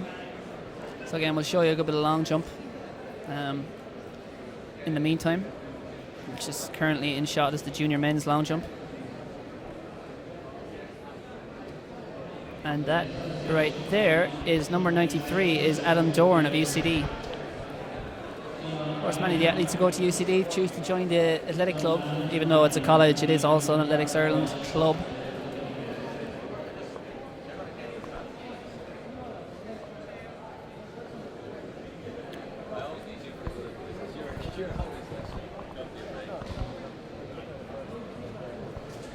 Remember, you can tweet us at Irish Athletics or using the hashtag GloIndoorsQA if you're looking to find out how any of your friends or family have got on here today, or looking for any results, or wondering what's coming up when. Feel free to tweet us and we'll get back to you, or at least try to get back to you. No promises. 800 meter athletes are coming out on track for the final, I think it is. It's going to be a straight final in the junior women's 800, and we have 12 athletes going to the line, as you can see, bottom of your shot.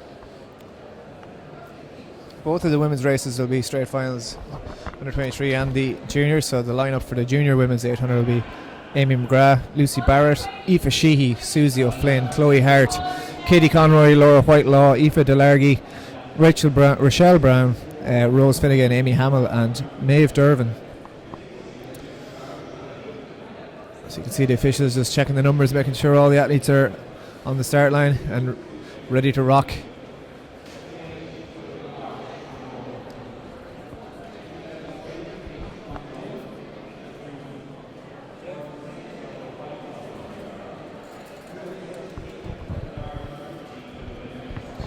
Just cut to the high jump there for a minute. We can see Simon Archer, who just qualified for the final at 200, going for 2 metres here in the under 23 men's high jump. So not much of a break for him there, straight from the 200 after running at 22.8.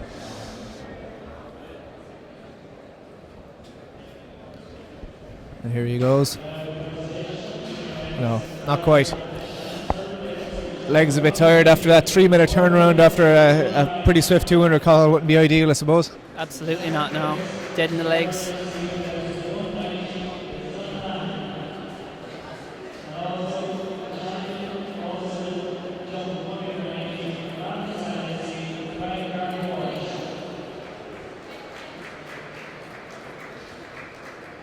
So, up on track, it is the junior women's 800 metres, 4 laps to the track. On the inside is Rahini Shamrock's Lucy Barrett. Next to her, number 178, is Aoife Sheehy of Galway City Harriers. Then it is 262, Susie O'Flynn from Rahini. Then Chloe Hart of Tullamore Harriers. Number 225 beside her is Maeve Dervin of Roscommon AC. 273 there is Katie Conroy in the middle. Beside her, number 46 is Laura Whitelaw. Number 206, that is Aoife Delargy. Number 280 then beside her is Rachel Brown, Schlee Coolan. And then from Bohermeen you have Rose Finnegan. And then the two athletes on the outside, 320 is Amy Hamill of Glasslock Harriers. And then number 225 right on the outside is Maeve Dervin of Roscommon.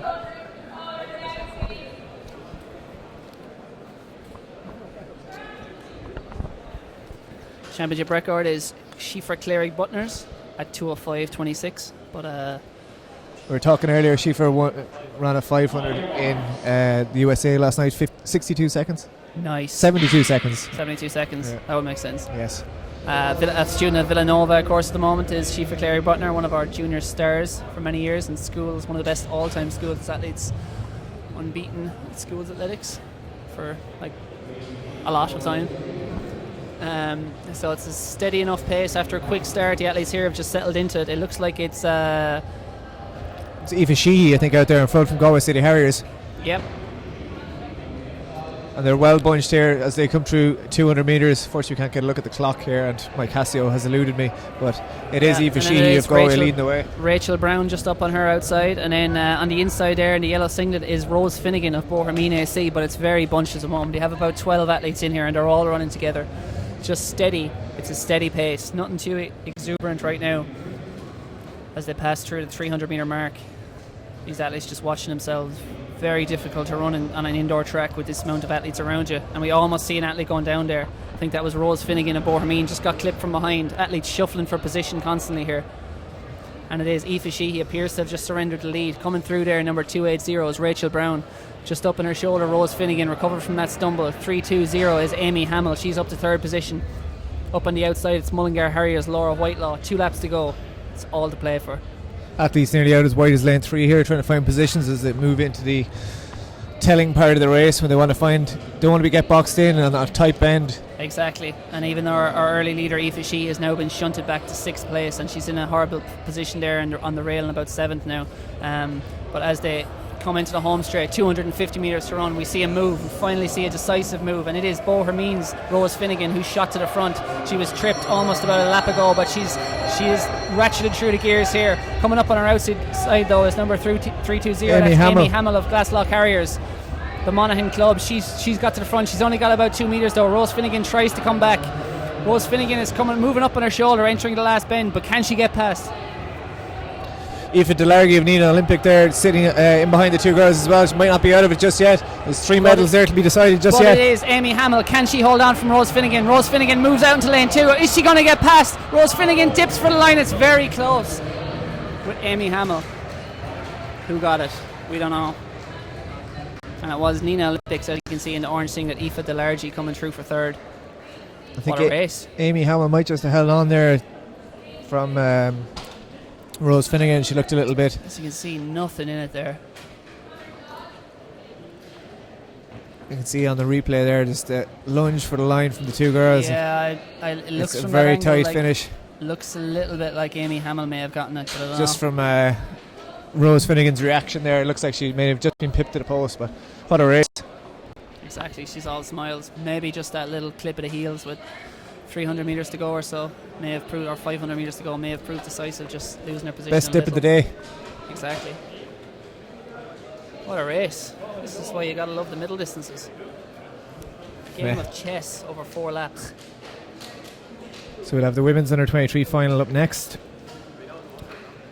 Both women's races are straight finals, and the lineup will be Sinead Gaffney, Aisling McCabe, Niamh Quinn, Ivana Lally, Sinead Kelly and Emer Tracy.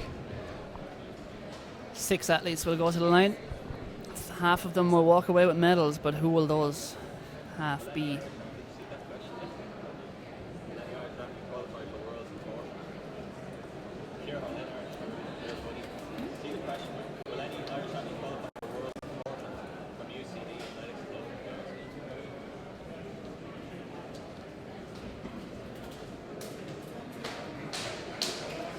So next up on track is going to be that under 23 women's race.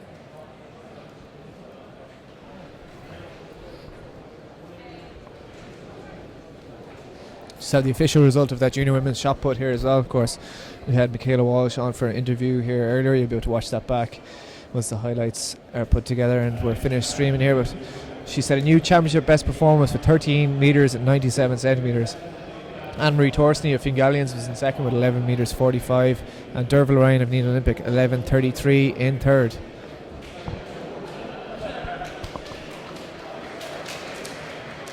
We have a question in from UCD Athletics on Twitter who says, "What's the crack, lads?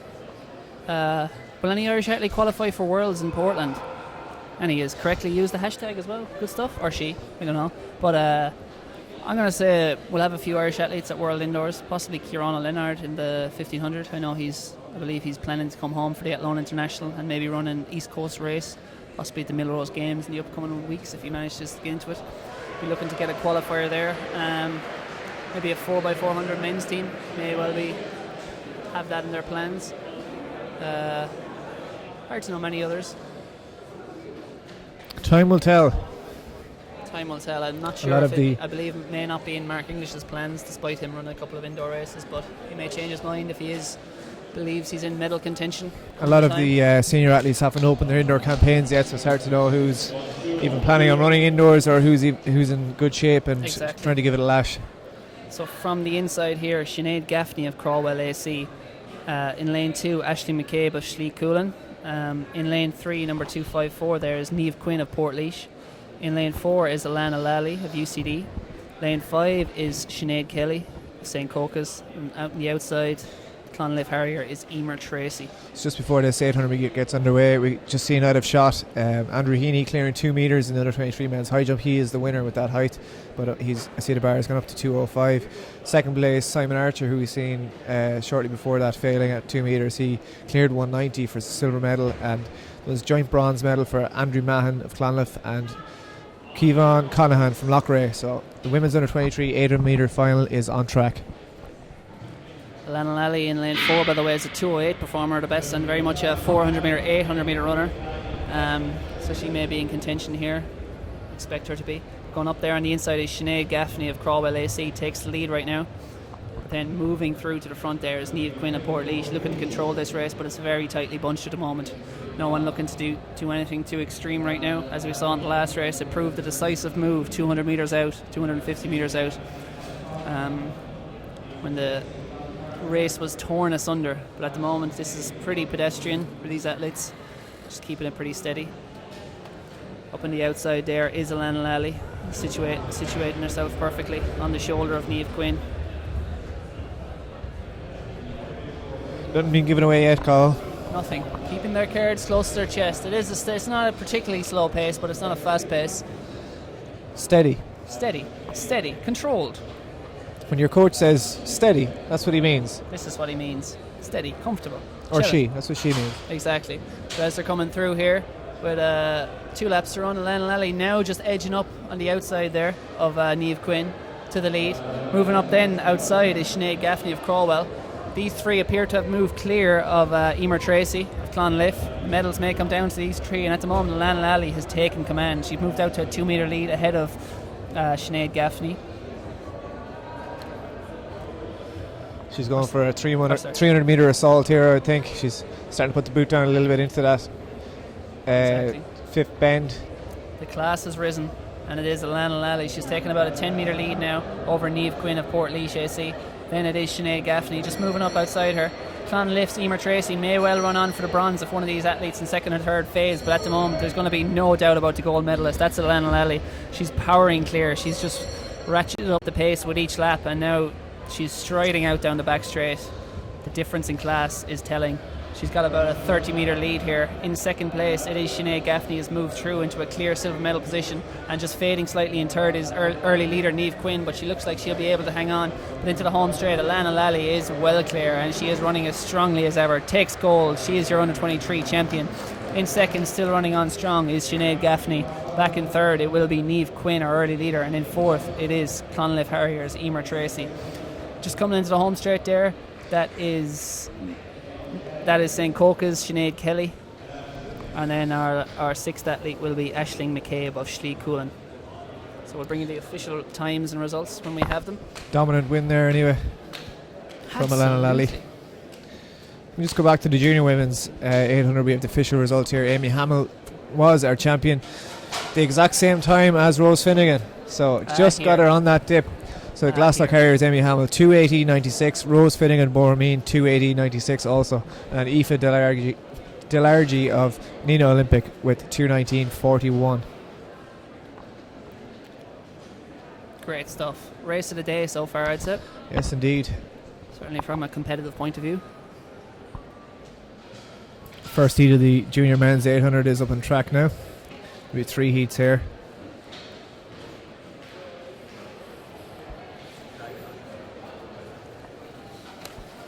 We'll have Callum Crawford Walker, Keane McBride, Dara Kelly, Luke Fitzpatrick, Craig Byrne, Matthew Mernan, Joseph Lyons, Aaron Mangan and Dean Holmes in this first heat. Yep. So qualification terms here, we're going to have 3 heats, so only the first 2 are going to be safe. You need to finish inside the first two, and then so the first two from each heat will advance, and then it will be 3 fastest losers. And to cut to the high jump there for a moment, we have You Clonard just see Andrew Harriers Heaney here. just Andrew lining up. Heaney 205 that was, and He he is just missed out. just takes it off with his heels.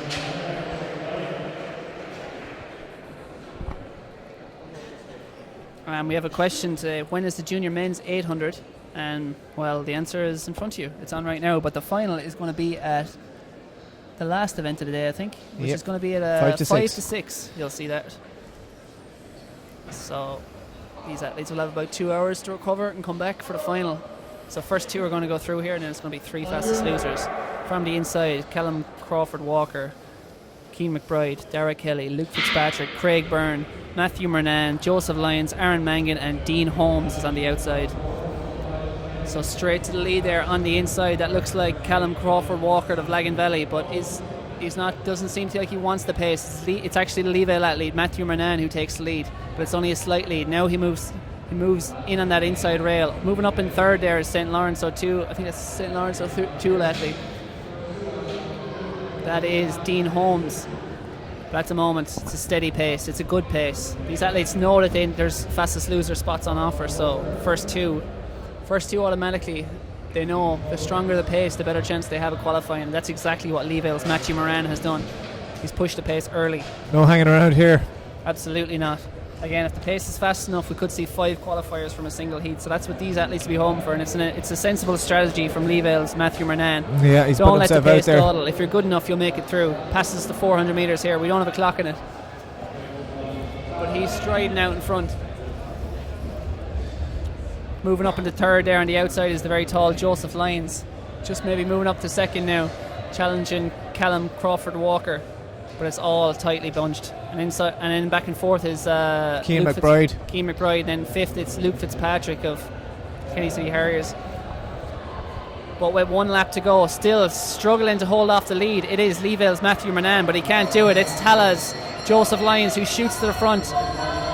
Now moving up is Callum Crawford Walker, ready to strike, and it is Keane McBride then moving up into third. Here we are, it's the head-to-head down the back straight. Callum Crawford Walker goes for the lead, but Joseph Lyons refuses to give it up, holds that inside curve around the final bend.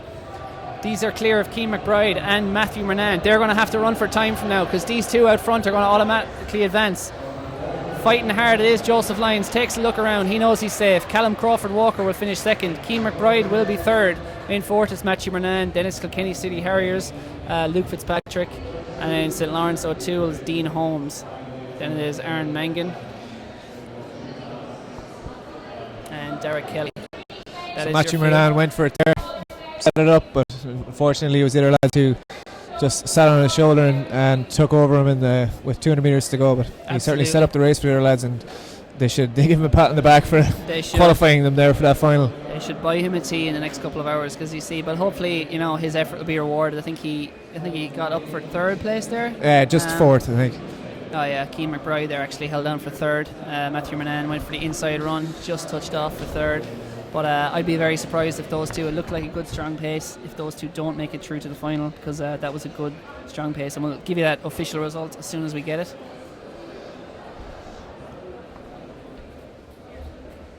In junior men's long jump, which is taking place below us here, we've seen Ben Fisher jumping there earlier. Not only did he run 6.99 for his 60 metres earlier, he's also jumped 6.99 in the long jump. That is tremendous banter. Do you reckon he planned that? Surely. He's only had one jump. I presume he's going to stop now. Happy with that? Yeah, makes sense.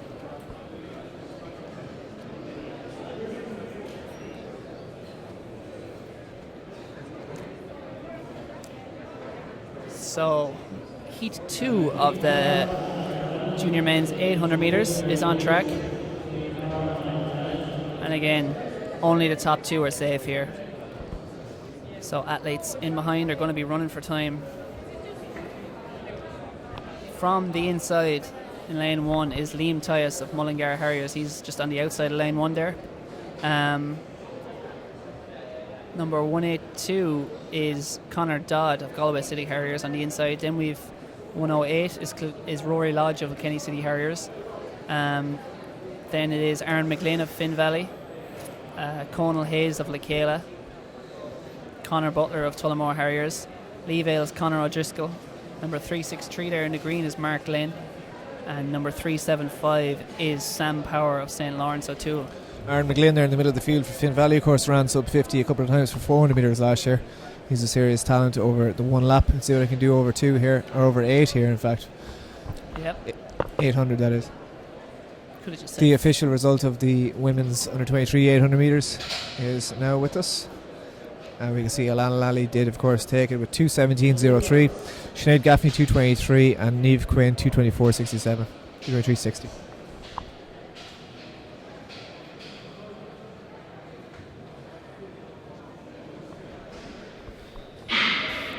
A long hole there. They are off. And away to a clean start. And it's close at the moment, but it looks like it's Finn Valley's Aaron McGlynn using that 400 metre speed. He has got to the front, and it is just a comfortable lead at the moment. Is he trying to push the pace, or is he trying to slow it down? Maybe even working his favour to slow it down, but right on his shoulders, Lee Vale's Conor O'Driscoll. Moving up then outside both of them, that is number 378, who is Connor Butler of Tullamore Harriers, as they pass 200 metres in 27.5. At the moment, very tightly bunched, all 8 athletes running together. It's a healthy pace, it's a decent pace, and it's Finn Valley's Aaron McGlynn who's taken this race on. The Lee Vale athlete though is stalking him, sitting in a slipstream. That's Conor O'Driscoll.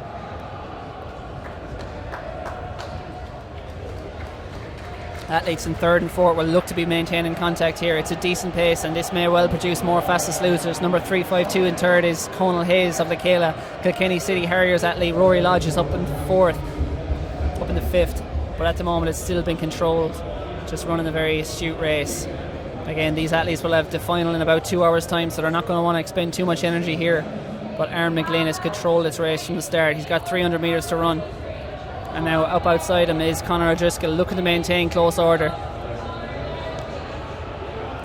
Conor O'Driscoll now even just moves up as they come towards the bell. Number 352 then Conal Hayes moves up to 2nd. They pass the bell in 1:27. It's a decent pace. They're headed for about a 1:56 run, and now the tank has run out for Aaron McGlynn. The 400 metre runner is out on his feet. He has been passed by 3 athletes, and it is Lee Vale's Conor O'Driscoll who shot to the front. Rory Lodge no, that's not Rory Lodge. Rory Lodge sitting in 5th there, but Aaron McGlynn is coming back at these athletes' call. Aaron McGlynn, I spoke far too soon, because Aaron McGlynn has come up to the outside and he is back straight to the front. It is number 352 with him. That's Conal Hayes. It's Conal Hayes and Aaron McGlynn. Then it is Mark Glynn in 3rd, and it was Lee Vale's Conor O'Driscoll in 4th. What a race that was, and what a comeback from Aaron McGlynn.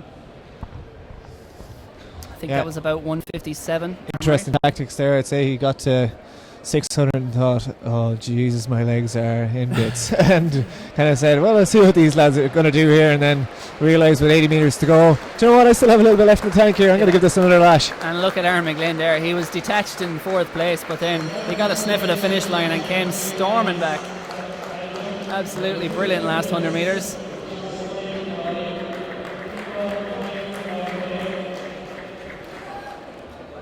Conal Hayes judged that perfectly of Michaela, but again didn't account for Aaron McGlynn coming back. But again, he'll secure automatic qualification for the final in 2 hours time.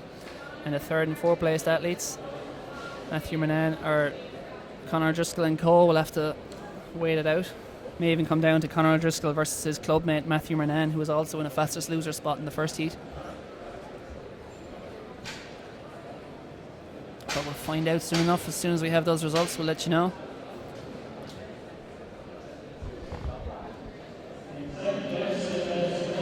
As we cut back to the junior men's long jump we're seeing there on our screen. That is number 152. That's James Murphy of Waterford AC. Gets the white flag. That'll be measured.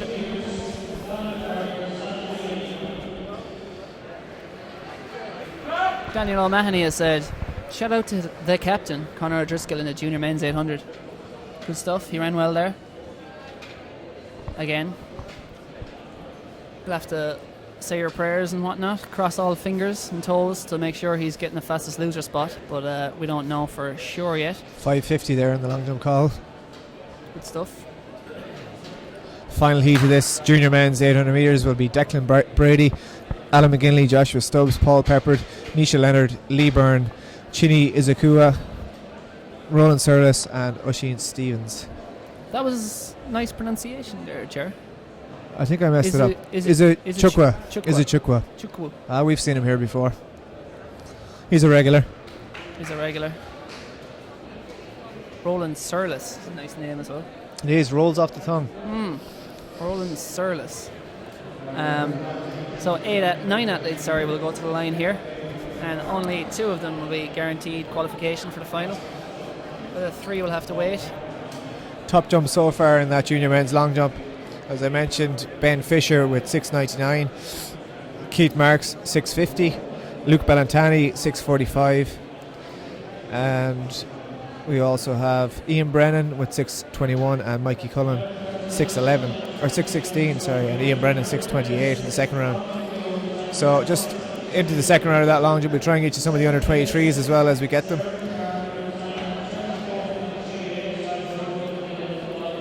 The third and final heat of the junior men's 800 metres. From the inside, Declan Brady, Mullingar Harriers. Next to him is Alan McGinley of Lifford AC. The Tullamore Harrier you see in the blue and white singlet there is Chini Izuchukwu. And Correct. I've done slightly worse than that than Jared did.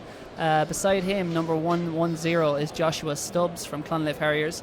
The Annadale athlete in the yellow singlet at the back there is Annalee athlete, is Roland Surlis, just walking forward. Number 130 in the green singlet is Paul Peppard. Number 156 in the black is Nisha Leonard.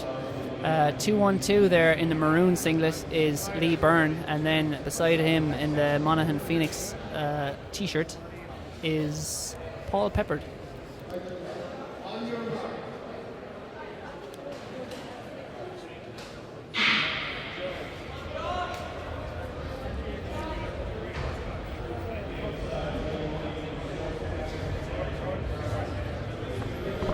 So it's a very strong pace here to start, and it looks as if it's Annalise Roland Surlis who's gone to the front, that long striding athlete, but right on his shoulder it is Chini Uzuchukwu. It's going to be close here. These athletes are vying for fastest loser spots, they're vying for automatic qualification. He's a very long striding, very light in his feet athlete out front though. It is Roland Surlis. He's taking them through at a steady pace, but now they're starting to slow down. Now they're starting to settle into their pace. And Roland Surlis he's taking 7 athletes away at the moment. Remember, only the first 2 are guaranteed qualification for the final. That final will be coming up as the last event of the day. That'll be about 5 to 6 this evening. At the moment, these 7 athletes all jockeying for position. 8 athletes, in fact, in there. Moving up on the outside there, 212. That is Lee Byrne moving up. But it is still Chizi Uzuchukwu and Roland Surlis at the front controlling this race. Clonliffe Harriers, Joshua Stubbs in third there as well, all to play for. Plenty of argy-bargy there coming around that bend. A lot of pride at stake with the final race, final heat of the day, trying to secure those fastest loser spots as well as the 2 automatic qualifiers. So Chini is a Chukwa? You got it. I got it. Uzuchukwu got the lead, but will he hold it? Doesn't look like it, because up on the outside it is Clonliffe's Joshua Stubbs moving into second, and then shooting around the outside in the red singlet is Alan McGinley of Lifford AC. He's up to third, and now coming back from the dead is Annalise Roland Surlis. He's back to fourth, but Chini Uzuchukwu is shot to the lead again. He's controlling this he's accelerated greatly over the last lap, and he looks like he's on his way to a decisive victory. May even be able to coast down the home straight. Fighting hard in second, trying to get that automatic qualification is Joshua Stubbs, but he's lost it, and it is the red singlet of Alan McGinley who gets up for second. Back in fourth is 212, which is Lee Byrne. Then it was 130, Paul Peppard, just ahead of Nisha Leonard, and then it was Annalise Roland Surlis and Declan Brady of Mullingar. Oisin Stevens just coming through the line there from Roscommon AC. So Chini Uzuchukwu is our first automatic qualifier, as well as Alan McGinley of Lifford AC. So those 2 men will be through, and you'll have to wait. The rest will have to wait and see. Very impressive performance there by Chini Uzuchukwu. He positioned himself perfectly and then took command of the race at the point it mattered the most. Just another field event result here, the junior men's high jump, which was on earlier today. Ryan Carty Walsh with 190 took the title on countback from Donna Mahan, who also jumped 190, and then Waterford AC's Dion Ryan with 180 got the bronze on countback from Daniel Hernan, who also jumped 180. So tight competition there all around. some more news of Irish athletes, and our own former world champion Rob Heffernan finished third in the 5 kilometres in Bratislava today with a very good walk. Reached the podium in a prestigious indoor meet, 19:19 for 5 kilometres, which I'd wager to say is faster than most of the running population in the country could run 5 kilometres. So top stuff there from Rob Heffernan. Good start to what will be a very big year for him. But up next on track, it's going to be the Under 23 men's final. Oh, straight final, I like it. Ben Fisher has gone and outdone himself and jumped 7:02 here in the long jump as well, junior men's long jump.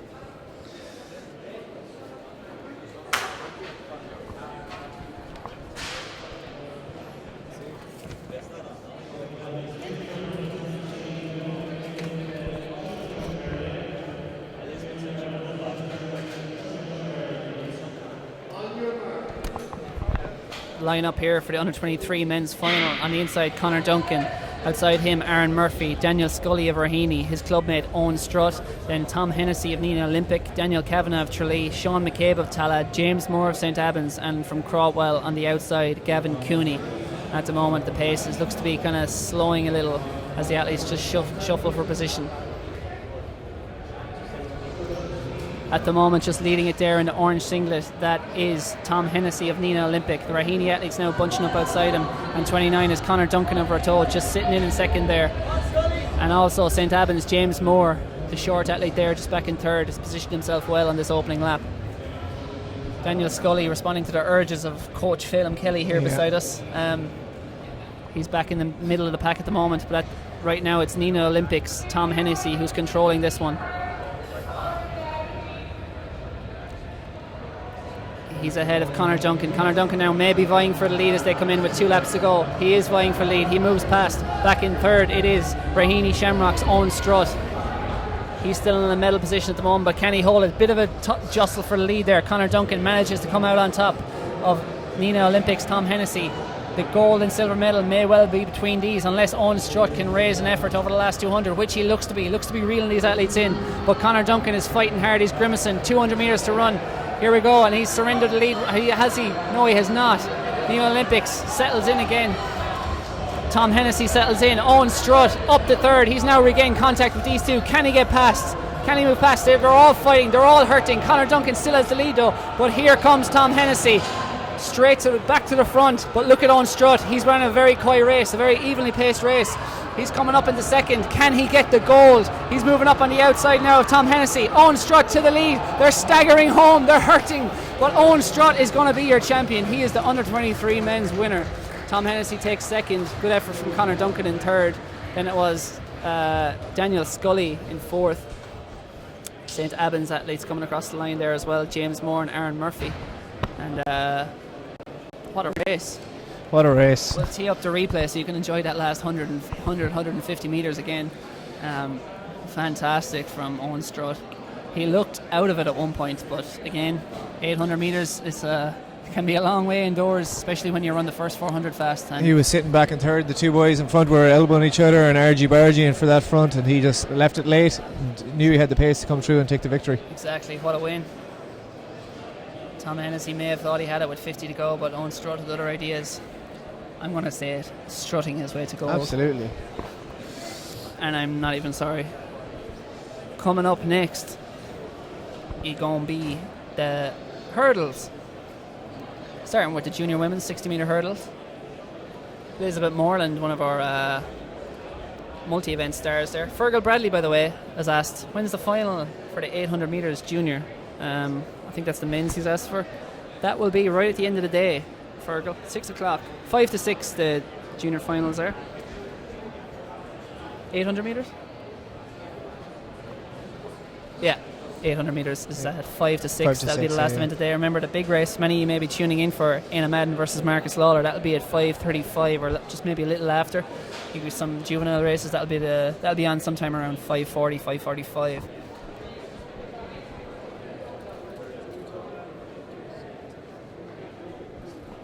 So the hurdles, we have a little bit of a break for the next few minutes. Before the hurdles, we'll try and get an athlete up here to chat to, see how they're doing. Yeah. Phelim Kelly has just arrived back, beaming. Yeah.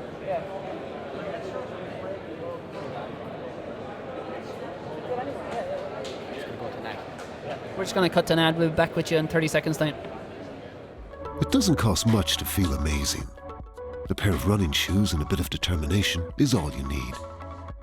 Running increases your confidence, giving you greater control of your life. Tailored health insurance from GloHealth means you can choose the cover that suits you, your lifestyle, and your budget. Get real value, real control, and feel amazing.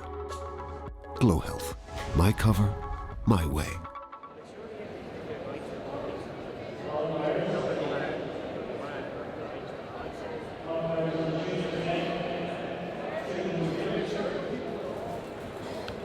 And we're back.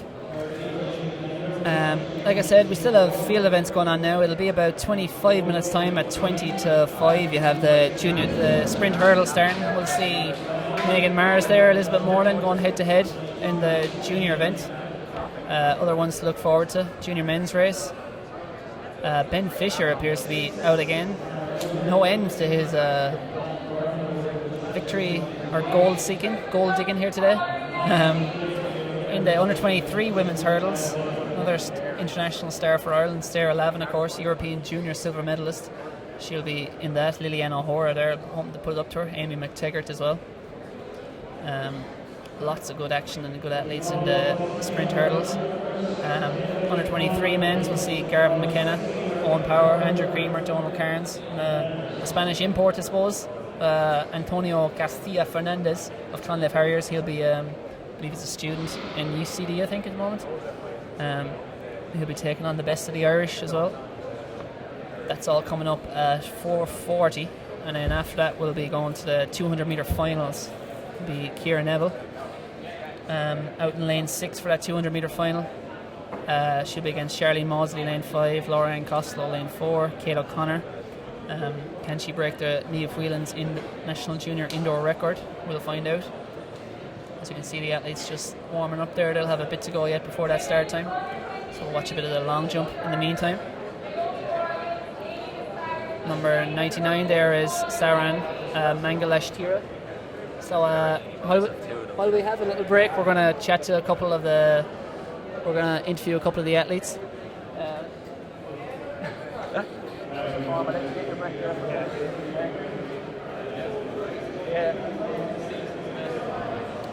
So we'll be talking to Daniel Scully and Owen Strut there, two Raheny boys, hometown favours from Phelim Kelly.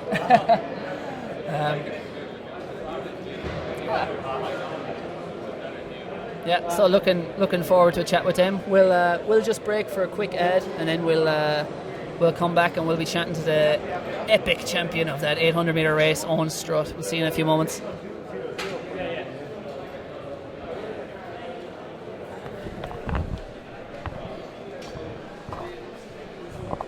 It doesn't cost much to feel amazing. A pair of running shoes and a bit of determination is all you need. Running increases your confidence, giving you greater control of your life. Tailored health insurance from GloHealth means you can choose the cover that suits you, your lifestyle, and your budget. Get real value, real control, and feel amazing. GloHealth. My cover, my way. It doesn't cost much to feel amazing. A pair of running shoes and a bit of determination is all you need. Running increases your confidence, giving you greater control of your life. Tailored health insurance from GloHealth means you can choose the cover that suits you, your lifestyle, and your budget. Get real value, real control, and feel amazing. GloHealth. My cover, my way. It doesn't. I'll step back for.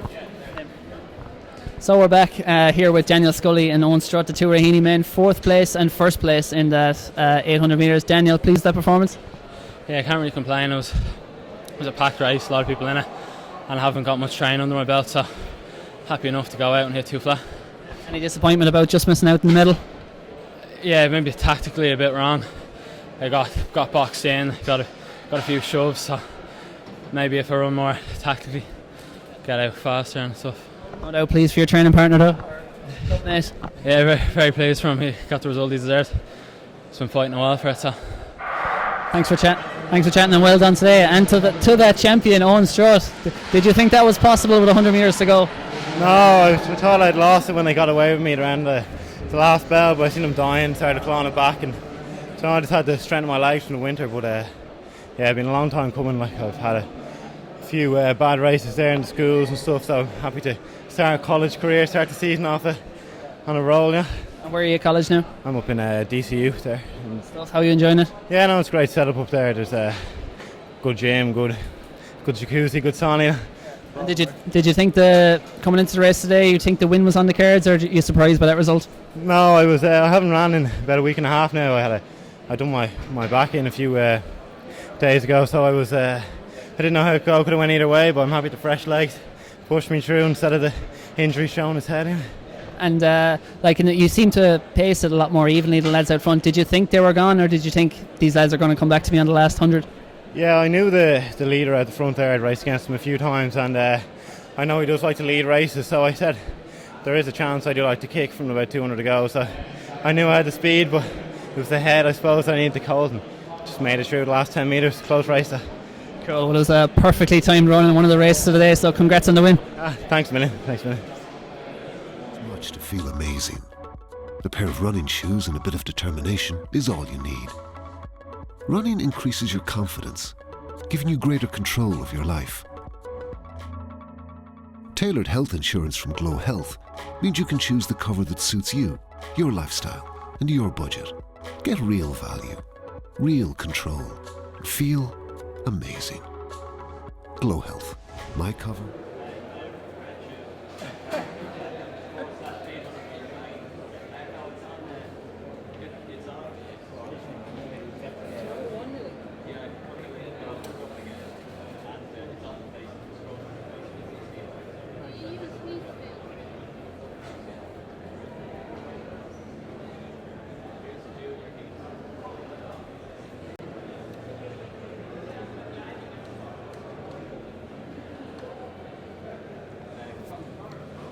So we're back on track here with the hurdles. We have results of the 800.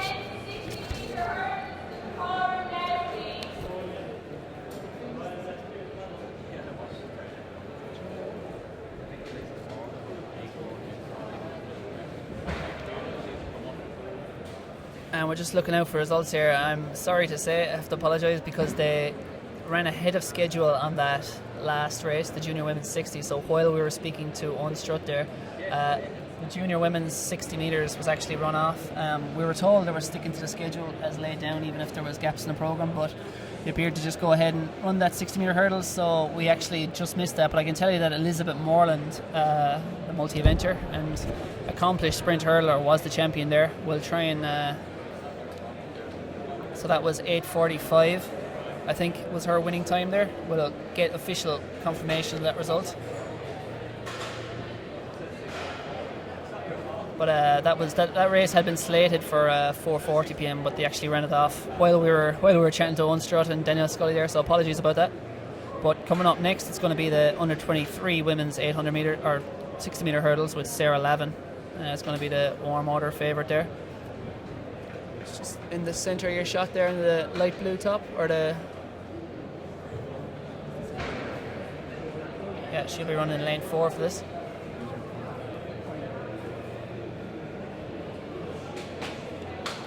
So Sarah Lavin's going to be running lane 4 here. Amy McTaggart inside her in lane 3. Naomi Morgan in lane 2. Aoife Conroy of Schlecool in lane 1. And to Sarah Lavin's to the left of our shot in the orange there is Liliane O'Hora, another very good, promising hurdler from Dunedin AC. And then lane 6 going to be Shannon Dawkins. She's in the grey top there in her blocks, St. Joseph's AC. And then it's Sinead McDonough of Kilkenny City Harriers. So again, any tweets, etc., anyone want to get in touch, just give us a tweet at Irish Athletics or using the hashtag GloIndoorsQA.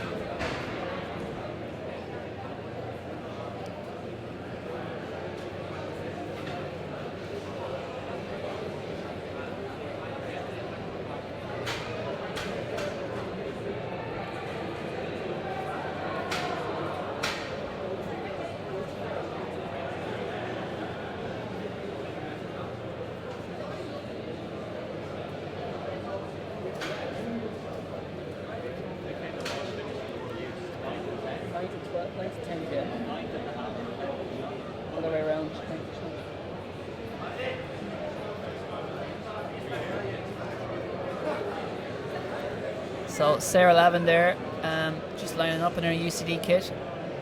The 21-year-old who's a very accomplished hurdler at underage levels. She's passing through now, obviously up into the senior category. Still eligible for under 23 events. Personal best at this in this realm is 8:25. So she, at her best, should be clear of these athletes, but expect to get a good race there, not least from Liliana O'Hora, right beside her, fellow Limerick athlete. And from the inside, it's Shlee Coolan's Aoife Conroy in lane 1. In lane 2, it's Naomi Morgan. We're missing lane 3, which would have been Amy McTaggart, but she's not here. Sarah Lavin, the hot favourite, is in lane 4 for this race, trying to retain her title. Lane 5 is Liliana O'Hora of Duneen. Lane 6 is Shannon Dawkins of St. Joseph's. And lane 7, which was slated to be Sinead McDonough, is empty. So 5 athletes to the line. 3 of them are going to get the medals, but who's going to get the gold?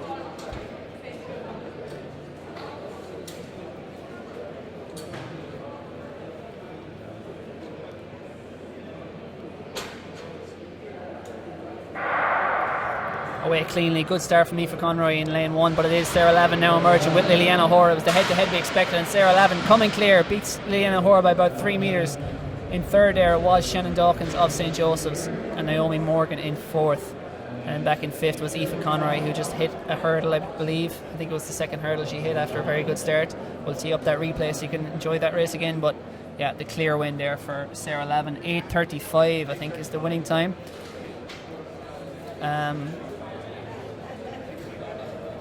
And her PB is 8:25 I believe, so back approaching that. Good performance from Sarah Lavin to start the year. And you can see lane 1 here gets a flying start. That was Aoife Conroy, but again, Sarah Lavin, the class emerging, moving clear of Liliana O'Hora, and a good run there from Shannon Dawkins to take the bronze.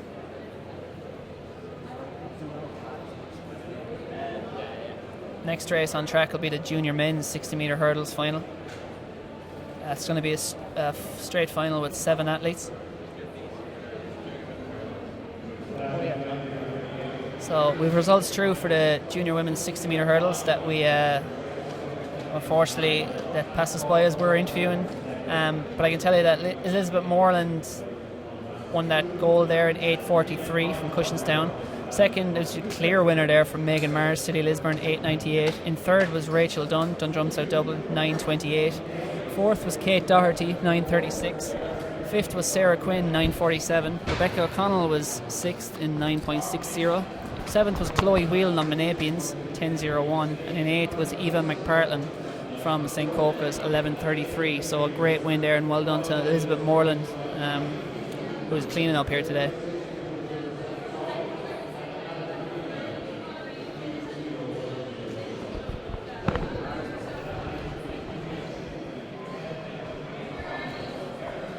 So again, as we get ready for this men's hurdles, remember you can tweet us at Irish Athletics or using the hashtag GloIndoorsQA. Lots to look forward to over the upcoming weeks, not least next Sunday we're back here. We're not live streaming unfortunately, but have to buy a ticket for that one. It's the AAI Games.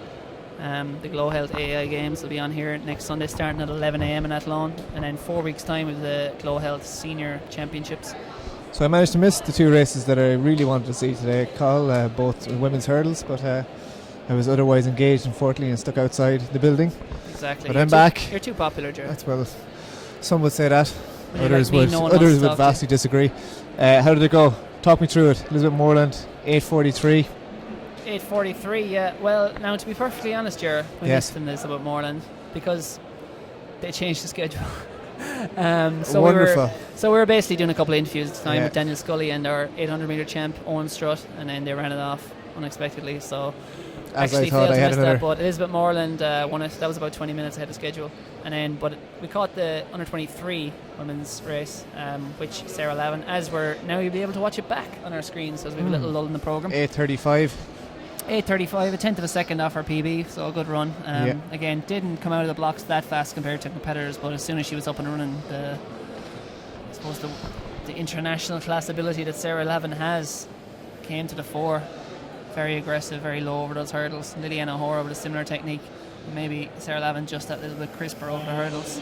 Yeah, certainly a good run though for Sarah Lavin this early in the indoor season, 8:35. So she's ahead of where she was this time last year anyway. So it'll be the games, I'm sure, for next weekend and lead into the national championships. Absolutely.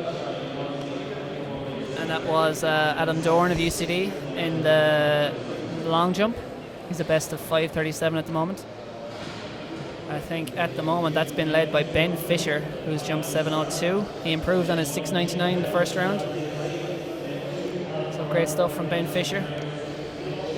Second place in the junior men's long jump at the moment is Keith Marks, so that's a fantastic competition. Keith Marks is out to 6:98 in his second round. Back in third it is Luke Bellantani of Raheny Shamrock, 6:45. So a big head-to-head there, Ben Fisher and Keith Marks. Keith Marks, of course, Cushenstown AC, is a very good high jumper as well. Often transfers across to the long jump. Very dynamic athlete. As we see, number 155, that is Dion Ryan jumping there from Waterford. He's the best of 5:66 so far. Still a few minutes away from the junior men's 60 metre hurdles. Line up for that one is Paul Sexton, Jack Murphy, Tomas Connolly, Kevin O'Leary, Ben Fisher, Joe Halwax and Peter O'Connor. So see if Ben Fisher can make his way down for this one as well. I can see him down at the start line. He's having a fairly busy day. He's in their red singlet and he's ready to rock. He is hopping around everywhere. I think he was doing the weight for distance as well earlier. Going for triple gold. Just like the Usain Bolt of the GloHealth Junior Under 23 He's better. He is. Big Ben. I'd be very impressed now if you could match his other two 6:99s here in this hurdles. Now, I'm pretty sure that'd be a world record, would it? It certainly would. So we're probably not going to see that, but who knows? Ben is in great form, as we've seen.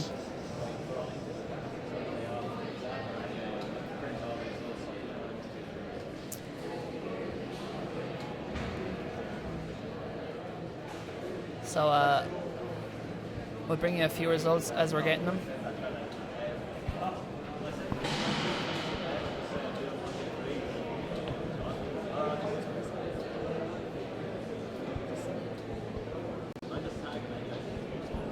Just a note on Elizabeth Morland's 8:43 there in that 60 hurdles is PB, and it's also just outside Sarah Lavin's own national indoor record of 8:36. So for a girl who's training for multi-events, that's some serious hurdling and serious speed. To be just outside one of our best young hurdlers ever.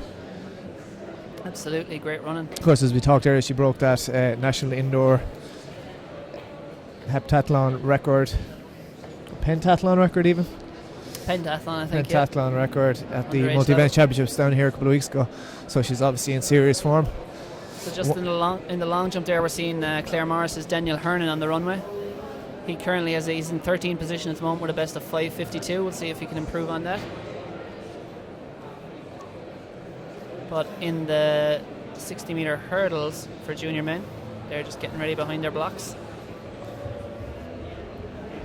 Of course, the junior men are over 3'3", one notch below the seniors and under 23s, who will be going over 3'6", which is always an interesting transition. We've seen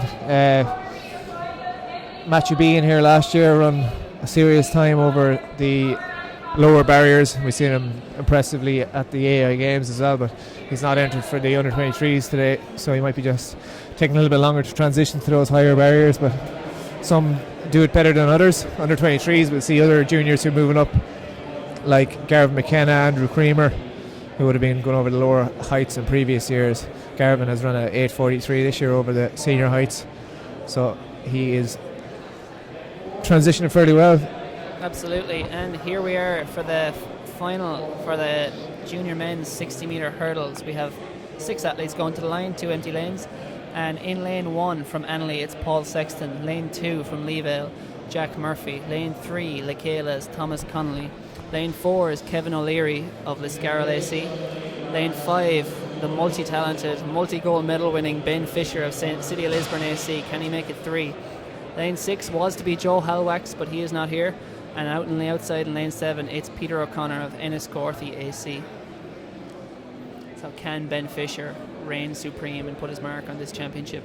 in a memorable way and take yet another win today. Unfortunately, we don't get another opportunity to see Joe Halwax's luminous calf sleeves. Fortunately not. Maybe that's why he had them. Maybe the calves got the better of him. Hopefully not. But so Ben junior Fisher. men settling into their blocks. Ben Fisher in lane 5, double gold medalist already. Well, one gold medal in his pocket, one in waiting for the long jump.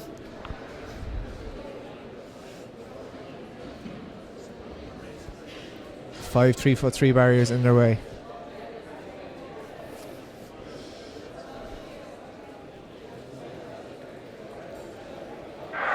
And we're away cleanly here, and Fisher certainly is out well. Also, Leavell's Jack Murphy on the inside, but Fisher's going well, and Annalise, Paul Sexton's coming through, and he might just get it on the dip. He does, and he is delighted. Great run from Paul Sexton there. Came through late, just to dip Jack Murphy. I think Ben Fisher was the bronze medalist, and it looks like 8:34 on the clock. Great run there from Paul Sexton. Ben Fisher, despite his obvious speed, it's quite obvious he slightly inexperienced maybe at the hurdles with the height he was given the barriers there compared to the Paul Sexton and Jack Murphy, who were much lower, much kind of crisper over the barriers. So we just see the replay here. Yeah, you can see Ben Fisher there in the red in the middle, but it's Paul Sexton was out very well there with the left leg lead. Anna Lee in yellow. You can see Fisher is clearing the hurdles very high. Jack Murphy of Leavell going well too, and a big lunge for the line from both lads. But you can see Paul Sexton is absolutely delighted with that win. 8:34 on the clock. We'll just confirm that officially when we get the result. But great win there for the Anna Lee man. The under 23 official times were Sarah Lavin at 8:34, Liliana Hoare 8:65, Shannon Dawkins 9:01, Naomi Morgan 9:16, and Amy McTaggart 10:97. Good run from Liliana Hoare there. She's met with injuries for the last couple of years. She was a good youth and junior talent, so she's coming back well to take a silver medal here at the under 23s.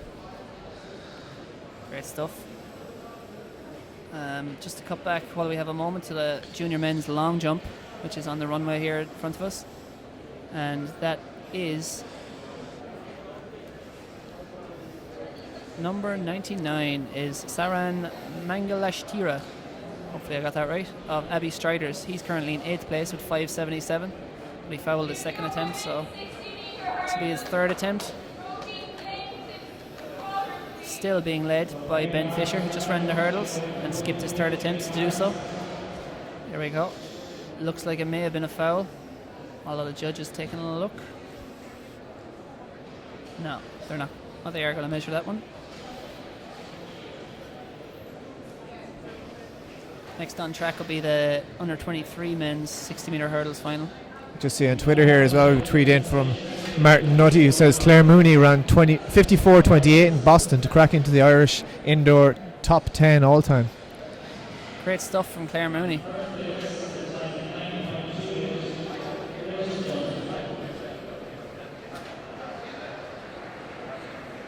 Of St. John's indoor track and field.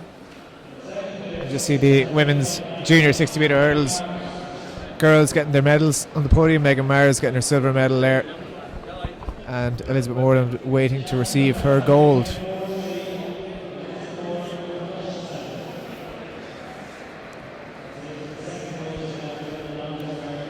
Her second gold after winning the long jump earlier on today.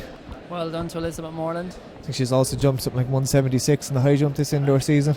Yeah, she's headed for a big year, and again, we'll be targeting those World Junior Championships in Bydgoszcz in late July.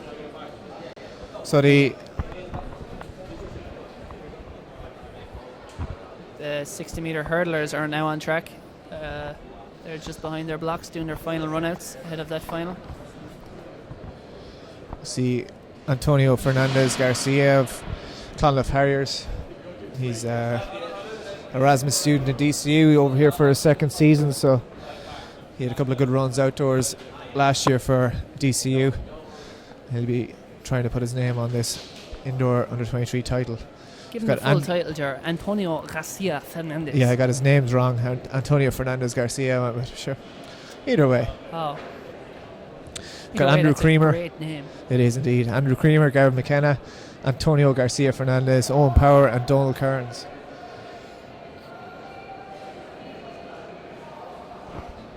So we're just a minute or two away from the start here. Just the hurdles are adjusted in height. The lads are getting their final practice runs out. Owen Powers, the athlete, head of the shot there in the green and white singlet. He qualified for the 200 metre final as well, but I think he's going to have to leave that one out, pending how this race goes. Have the women's triple jump on at the moment as well, as you can see. We'll try and get some updates and results on that when we can. This will be Owen Power's first run out over hurdles of any kind this year, so this will be interesting for him, I'm sure. Andrew Creamer's had a good winter of training, and he'll be hoping to lay down a marker for his indoor season. As I said, Gavin McKenna has run a 60 metre hurdles up in Jordanstown, 8:43 PB for him, and not much slower than he's run over the lower barrier, so he's certainly not afraid of the higher height. So they've been called to their marks. 5 athletes in 3. Andrew Creamer on the right of your shot from Alan Lee, Gavin McKenna of Shercock AC in 4, Antonio Garcia Fernandez Clonliffe in 5, Owen Power in 6, St Joseph's AC, and Donald Cairns Cushintown in 7.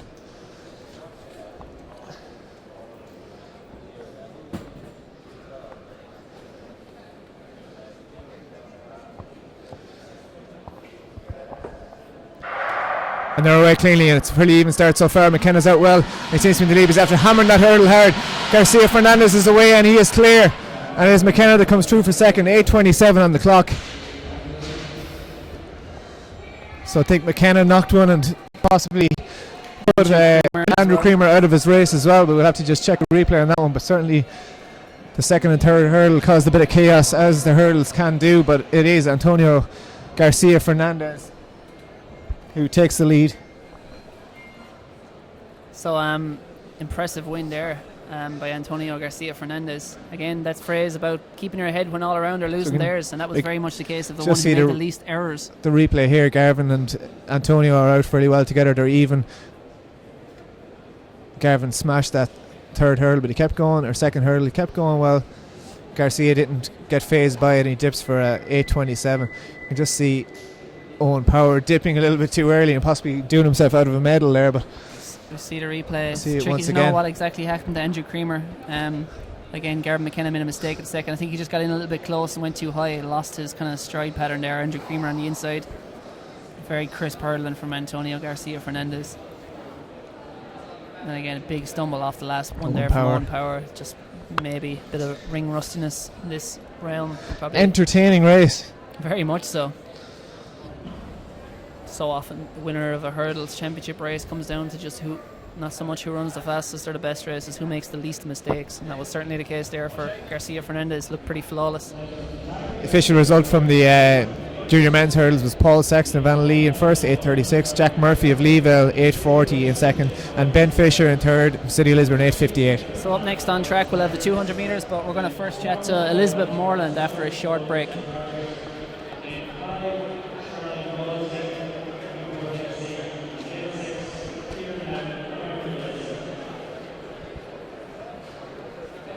My way.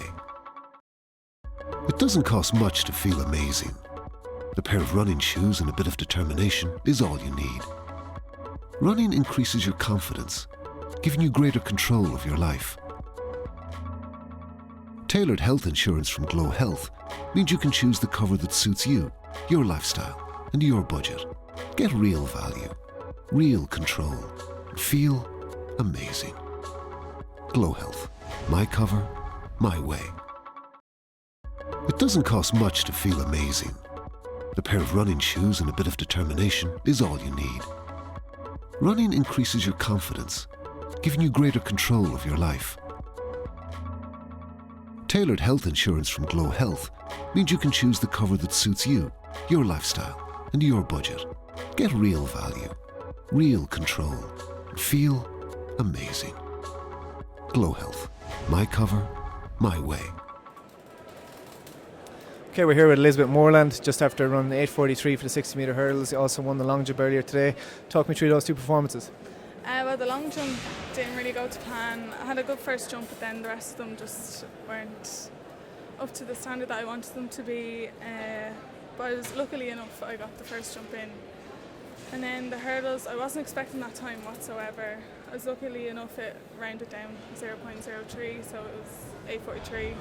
Wasn't expecting that whatsoever, but I'm really, really happy with it.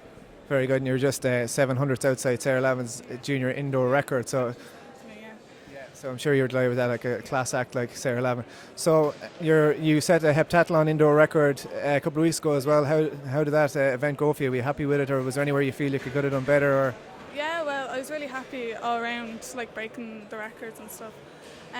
Shot put could have gone better, and so could the long jump, but I was really happy. But I just have to work on my 800 now, bring that up to standard, and hopefully I'll do much better.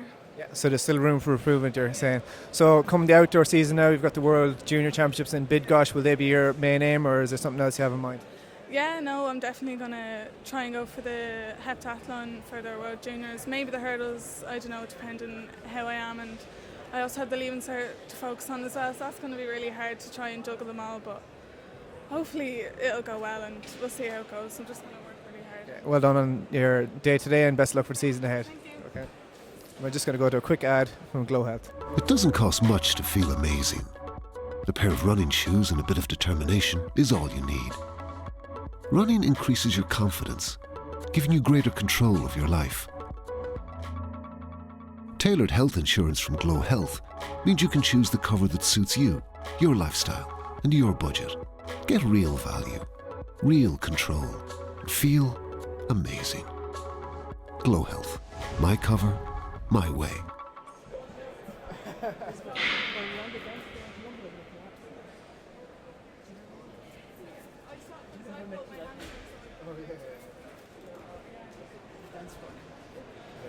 So we're back on track here for the junior women's 200 metre final. Ciara Neville will be going in the outside lane. 6 athletes going to the line. In lane 1, Emily Nolan of Carrick on Shore AC. Lane 2, Roisin Flynn of Galway City Harriers AC. Lane 3, Kate O'Connor from Dundalk St. Gerard's. Lane 4, Laura Ann Costello of Galway City Harriers. Lane 5 is Charlene Mosley of Newport AC. And the one to watch just the far right of your shot there is Ciara Neville of Emerald AC. She'll be looking towards Niamh Whelan's record possibly, but it is a very strong mark, 23.9.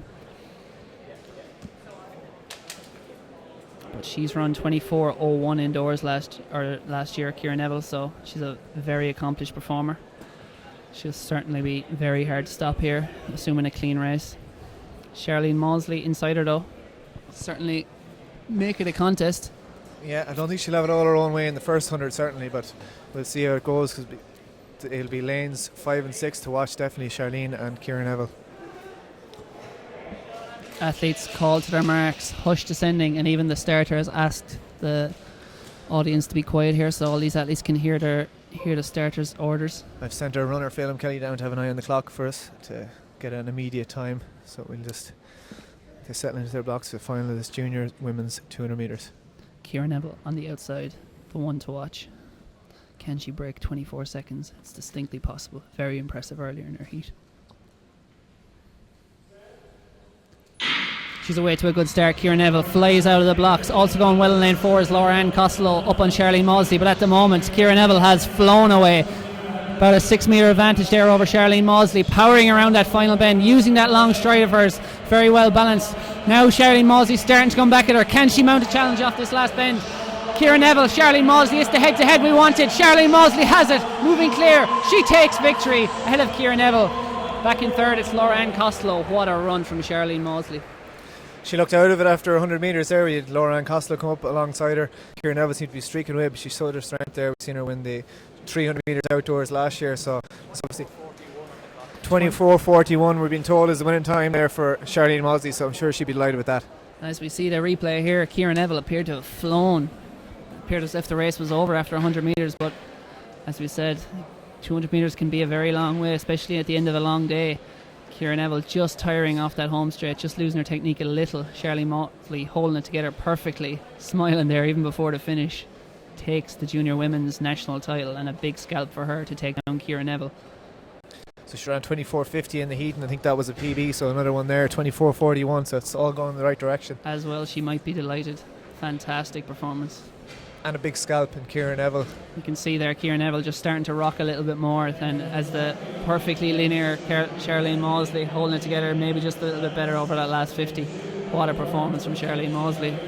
Congrats to her. Neville's fourth race of the day, might just be a little bit fatigued after all that.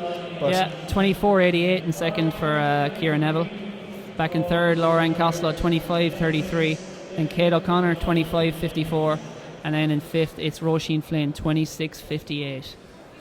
Official result from the men's under 23 hurdles. Antonio Garcia Fernandez won in 8.24. It's been corrected to. Gavin McKenna second, 9.01 after crashing into that second hurdle badly. Donald Kearns of Cushinstown just pipped Owen Power after a stumble in 9.14 to 9.18. Kieran Leonard has tweeted in. Sure, he's enjoying this from far-flung fields, possibly in Portland at the moment where he's based, or in Eugene. He says, "Han Leavale AC." He's not wrong. He's not wrong. Han indeed. Leavale doing good things. They're building a new clubhouse down there in Cork City at the moment. They'll be going from strength to strength. The power club, as you said.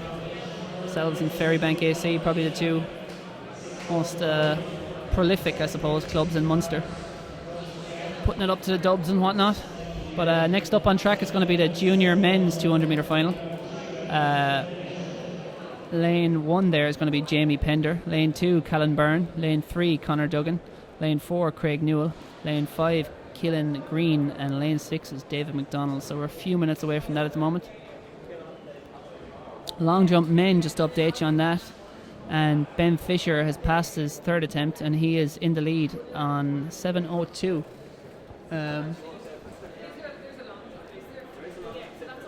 Then in second place, Keith Marks, 6.98, his best effort.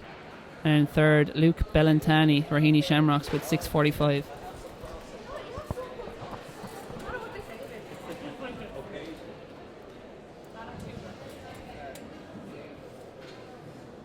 Antonio Garcia Fernandez at 8.24 when winning that junior men's or under 23 men's hurdles, ahead of Garvin McKenna 9.01, Donald Kearns 9.14. So back to the track for the final of the junior men's 200 metres. From the inside in the white singlet, St. Albans, it is Jamie Pender. Lane 2, Kilkenny City Harriers, that is Callan Byrne. Lane 3 in the white, Conor Duggan of Crawwell AC. Lane 4, Ballymena and Antrum's Craig Newell. Lane 5, it's Killing Green of Galway City Harriers. And then out to the right of your shot, it's David McDonald of Menapians. So I think David McDonald's going to be the one to beat here out from Menapians in lane 6. He's run 22 low outdoors last year and indoors this year as well. He's run 22.2 back in December in multi-events of all things, but I'll keep an eye on him, and I'm sure the lads won't let him have it all his own way. So it is Pender, Byrne, Duggan, Newell, Green, McDonald, GloHealth junior men's 200 metre final.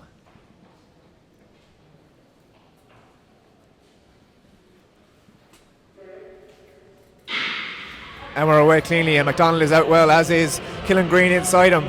And Craig Newell of Ballymena and Antrim is flying down that back straight, so it's fairly even so far. We'll see how this stagger unwinds as we come around the top bend. McDonald is going well, as is Newell in lane 4. And Newell looks to be in the lead as they come into the home straight. McDonald is trying to hold on, he's the taller of the athletes, and it's going to be very tight here at the finish. And it looks like McDonald just held on from Newell, with Galway City Harriers, Killen Green dipping in between the middle of them, nearly causing a shock at the end. A really tight race, and what a performance there from David McDonald just to hold on in the end. Great stuff. And unfortunately Jamie Pender there of St. Albans pulled up injured in lane 1 after about 100 metres. He was just limping off the track and is still limping. Hopefully nothing too serious there, so he was out of the race. But yeah, what a performance there from David McDonald. Took the race bull by the horns on the first 100 metres, and again held it together brilliantly in a very close event. As you can see, lane 5, Killen Green just starting to strain for the line, leaning forward a bit early. May have cost him the silver medal, but no doubt about the winner. That's David McDonald. Great dip there from Craig Newell as well to make sure that silver medal. Really good run there for the bronze from Killen Green. Looked like he was out of it coming off the top bend, but just put the boot down, gave it his all, and nearly got in there for the silver. So we can see it here once again, the lads coming into the final bend. Newell has a couple of metres on Green at this stage, and McDonald is just kind of holding the lead slightly, but just holds his form, stays nice and relaxed down the final straight, and doesn't overdo it and tense up. A little dip at the end just to make sure. So 21.99 on the clock for Dave MacDonald here. Not yet official, but that would be a big PB and our first sub 22 of the day. Craig Newell 22.12, Killen Green 22.15. So there was 3 serious times there from those top 3 junior men. The under 23s will be hard pushed to get near any of them. Conor Duggan 22.76 and Callum Byrne 23.00. So 4 men sub 23 or sub 23.0. 5 men sub 23.0. Fine bit of depth there. Hopefully Jamie Pender will be back in action in a couple of weeks' time if he can get himself back fit. Hopefully he's not too badly injured, maybe a little cramp or something with a bit of luck. And coming up next on track, it's going to be the under 23 men's 200 metre final. Owen Power there on the inside in the green of St. Joseph's AC, then Patrick Lynch, Aaron Cadden, Owen Walsh, Simon Archer and Dean Power, as we're seeing some of the long jump again there. 3:07 on the runway. That's James Fortune of Enniscorthy. He's in 6th position at the moment in the red singlet, just getting his run up ready. Still a couple of minutes away from the final of the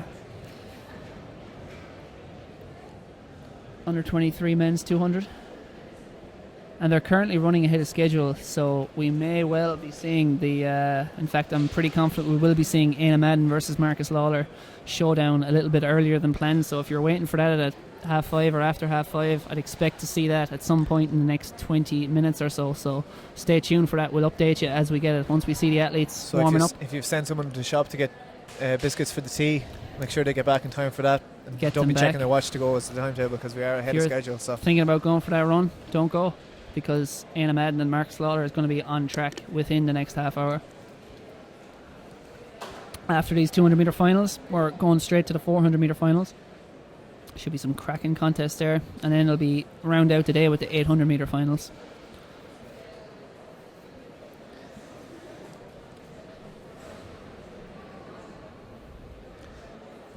So the finalists for the under 23 men's here, you can see some of them standing behind their blocks in lane 1. Owen Power, who we've seen had that stumble off the last hurdle in the 6 metre hurdles a couple of minutes ago.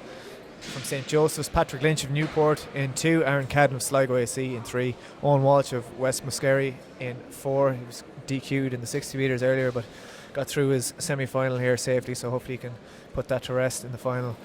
Simon Archer of Templemore in lane 5, silver medalist in the high jump with 190, a couple of minutes after his 200 metre heat. And Dean Power of Tullamore Harriers, the fastest qualifier, out in lane 6.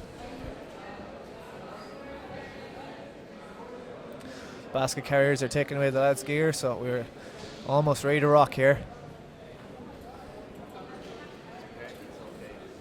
Yeah, and Arlene Crossan there has tweeted us saying, patiently waiting for the 400 metre final all day. Aren't we all, Arlene? Aren't we all? But yeah, the big head-to-head, it should be an absolute cracker.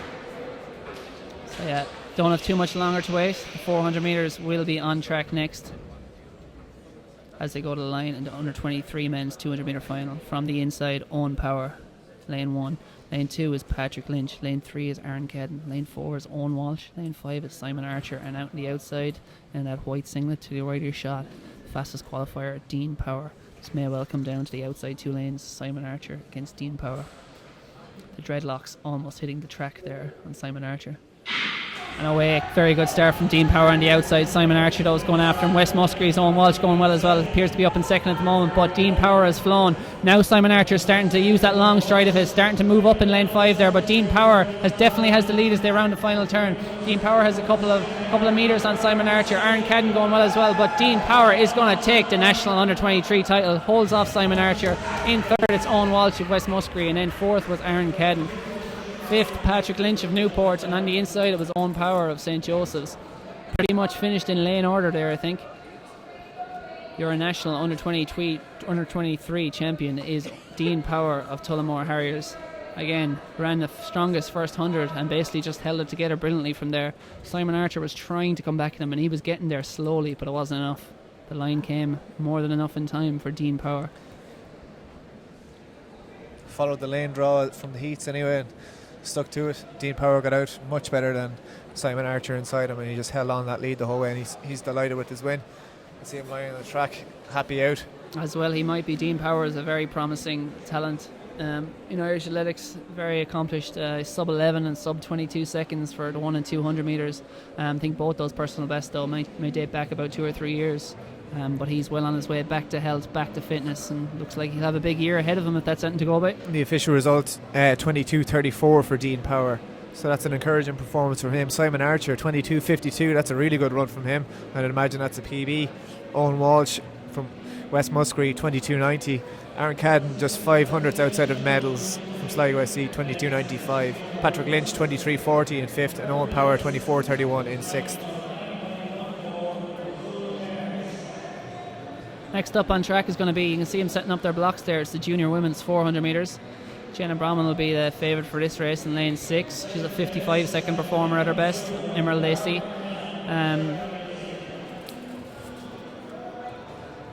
May just be able to get a shot at the long jump there as well, which is now in its 4th round at the moment, the junior men's long jump. It's a cracking competition. We've got Keith Marks at 6.98, but Ben Fisher's 7.02 still leads it. This on the runway now is Keith Marks in the green singlet. Again, 6.98 in the second round. You see that uplift, the bounce of a high jumper, and that looks like a good jump. Appears pretty pleased with it. And that's going to be measured. Tweet in from Emer Lynch there. Big congrats to clubmate Charlene Mosley. She's also sister of Patrick Lynch, who was running in that 200 metre final, so I'm sure she's proud of her big bro. Or little bro.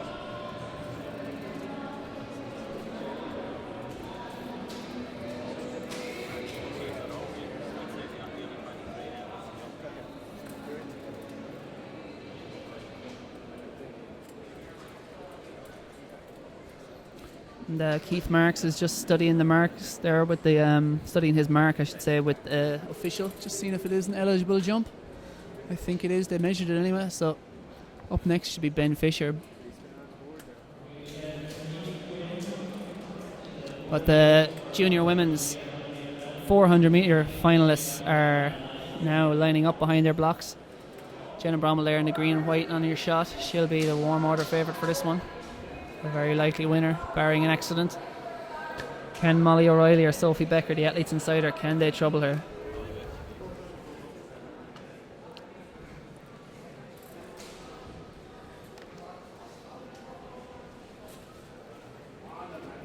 From the inside here, the final of the junior women's 400 metres. Lane 1, Ciara Gallagher from Naas AC. Lane 2, Clodagh O'Mahony from Dooneen. Lane 3, Niamh Malone of Monaghan Phoenix. Lane 4 is Sophie Becker of St Joseph's AC. Lane 5 is Molly O'Reilly from Dundrum, South Dublin. And the favourite on the outside, Jenna Bromwell, one of the rising stars of Irish athletics, in lane 6 from Emerald AC.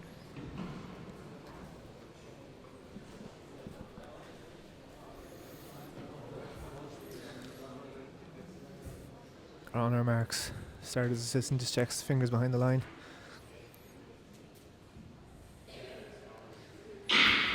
And we're away cleanly, so we're looking out for lane 6 here, Jenna Bromwell. She has gone out hard and she is away from Molly O'Reilly already in lane 5, so it's just a matter of how hard she's going to go through this first 200. And we can see in Clodagh O'Mahony of Dooneen's AC in lane 2 has also gone out fairly hard, but we're going to be keeping an eye out in lane 6 here for Jenna Bromwell as she comes to the break first and cuts in. We'll just keep an eye on the clock for a split here at the 200 metre mark, and that's around 25 flat. So certainly gone out very hard. In second place we still got Dooneen's Clodagh O'Mahony, followed by Molly O'Reilly, but look at that gap for Jenna Bromwell out in front. She's got 30 metres on this field. Just keep an eye on the clock. She gets to 300. She's still looking good. She's pushing around this top bend. Clodagh O'Reilly is into second place, followed by Clodagh O'Mahony from Dooneen. She comes into the final straight. She's going to push for the line. It is Jenna Bromwell, your under 23 champion, and it is quick. We just get an official clock on that. Molly O'Reilly is in second. Sure. This is extremely unofficial, but I got 53.84 for that. The announcer has said it is a new junior record. We just need to get an official look at the clock.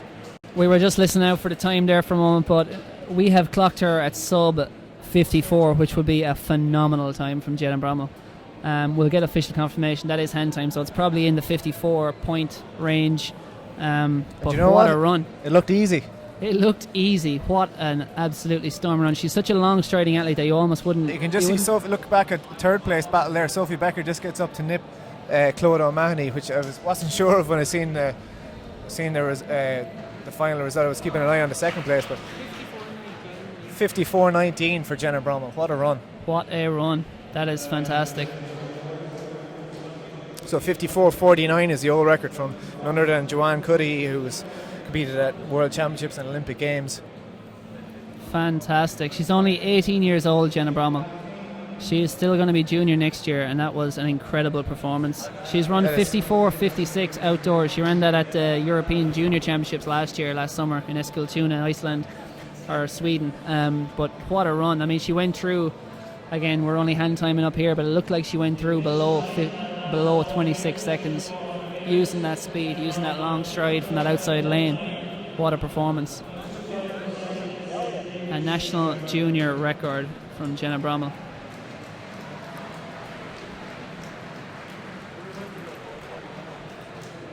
We expected maybe the race of the day might be Marcus Lawler against Éanna Madden in that under 23 men's 400, but I think we've just seen the performance of the day from Jenna Bromwell there.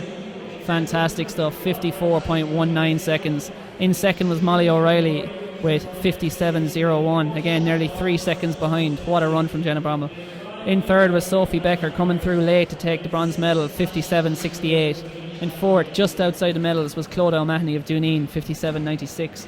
Fifth was Ciara Gallagher of Naas, 60.37, and then in sixth it was Niamh Malone of Monaghan Phoenix in 61.61. As we see, the under 23 women's 400 metres are on the start line, just doing their final few block starts.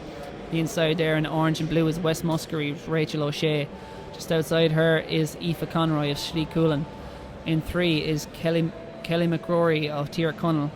Lane 4 will be Shannon Dawkins of St. Joseph's. In lane 5 it will be Leah Bergen of Clonliffe Harriers, and on the outside it will be Aisling Drumgoole of Raheny Shamrocks.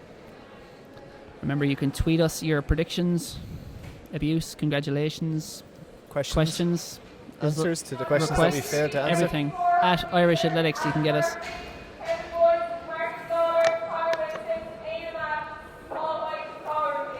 I'm a bit in shock after that performance there, Colin. I'm still in shock. I'm buzzing. But you may have overheard there, the officials in the call room here behind us are just calling out the names of the finalists for that showdown in the men's under 23 400. So they'll just be lining up doing their last few straight outs here. They'll be on track within the next 10 minutes. First of all, we'll have the under 23 women's 400 metre final. Then it'll be the junior men's 400 metre final. And that one we've been waiting for, Éanna Madden versus Marcus Lawler over 400. Marcus Lawler's first major 400 metre final race coming up. Says he hopes to get sick. But he hopes to get sick with the gold medal in the bag. Your lineup for the sick under 23 women's 400 metre final is lane 1 Rachel O'Shea, lane 2 Aoife Conroy, lane 3 Kelly McCrory, lane 4 Shannon Dawkins, lane 5 Leah Bergen, and out on the outside from Raheny Shamrock, the white singlet of Aisling Drumgoole.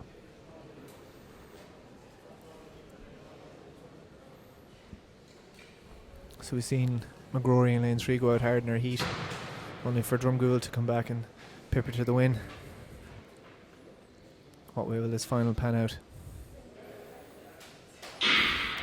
And we're away cleanly once again. So Drumgoole out in lane 6, the fastest of the qualifiers, and she's gone out hard here, and we can see McGrory as well in lane 3 has gone out hard in the red singlet there of Tyrconnell. So as they come into the first bend, who's going to get to the break first? It'll certainly be one of those two, and it looks like McGrory at the minute is in the lead. She will get to the break first and have a clear run at the bell.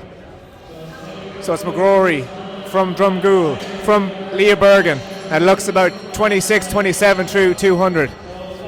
So these three are away and clear so far. Drumgoole trying to make a bit of a move up, and McGrory now, who's led since the gun, and Bergen still sitting in there comfortably. Drumgoole making the similar run as she did in the heat, trying to overtake on that top end, but McGrory's not letting her have it her way this time. Bergen still sitting in there, a comfortable position. They come around the last bend, three of them still in it. Who's going to take it? Bergen has snuck up the inside. Will she hold on? But Drumgoole is on the outside. McGrory throws a shoulder, and she's going to dip for the line. Who has got it? I think it's Bergen. I think it was. What a race. 57.99 on the clock. It looks like Leah Bergen has just held on there, was given an easy line through the inside, sat in third place most of the way around.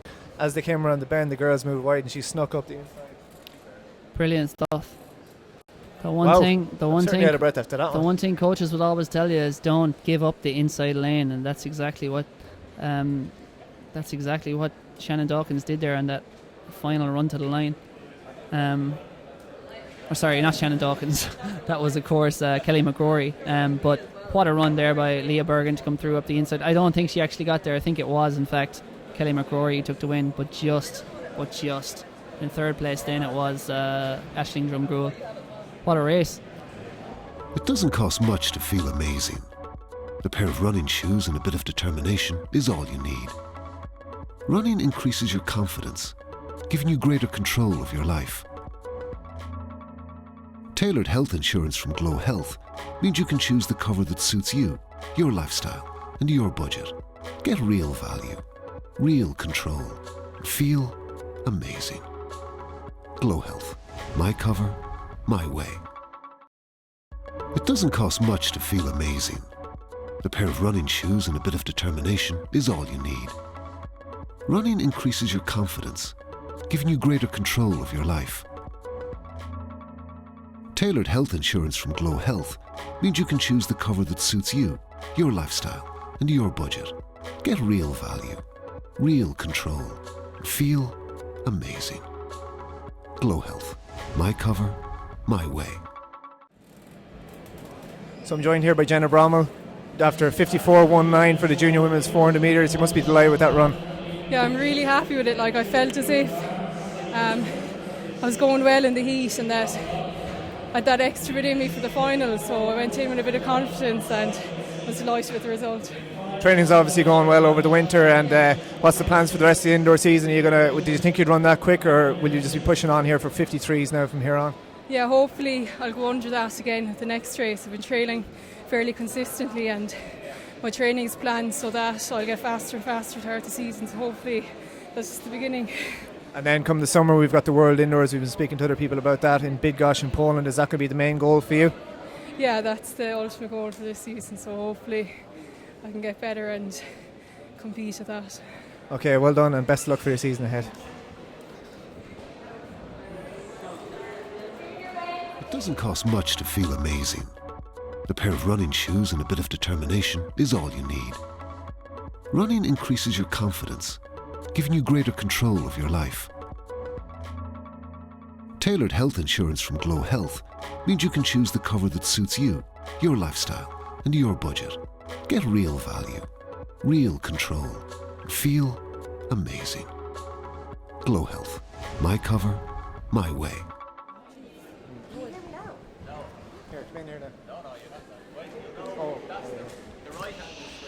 So we're back on track for the junior men's 400 metre final. From the inside in lane 1, Sean Callahan, Leeville. Lane 2, Kieran Barnes, City Lisburn. Lane 3, Cathal Lock of Duneen. Lane 4, Christopher O'Donnell, North Sligo. Lane 5, Sean Dowling of Raheny Shamrock. And on the outside, perhaps the favourite, Jamie Mitchell of Emerald AC. Once again, the lanes to watch are heat winners on the outside, Sean Dowling and Jamie Mitchell. Away to a clean start. Sean Dowling appeared to get out just the better. Maybe Christopher O'Donnell going well there in lane 4, but now Jamie Mitchell up into his running. Very long striding athlete on the outside. North Sligo AC's Christopher O'Donnell appears to lead it. He's in the white singlet and red singlet there in lane 4. Just has lead coming off the bend. Also going well as Cathal Lock of Duneen, but now Jamie Mitchell once again, just like he did in the heat, moving towards the front, up into second. But it is Christopher O'Donnell leads it at the moment. Can Jamie Mitchell get past Cathal Lock in a tussle there with Sean Dowling for third place? But who's going to get the gold medal? At the moment it is Christopher O'Donnell ahead of Jamie Mitchell. He's got about 2 metres. Back in third it's Cathal Lock. From the start it's been Christopher O'Donnell, and that's the way it's going to stay. Christopher O'Donnell powers into the home straight. He's got 5 metres on Jamie Mitchell. He's holding it together perfectly. It is Christopher O'Donnell, Jamie Mitchell. Then in third it was Cathal Lock, and in fourth place it was Raheny Shamrock, Sean Dowling. Fifth was Kieran Barnes, and then in sixth it was Sean O'Callaghan from Leeville AC. So naturally delighted with that there, Christopher O'Donnell. I can just confirm that under 23 result, it was in fact Kelly McCrory who held on for the win, just 300ths of a second ahead of Leah Bergen, and Aisling Drumgoole in third place. So 57.57, 57.60, 57.98. What a performance. Very close there for the third, but Oh, look, they're just holding on. We'll give you that result as soon as we have it. We're going to be, and again, next up on track is going to be the under 23 men's 400 with Anna Madden and Marcus Lawler.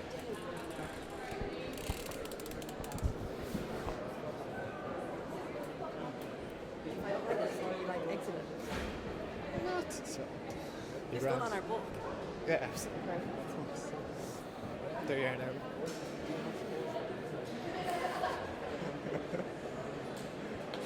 Can you see that? So I'm joined here by Charlene Mosley, the junior champion in the 200 metres, 24:40. Is that a personal best, and how did that race go for you? Well, it's an indoor personal best, and I was happy with it. It was better than the heat, and I opened up well enough, so first race of the season. And you're up against one of the sprint sensations from last year, Kieran Neville, so I suppose you're happy enough to get a scalp over her? Yeah, absolutely. Kira's a great runner and everything, but it's always good to win. And what are the plans for the rest of the indoor season? A couple more 200s, or will you go 60s or 4s or anything different? Well, no, I think I'll stick for the 200 this year anyway, and I'll be doing the national seniors, and I think I'll call my indoor season up then. And what's the plan for the outdoors?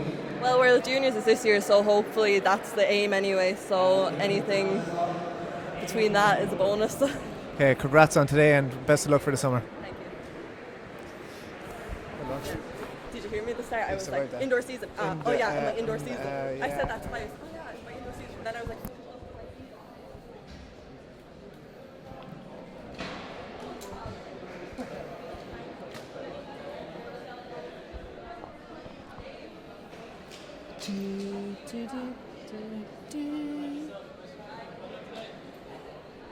So we're back here, and it's the race you've all been waiting for.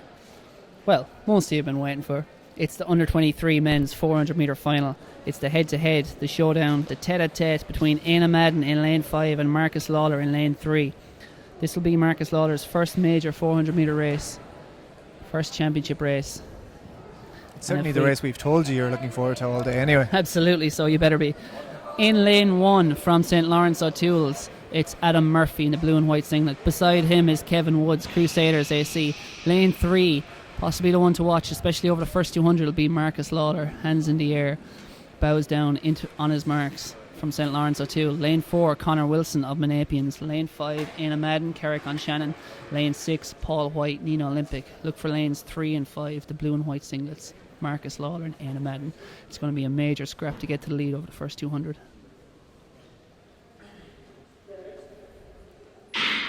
They're away. Anna Madden's out well, but so is Marcus Lawler, and this time he's running like a sprinter, using that turnover, using that short stride. He's well up on Monapian's Connor Wilson, but so is Anna Madden. He's flying out in lane 5. It's going to be a major scrap to get to the lead, but it looks like it's Anna Madden who's controlled this from the start. He's going to come into the home stretch with a comfortable lead. He is flying. He is 7 or 8 metres clear, and Marcus Lawler isn't even second. Anna Madden has gone through in about 22.5, and it is number 209, Paul White in second. Can Marcus Lawler raise his game on this second lap? Marcus Lawler is back in third at the moment, but he's fighting up towards second. Anna Madden has flown. Will this cost him? Because Paul White is attacking. Anna Madden has 4 metres as he comes into the home straight. Here comes Paul White. Can he get to him? But Anna Madden is strong. He has blown this race apart from the gun. Anna Madden is your under 23 champion. Paul White second. Marcus Lawler third. Back in fourth it was Monapians, Connor Wilson, and then it was Crusaders, Kevin Woods and Adam Murphy in fifth and sixth. What a run. What a run. Took it on from the start and just dominated. It looked like a 48 low on the clock. We just wait to confirm that first. As we tee up the replay there for you, what a run from Anna Madden. We thought Marcus Lawler might get involved, and he did over that first 100, but then Anna Madden's long stride just carried him away on that second 100. Yeah, with the 400 metre experience, I suppose he knows how hard he can grow out at the start. He's certainly the more powerfully built of the athletes in the field, and he just really went for it from the gun. Lane 5 more favourable than Marcus's lane 3 anyway, but he got to the break first, well clear through the bell. You can see him here just trying to hold his stride through the third 100, trying to stay nice and relaxed so he can keep his powder dry a little bit before he can push on for that last 100. You see Paul White has got right up behind him there coming into that last bend, but I'm sure Anna was just saving the afterburners for the home straight. Fantastic performance from Anna Madden, holding it together beautifully there. Marcus Lawler tiring in third. I think We probably may not see Marcus Lawler do another 400 for quite a while. I think Possibly not. He's more at home in the ones and twos. That probably felt like a long way. We have official results for the race. Well, not yet official, but we have at least the preliminary times. That's 48.26 for Éanna Madden in first. Paul White 48.98 in second. Third, Marcus Lawler 50.03. Fourth, Connor Wilson 50.32. Fifth, Kevin Woods 50.36. And sixth, Adam Murphy 50.82. That was your under 23 men's 400 metre final. Next up on track, it's going to be the 800 metre finals. An outright PB for Paul White there as well, so 49 flat is his PB outdoors, a 0.6 PB indoors, so well done to him in second place. Really good run. So there is no, of course, junior women's 800. That was won by Amy Hamill earlier on. And the under 23 was also held earlier on. That was won by Alana Lally. Under 23 men's, of course, was famously won by Owen Strut. Some news and from so that leaves one race. The under 20 or the junior men's 800 is one race left on the program. Some news from the junior men's long jump call. Keith Marks 7:15, so he's in the lead. Overtakes Ben Fisher's 7:02, and there's one round left in that competition. Lying in third place at the minute is Luke Bellantani of Rahini Shamrock with 6:60. Great stuff. And here comes the final race of the day here. These athletes have had only a little over an hour to recover from their heats. It's the junior men's 800 metres field. Again, Chini Ujikuwa, very impressive of Tullamore Harriers in that qualifying heat. This will be a great race to look forward to. It should be a very competitive battle.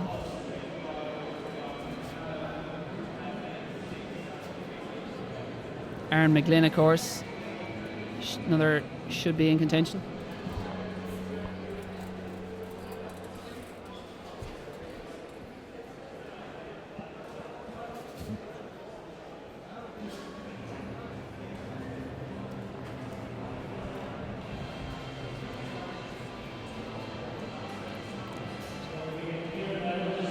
So athletes just waiting their orders there from the starting men and women. Big thanks, of course, to all the officials who've been so good today to give up their Sunday down here at our GloHealth National Junior Under 23 Champs. They'll all be back here next weekend, I'm sure, for the AAI Games on Sunday. A date for your diary. Do not miss it. The GloHealth AAI Games, Sunday the 7th of February at 11 a.m. And of course the 27th, 28th, 3 weeks from then, we'll have the GloHealth National Senior Indoor Championships, which will be highlighted on RTE on Sunday evening, RTE2 at 8 o'clock. So but make sure you get to Athlone for that on the Saturday and the Sunday, and then you can watch all the highlights and try and spot yourself on TV on RTE2 at 8 o'clock that night. So the final race of the day, it is the junior men's 800 metres. From the inside in the blue singlet, Aaron McGlynn of Finn Valley, number 263. Just outside him, Lee Vale's Conor O'Driscoll. Then it's Mark Glynn of Newbridge. Actually, forgive me, that's actually Tullamore Harriers, Chini Ujikuwa there. Then it is Callum Crawford Walker, Lagan Valley, who we saw at the front of his heat. Then it is Lekela's Conal Hayes. Beside him, 237 there in the red and yellow is Joseph Lyons of Tala. And then Aaron McGinley, number 61 of Lifford AC.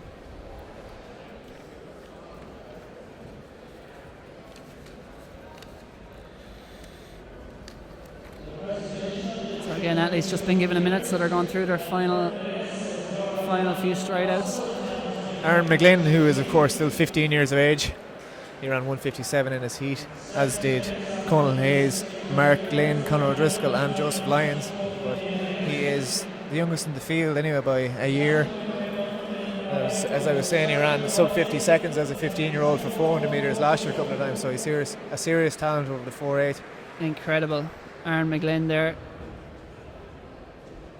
Born in this millennium, Jer. As I said earlier about... That doesn't make you feel old. Nothing will. There's lots of things that make me feel old every day, Cathal. That's one of them. That's the biggest one. So Joseph Lyons, of course, who was an impressive winner of his heat. He ran 157.8 in his heat. Conal Hayes and Aaron McGlynn fought out the second heat, both automatically qualifying. Third heat, Chini Ujikuwa. I think he's a dark horse. He ran a very coy race in his semi-final earlier on, paced it perfectly and then took control when it mattered most to win ahead of Alan McGinley. So 8 athletes to the line for this. Now this is going to be a dust-up. Will someone take it on from the start, or will they play it patiently and come through?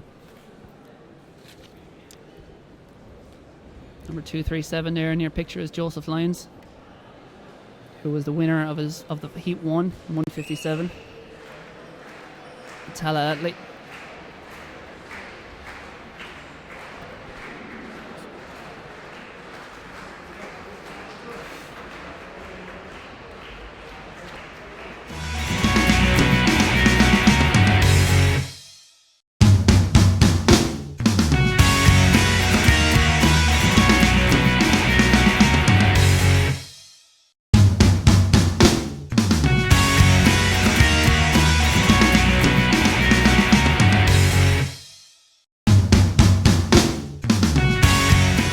Much to feel amazing. A pair of running shoes and a bit of determination is all you need. Running increases your confidence, giving you greater control of your life. Carrickman as well. Up Leitrim. The final race of the day will be the junior men's 800 metres, and they are on the start line from the inside. Aaron McGlynn, Conor O'Driscoll, Mark Glynn, Chini Ujikua, Callum Crawford-Walker, Conal Hayes, Keane McBride, Joseph Lyons and Alan McGinley, and it's a very close race, but Chini Ujikua has shot to the lead.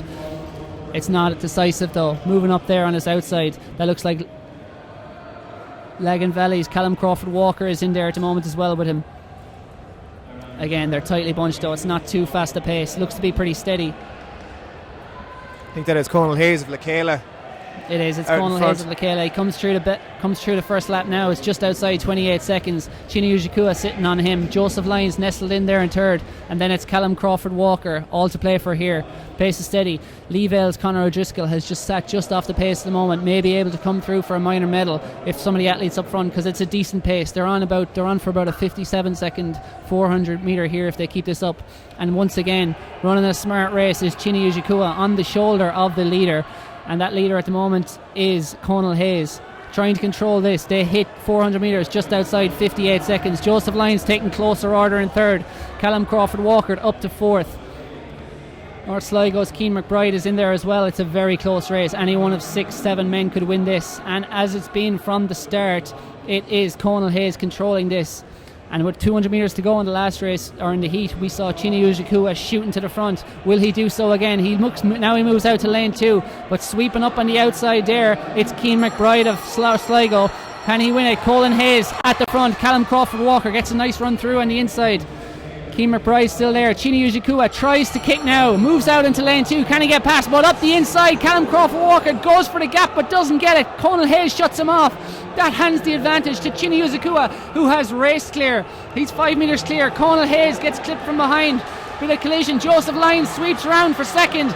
Chini Ujikua is all out, but he's going to hang on. Takes the gold medal. Callum Crawford-Walker just across the line with Conal Hayes for the silver. It was 155.4 we got of that. And then in fourth place, coming outside there, was Joseph Lyons. What a race to round out the day here. Here's the replay. As you can see, Callum Crawford-Walker goes for that gap, but it probably wasn't fully there. Conal Hayes shut him off, and then that gave the advantage to Chini Ujikua, but he would have won anyway. He was full of running there, coming off the bend. As you can see, the scrap for second. So close. Yeah. For Chini Ujikua just seen the other two lads getting into a bit of bother with each other and said, I'm having none of this. Around the outside, leave them at it and leave them in his wake. What a run. The Tullamore Harrier, well on track. So that was our final track race of the day, and what a race it was. What a race. Again, it came down to tactics, and it wasn't that fast. It was about 58 high, 59 seconds going through 400, but they came back in about 56, 57 for about a 155 win. We'll give you that official result as soon as we have it before we sign off here. We'll try and round out some of the official results here. We can tell you it's now official in the under 23 men's 400 metres that Aina Madden ran 48.26 to beat Paul White 48.98, and Marcus Lawler was third in 50.03. The junior men's official 400 metre result: Christopher O'Donnell 49.21, Jamie Mitchell 49.71, and Cathal Locke of Janine third in 50.05. Ben Fisher gave it his all, 7.06 in the final round of the long jump, so not quite good enough to take the triple gold. or double gold. But he does take a gold, silver and bronze, the full suit. Great stuff. Well, we're still awaiting that result of the official under 23 men's 800, but I can tell you that Chinny Ujikua took the gold, and then it was Conal Hayes and Callum Crawford Walker in third. So that just about rounds out the action at the moment from a fantastic day of action here in Athlone for the GloHealth National Junior and Under 23 Indoor Championships. We've had incredible performances, Ger. We've had a championship record from Michaela Walsh. We've had a championship record from Jenna Brommel. Some serious race. The under 23 women's 400, a seriously tight race, all within a couple of hundredths of seconds. We've seen some great 200s. That junior men's 200 metres just spread over a couple of hundredths as well. Some top class performances, and certainly some juniors under 23s that won't give it to the seniors their own way this indoor season. Exactly, and Kieran Neville and Phil Healy impressing in the sprints, but obviously Charlene Mosley turning over Kieran Neville in the 200. Fantastic contests, upsets, favourites, showing what they're made of. Future is bright, and we have an official result in the final race of the day. The junior men's 800, it was Chinny Ujikua of Tullamore Harriers, 155.79, a decisive victory in the end from Conal Hayes of Michaela, 156.39. Third was Callum Crawford Walker, Lagan Valley, 156.43. Very close race. Joseph Lyons fourth, 156.87. Keane McBride fifth, 157.8. Then it was Alan McGinley, Aaron McGlynn, Mark Glynn and Conor O'Driscoll rounding out the field. That was your junior men's 800 metres. And that, dear friends, dear listeners, dear viewers, brings us to a close. Yes, indeed. So we will bid our fond farewells, and we'll hopefully have you live for another stream here with Athletics Ireland and GloHealth. And thanks to the lads from Entry for doing such great work all day here with us. Guys, we'll see you soon. Take care. Bye.